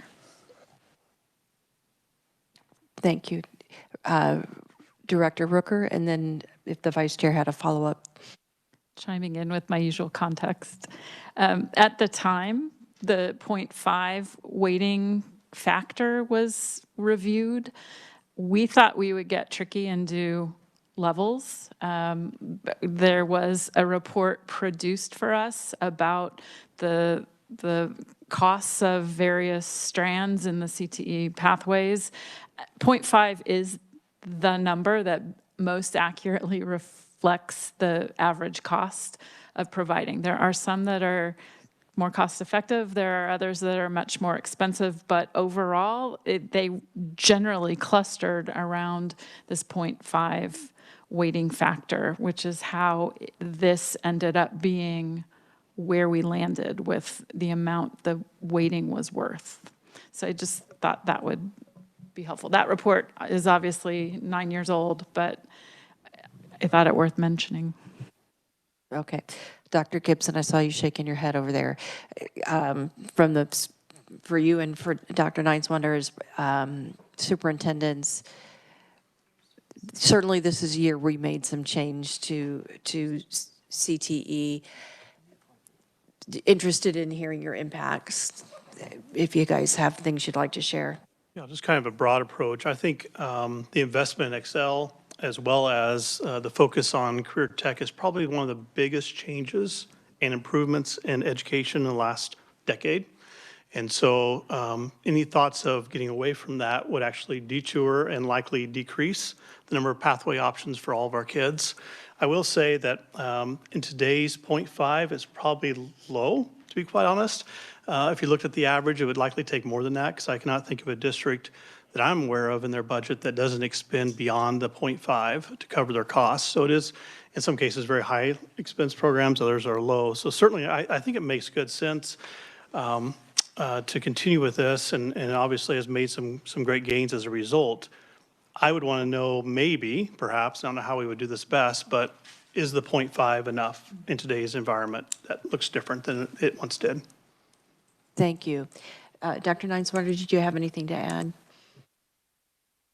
Oh, just that when we were going through all of those costs per pathways, Dr. Gibson was the superintendent and I was the deputy over Career Tech Ed. And we went through all that, but we ended up just coming back kind of on an equity thing. But I agree, we all spend way more. And even though our teachers that are part of a pathway, there are courses that they teach that are feeders that don't get the funding, but you have to have those in order for those kids to get to courses that are fundable. And it is becoming, I think the gap from what we spend widens a little bit, but it's a huge incentive. We're starting a teacher pathway, going into next year. That would be one of those that is on the lighter side. But then again, we'll be sending kids out, getting a lot of experiences that they can't get in a classroom. Thank you. Vice Chair Erickson? Thank you, Madam Chair. And here again, to Representative McDonald's point, I think we need to assume positive intentions. I don't know that anyone has said we need to cut CTE around this table, but yet I'm hearing that feedback. What I am saying, or what I want to look at, is I think even excellent, worthy programs deserve being looked at to see if there are more efficient, effective ways to stretch our resources. Example being, I have had the post-secondary, some of the colleges that provide CTE and Excel courses, I'll go there. It relates to our CTE in our schools. The difference in what they can offer certain classes through their community colleges or tech schools versus a school district purchasing the equipment, trying to find an instructor is astronomical. Yet there are some districts that are opting to purchase when they have a very reliable, right there in their community, technical or community college that could offer the same thing without them having to purchase the equipment. So I'm saying, are there ways we can look at that and help both our districts and our community college offer the same courses and opportunity to students in a more efficient and effective manner? Thank you, Madam Chair. You're welcome. And we are kind of behind where I thought we might be by now, so I'm going to move on to cost of living. We kind of talked about that before. Both superintendents mentioned why they see value in it. Any other thoughts that we want to add to the cost of living? Representative McDonald. I would oppose getting rid of it.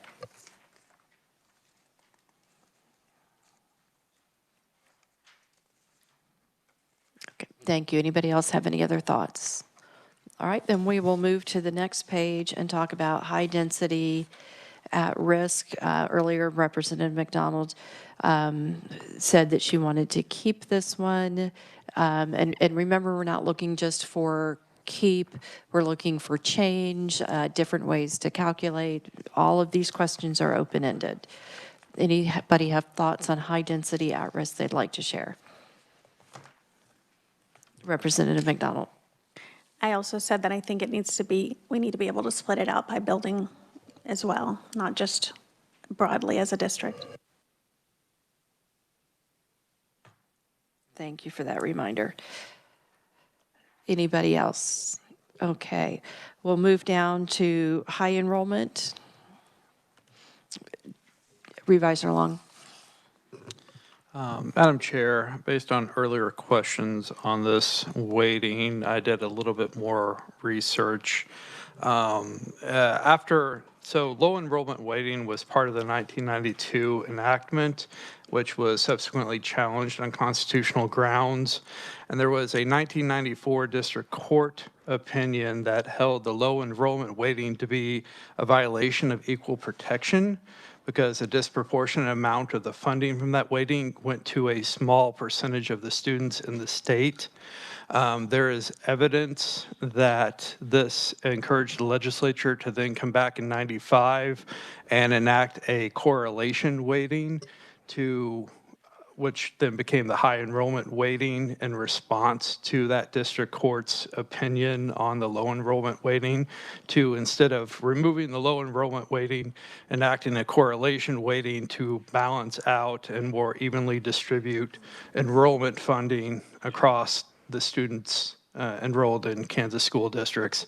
I will note that the subsequent Kansas Supreme Court opinion on that district court decision, when it was appealed, reversed the district court and held that the legislature had a rational basis for the low enrollment weighting. So there is no negative case history on the low enrollment weighting, but I wanted to provide the task force with a little bit of historical context on the high enrollment weighting. Thank you for that very timely reminder. Any thoughts that people would like to share on high enrollment? Okay, we'll move on to low enrollment. I think one of the things that's been talked about also is density, so I'm just interested in y'all's feedback.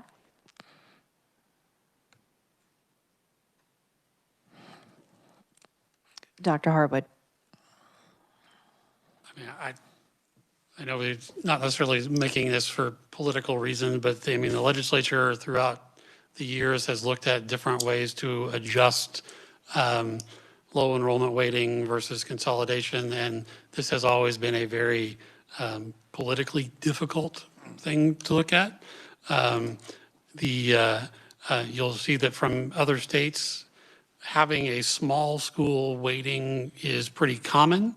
I think the question becomes that of, do you have other factors in it with sparsity, density, distance traveled, all those things that are there. I would like to say that just because of the geographics and demographics of Kansas, we have to have small schools in some places, just because we need people there in those areas doing the things that they're doing, and they need to have a school to go to. And if that is a long ways away, it's going to be a small school. So, I mean, there is a very good rationale for a low enrollment weighting. I think then it becomes a political decision about how do you enforce that in a way that meets the needs of the state. Thank you. Dr. Nineswater, you represent small districts here, so I'm very interested in your thoughts on this. But I would echo what Dr. Harwood said. I mean, we are a rural state, and whether it's, you don't have to go all that far northeast, you don't have to go, but the further west, I mean, my family's my wife's family's western Kansas, my family's south central Kansas, and there's a long distance, and the school district is the heart of the community, and we all know when you take the district out of the community, it's not long until the community's gone. So I just think it's very representative of who we are in Kansas, number one, and number two, I just think we all school districts, I think, would advocate, not just rural. You know, I advocate for ones that have higher poverty, even though they may be larger. But I think the rural nature of our state, we all advocate that we want, as long as they can provide a viable, good curriculum with graduation requirements, that would be the local community's decision. And like I said, in the last 19 years, since 2007, we've gone from 305 districts to 285, and they get to that decision to where it's hard. I feel terrible for the 7 members of the board that have to vote to consolidate, but I think that's a local, and so I think low enrollment weighting, it is an economy of scale. Do you have thoughts on the best way to calculate it? Do you think we're doing it the best way? Well, that's a great question. I think so. I mean, it's, when you can add 10 students across the school district, and they would be excited to get those 10 students because it just generated $50,000. Rough. But they may not have to add a teacher, they may not have to add someone in the lunchroom staff. But if you had 3 families spread out that took 10 kids out, and you lost that amount of money, you can't just say, well, I can get rid of a second grade and I think for everyone you add, it is a very minute percentage that whenever you get one, it is a point, you could mess around with it and probably come up with a net same amount. But I think it's worked for several decades. And it really is an economy of scale, just to be able to, at some point, you have to add another teacher, but it takes some time to generate the revenue to do all of that. But it's, no, I think low enrollment weighting is really to the heart of Kansas school districts when the average size is around 550 kids. Thank you. Anybody else have thoughts they'd like to share? Okay, then we're going to move along to special educate. Oh, Dr. Harwood, I'm sorry. So one thing the legislature could also consider with small districts is incentives for disorganization and consolidation. And it's just a way, just looking at a way that it makes it, is something for the districts to think about in doing that. Just if that's the kind of the caveat, that's kind of the opposite side of changing low enrollment weighting and then end up forcing that is just providing incentives to do that. That's, the state has done that at different times throughout the years. Director Rooker. I thought we did that. Dr. Harwood. So currently, if you consolidate or disorganize and join another district, you do have a period of time where you can continue to use the low enrollment weighting of the smaller district. So it would be more of a hold harmless than an incentive, is I guess if I was going to define them that way. Director Rooker, did you have a follow-up? Representative Brantley. Thank you, Madam Chair. I've been thinking on this a lot lately because we do have a lot of small districts in western Kansas that are just really struggling to stay afloat. And in a meeting here a few weeks ago, we heard someone suggest the idea of maybe some non-academic mergers of districts trying to share the resources, whether it be food service, just some things, nothing to do with academics or extracurricular, but I think an incentive piece on that end would be really good just to save money and keep them afloat, but keep their identity of their district. Thank you. All right, so we're going to move to special education and then school facilities and then transportation.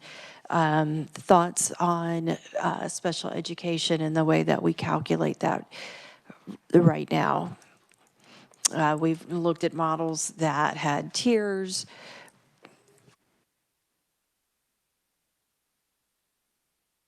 I'm sorry.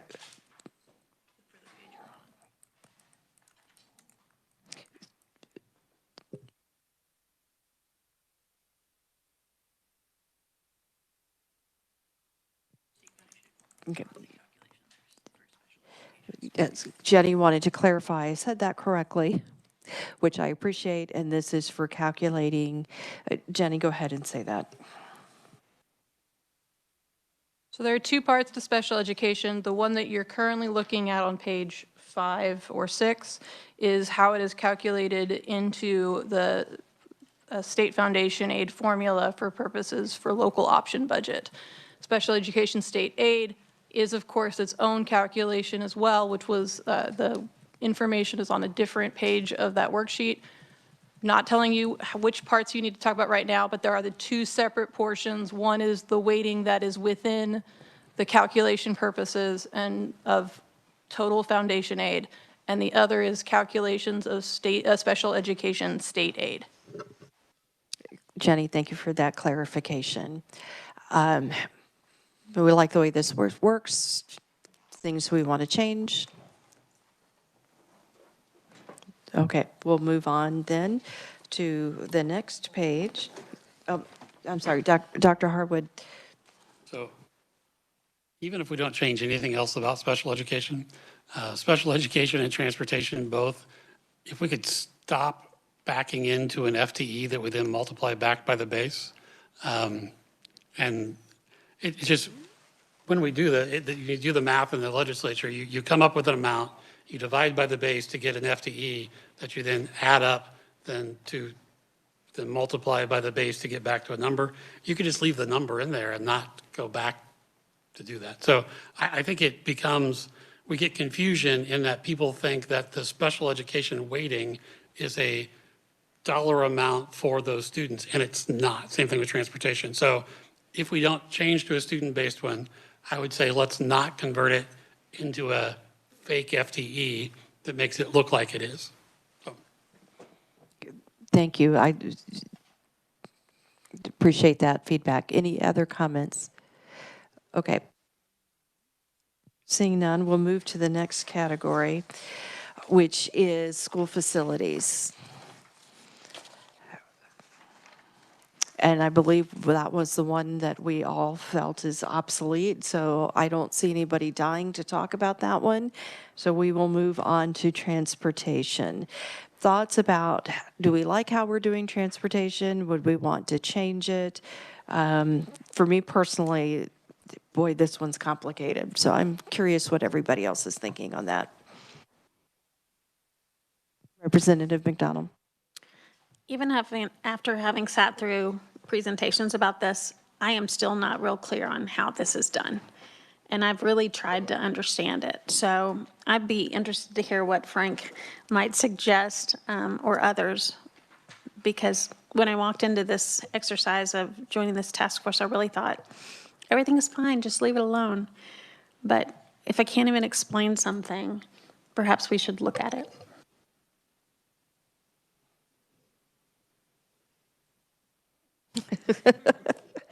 We're not going to pay you out of KLRD and the district. So anyway, just a joke. This is one that when we started up, a lot of people, this seemed to be something that a lot of people were interested in changing. So I'd really like to get some kind of preliminary idea of what you guys are thinking. I think this was another one that, depending on the size of your district, you've probably felt fairly differently about it. And so this is a category I really need your feedback on so I can figure out how we move forward on it. Dr. Harwood. So about the simplest explanation I can come up with for the moment is that transportation is an allocation as opposed to weighting, based on the number of students that live more than 2.5 miles from their school, in consideration of the density of the district, so the students divided by the square miles. And so there is a formula by which you get a multiplier. It gets more complicated because then you go back to 2018's base and move forward from that. So the calculation gets complex, but for the most part, it's how many students live more than 2.5 miles away, and then use the density to come up with a multiplier that then gives you an allocation, as long as that allocation is not more than 10% more than what you spent last year. And that was the simple version. That was actually a very well-stated, simple version, but, we heard from some rural districts that said, you're going through pretty significant traffic. You may not want students walking through there. We heard from rurals who had some creative solutions, and so particularly from our superintendents. Director Urkel, you look like you had a comment. Go ahead. I think to that point, so that is, it's a slope index, which you need some advanced math skills to understand, but it is a mathematical equation, to be sure, that addresses that. I think, and I would say our friends in the Senate brought that equation to the mix, so I was not involved directly in those discussions. The question that we really wrestled with was the 2.5 mile radius, because so many districts do, for exactly the kind of reasons you were getting to, Madam Chair, make choices to transport students who live inside that radius. And the difficulty becomes the shorter the distance that you draw that radius, the more expensive that formula becomes. So I don't believe we are currently covering the full cost of the kids that actually qualify as beyond 2.5 miles as of now. But we do have, I think, in many situations, districts actually making choices for safety reasons and expediency to help transport kids who live closer to those districts. So that's something that might bear revisiting in this process. Thank you. Representative McDonald? I appreciate that refresher. If we take it into account what you spent last year, that doesn't do anything with increased fuel costs, is that correct? Because, I mean, on top of regular inflation, we are experiencing and are likely to experience a lot more cost for gasoline and diesel. So Dr. Harwood. The allocation is not based on costs. It's a formula that, I think it was originally tried to be based on cost and has been adjusted since then. But the only reason we audit the cost is that you can't get a allocation more than 10% more than what you spent last year. So interestingly, we have districts that aren't spending as much as their total allocation, and most districts are spending quite a bit more than their total allocation on transportation. Thank you. Anybody, Member Porter? Thank you. I saw that one. When the State Board of Education every year makes its budget recommendations, we always have this extensive discussion and about the 2.5 miles. But I don't want to talk about the 2.5 miles. It is some of our members that represent suburban districts that talk about hazards. And I know that this would open a can of worms and it'd be very difficult to define. But there are places, well, yeah, there are some of the rural areas, but our discussion is predominantly from our suburban and urban members talking about the danger of getting to school if you're not transported. And I would at least like that to be part of the discussion. Thank you. Anybody else have thoughts on this one? Okay. Thank you. We did kind of have an area on our discussion point. I wanted to know if there were weightings that people were wanting to see added. Representative McDonald. I was ready for this one. Thank you, Madam Chair.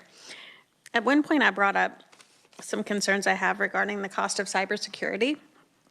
This is not a cost that we fund at all in the legislature, but yet we want to be careful with our children's data and privacy.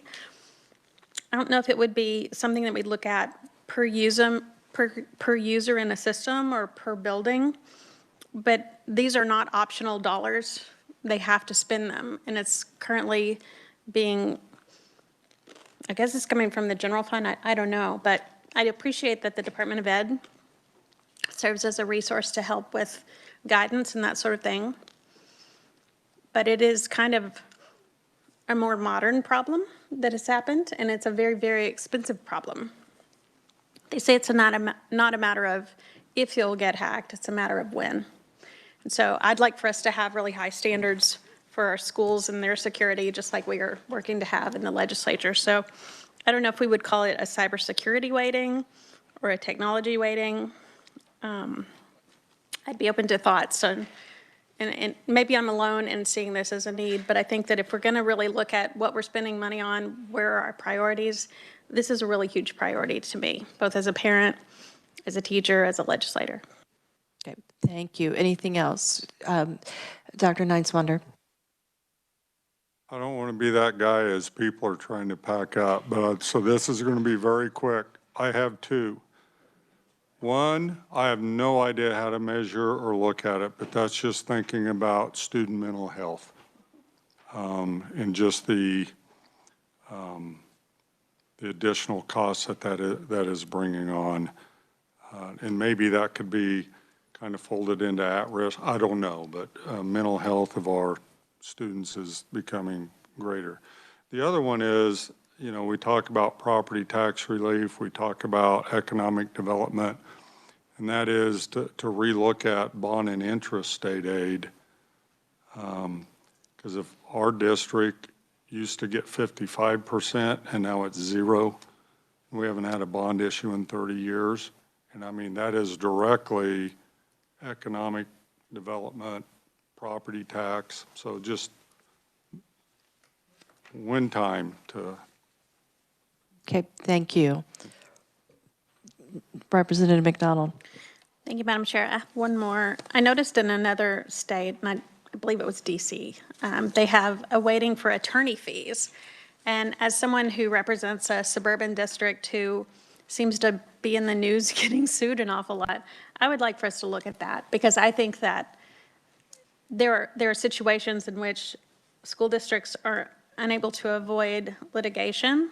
And I think that it would be interesting to see how much money is spent on attorney fees per district, and if there's something we should look at to help with that. Thank you. Anything else? Senator Erickson, Vice Chair Erickson. Thank you, Madam Chair. Well, I think Representative McDonald's comment about attorney fees was interesting. If we look at that, I would propose looking at making sure that we're not funding, because I guess my question with some of these additional ideas for putting in the formula is, at what point is the expectation that being fully funded means those expenses are included in the money being provided, right? I mean, we could say, hey, let's put in an administration weighting or a personnel weighting, or, you know, but how do we determine what all should be included within the formula that we currently have, that base state aid, all of those things that we expect districts to provide in order to run a district versus add-ons, I guess is what I would, how do we determine that? I don't know, because, you know, I look at, and I understand the concern with low enrollment weighting. I think that's very valid, because when you have so few students, especially if there's not another school district within a reasonable distance, you know, we have to educate those kids. That makes perfect sense to me. But when we have 5 school districts in Harvey County, and the distance between, the longest distance between those 5 districts in Harvey County is 18 miles. Wichita, our district is between 15 to 17 miles east to west. But we have 5 school districts with 5 superintendents, 5 HR, 5 of everything, serving 4,000 students total versus Wichita, which is basically the same distance, serving 47,000 students with one superintendent, granted a lot more staff for sure, but is that a consideration when we're looking at low enrollment districts, how close they are, the distance, the sparsity of population? I don't think it's as simple as saying, gee, we've got Burton in Harvey County, which is a very small district, they're low enrollment, when 4 miles down the road, you have Hutch, or 6 miles to the north, you have Bueller. I mean, there's a difference between Burton and where it's sitting versus a district out in western Kansas that size with no other options around. So I think going back to our point that we've talked about a lot, it's much more complicated and multifaceted. You can't say Burton is the same because it's this low enrollment district as one sitting out in western Kansas. How do we account for that? Is the $64,000 question, or with CPIU maybe $125,000? I don't know, but I do think it's worth bringing that to light and saying, if we're going to start adding weightings, does it make sense to take into some of those considerations administration per pupil? I don't know. Thank you, Madam Chair. Thank you. I hear some functional consolidation opportunities. All righty. One of the things that I really wanted us to get a feel for is where we might want to go with discussions for an LOB. Do you want to keep it? Do you want to change it? Do you want to keep the averages there? Between the 15% and the statewide average? We're just going to kind of ask that very open-endedly and have you guys give me your thoughts on LOB.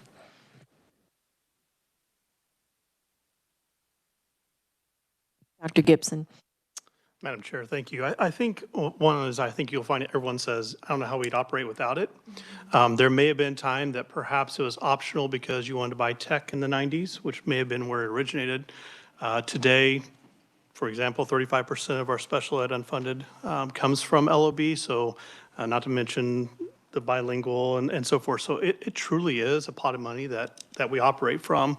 I don't have any suggestions other than to say, long as we maintain it and also obviously equalize it as it has been done or better, it makes best sense to me that I don't think there's a district in the state that could function without it today.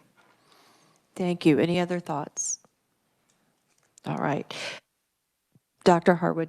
I just repeat just what Senator Hill talked about was that he actually mentioned earlier on, actually, do you just roll the LOB back in to the base and fund everybody at 33% more, and then thereby decrease the property taxes? I mean, so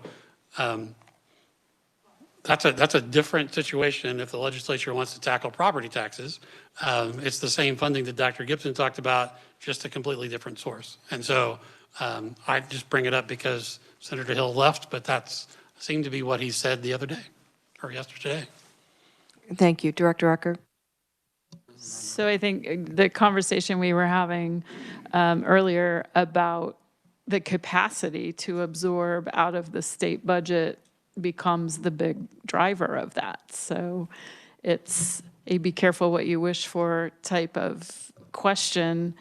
How do you account for it? Because like even the legislature has made legislative decisions over time to rely on resources levied through that strand of local property taxation to help fund some of the core functions of the district meeting student needs. So just that note of caution. Yes, Dr. Harwood. I just wanted to bring it up because Senator Hill brought that up specifically before. Even if you went back to 35 mills statewide, you would still see a reduction in mill levies, but it would be a significant increase in state funding and decrease in local funding. But just wanted to make sure that since he wasn't here, we kept it on the list. Okay. Thank you. Any other thoughts that we want to share about LOB right now? Okay. I am concerned about the growing time, so I'm going to kind of jump a little forward and say I want to, I'm looking at the clock. Let's go ahead and have the special ed state aid conversation. Thoughts on that?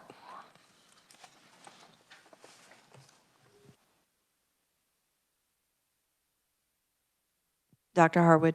So, I mean, I will point out that, so where the base is going up by the CPI, so it is a built-in base. That has not been happening with special education, which I think is one of the pinch points that are coming through that. And so when you look at that, goes back to my comments earlier about the inflationary increase in the base is predictability. I'd say right now, special education is very unpredictable in its current mode. I think there are advantages to the reimbursement model. I just want to point out that special education is going to be different with changes than other weightings because of maintenance of effort. And so we've talked about if you rearrange the funding with the same amount, somebody comes out ahead and somebody comes out behind. If you do that with special education, the people that come out behind are then required to continue to spend the same amount out of general fund. And so that comes up with a huge equity issue with maintenance of effort when that happens. So I just pointing out that special education can be very complicated when it comes to rearranging the same funding. Any other thoughts about special ed? All right. Then we'll move on to future meeting discussion. I had originally intended that to line out when we might be able to meet. Things that we have talked about at this meeting help me to plan moving forward. The LLC meets on April 30th, and they have our request for additional meetings. I'm hoping that that makes their agenda for that meeting. If not, I won't, then it will be the next time they meet after that. So I don't have our future meeting dates, and I know several people had kind of wanted to get an idea of when we might meet in the future so they could make plans. And I don't have that for you. I will mention this, Tuesday and Wednesday, or Wednesday and Thursday are the most helpful days for staff to meet because that gives them lead time to prepare for our meetings. So this month we did need to meet on a Monday, but I'm going to try to avoid that. So if that helps you to say, okay, I'm going to try to keep those other days light, Monday and Friday are a good day to put them on. That's my purpose in sharing that. I know we also have a conflict sometimes with the state board meeting because they meet on Wednesdays, so that's just always a conflict, and I'm going to try real hard not to schedule us the same time as a. Tuesday and Wednesday on the second Tuesday and Wednesday of each month. Okay. Second Tuesday and Wednesday of each month. Thank you. That's a very helpful reminder. Dr. Nineswander? If, and most likely August will come around,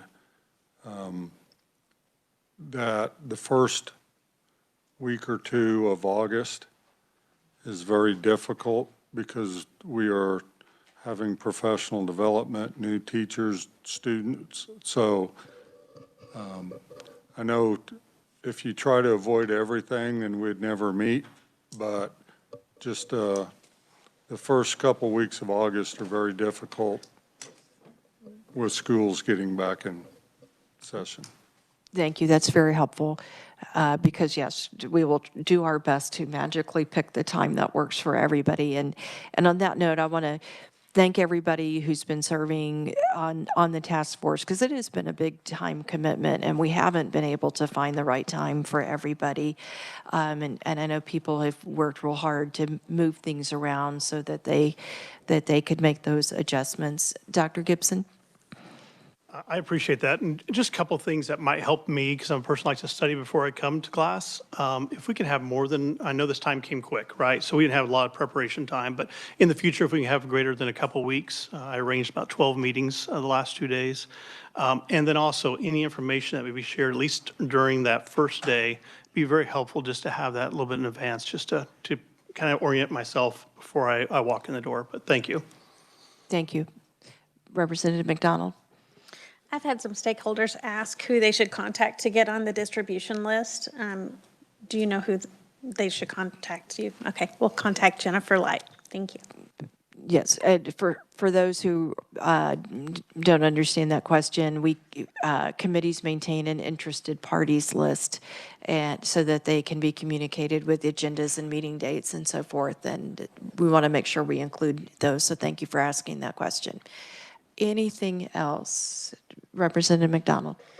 I can understand why you might not want to answer this question or be a little bit cagey, but it would help me to know if you're envisioning, a couple meetings before the end of the year or monthly. Do you have an idea about the trajectory we're on? I really don't until the LCC meets. I know predictability has been maybe a theme word today. I think we asked for 12 more meeting days, 14. So I think today was very helpful for me to get kind of an idea of what directions you guys might want to go, what information that you might want research to be preparing. It's my intention to go slowly and carefully, if that makes sense, but I have no way to predict what LCC will agree to.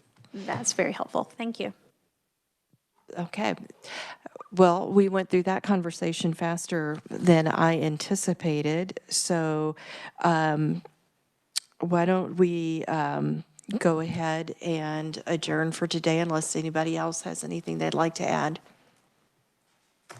Okay, seeing none, thank you all for being here today. I know it's been a long 2 days, and yesterday was a lot about getting things back into our brain that we had forgotten.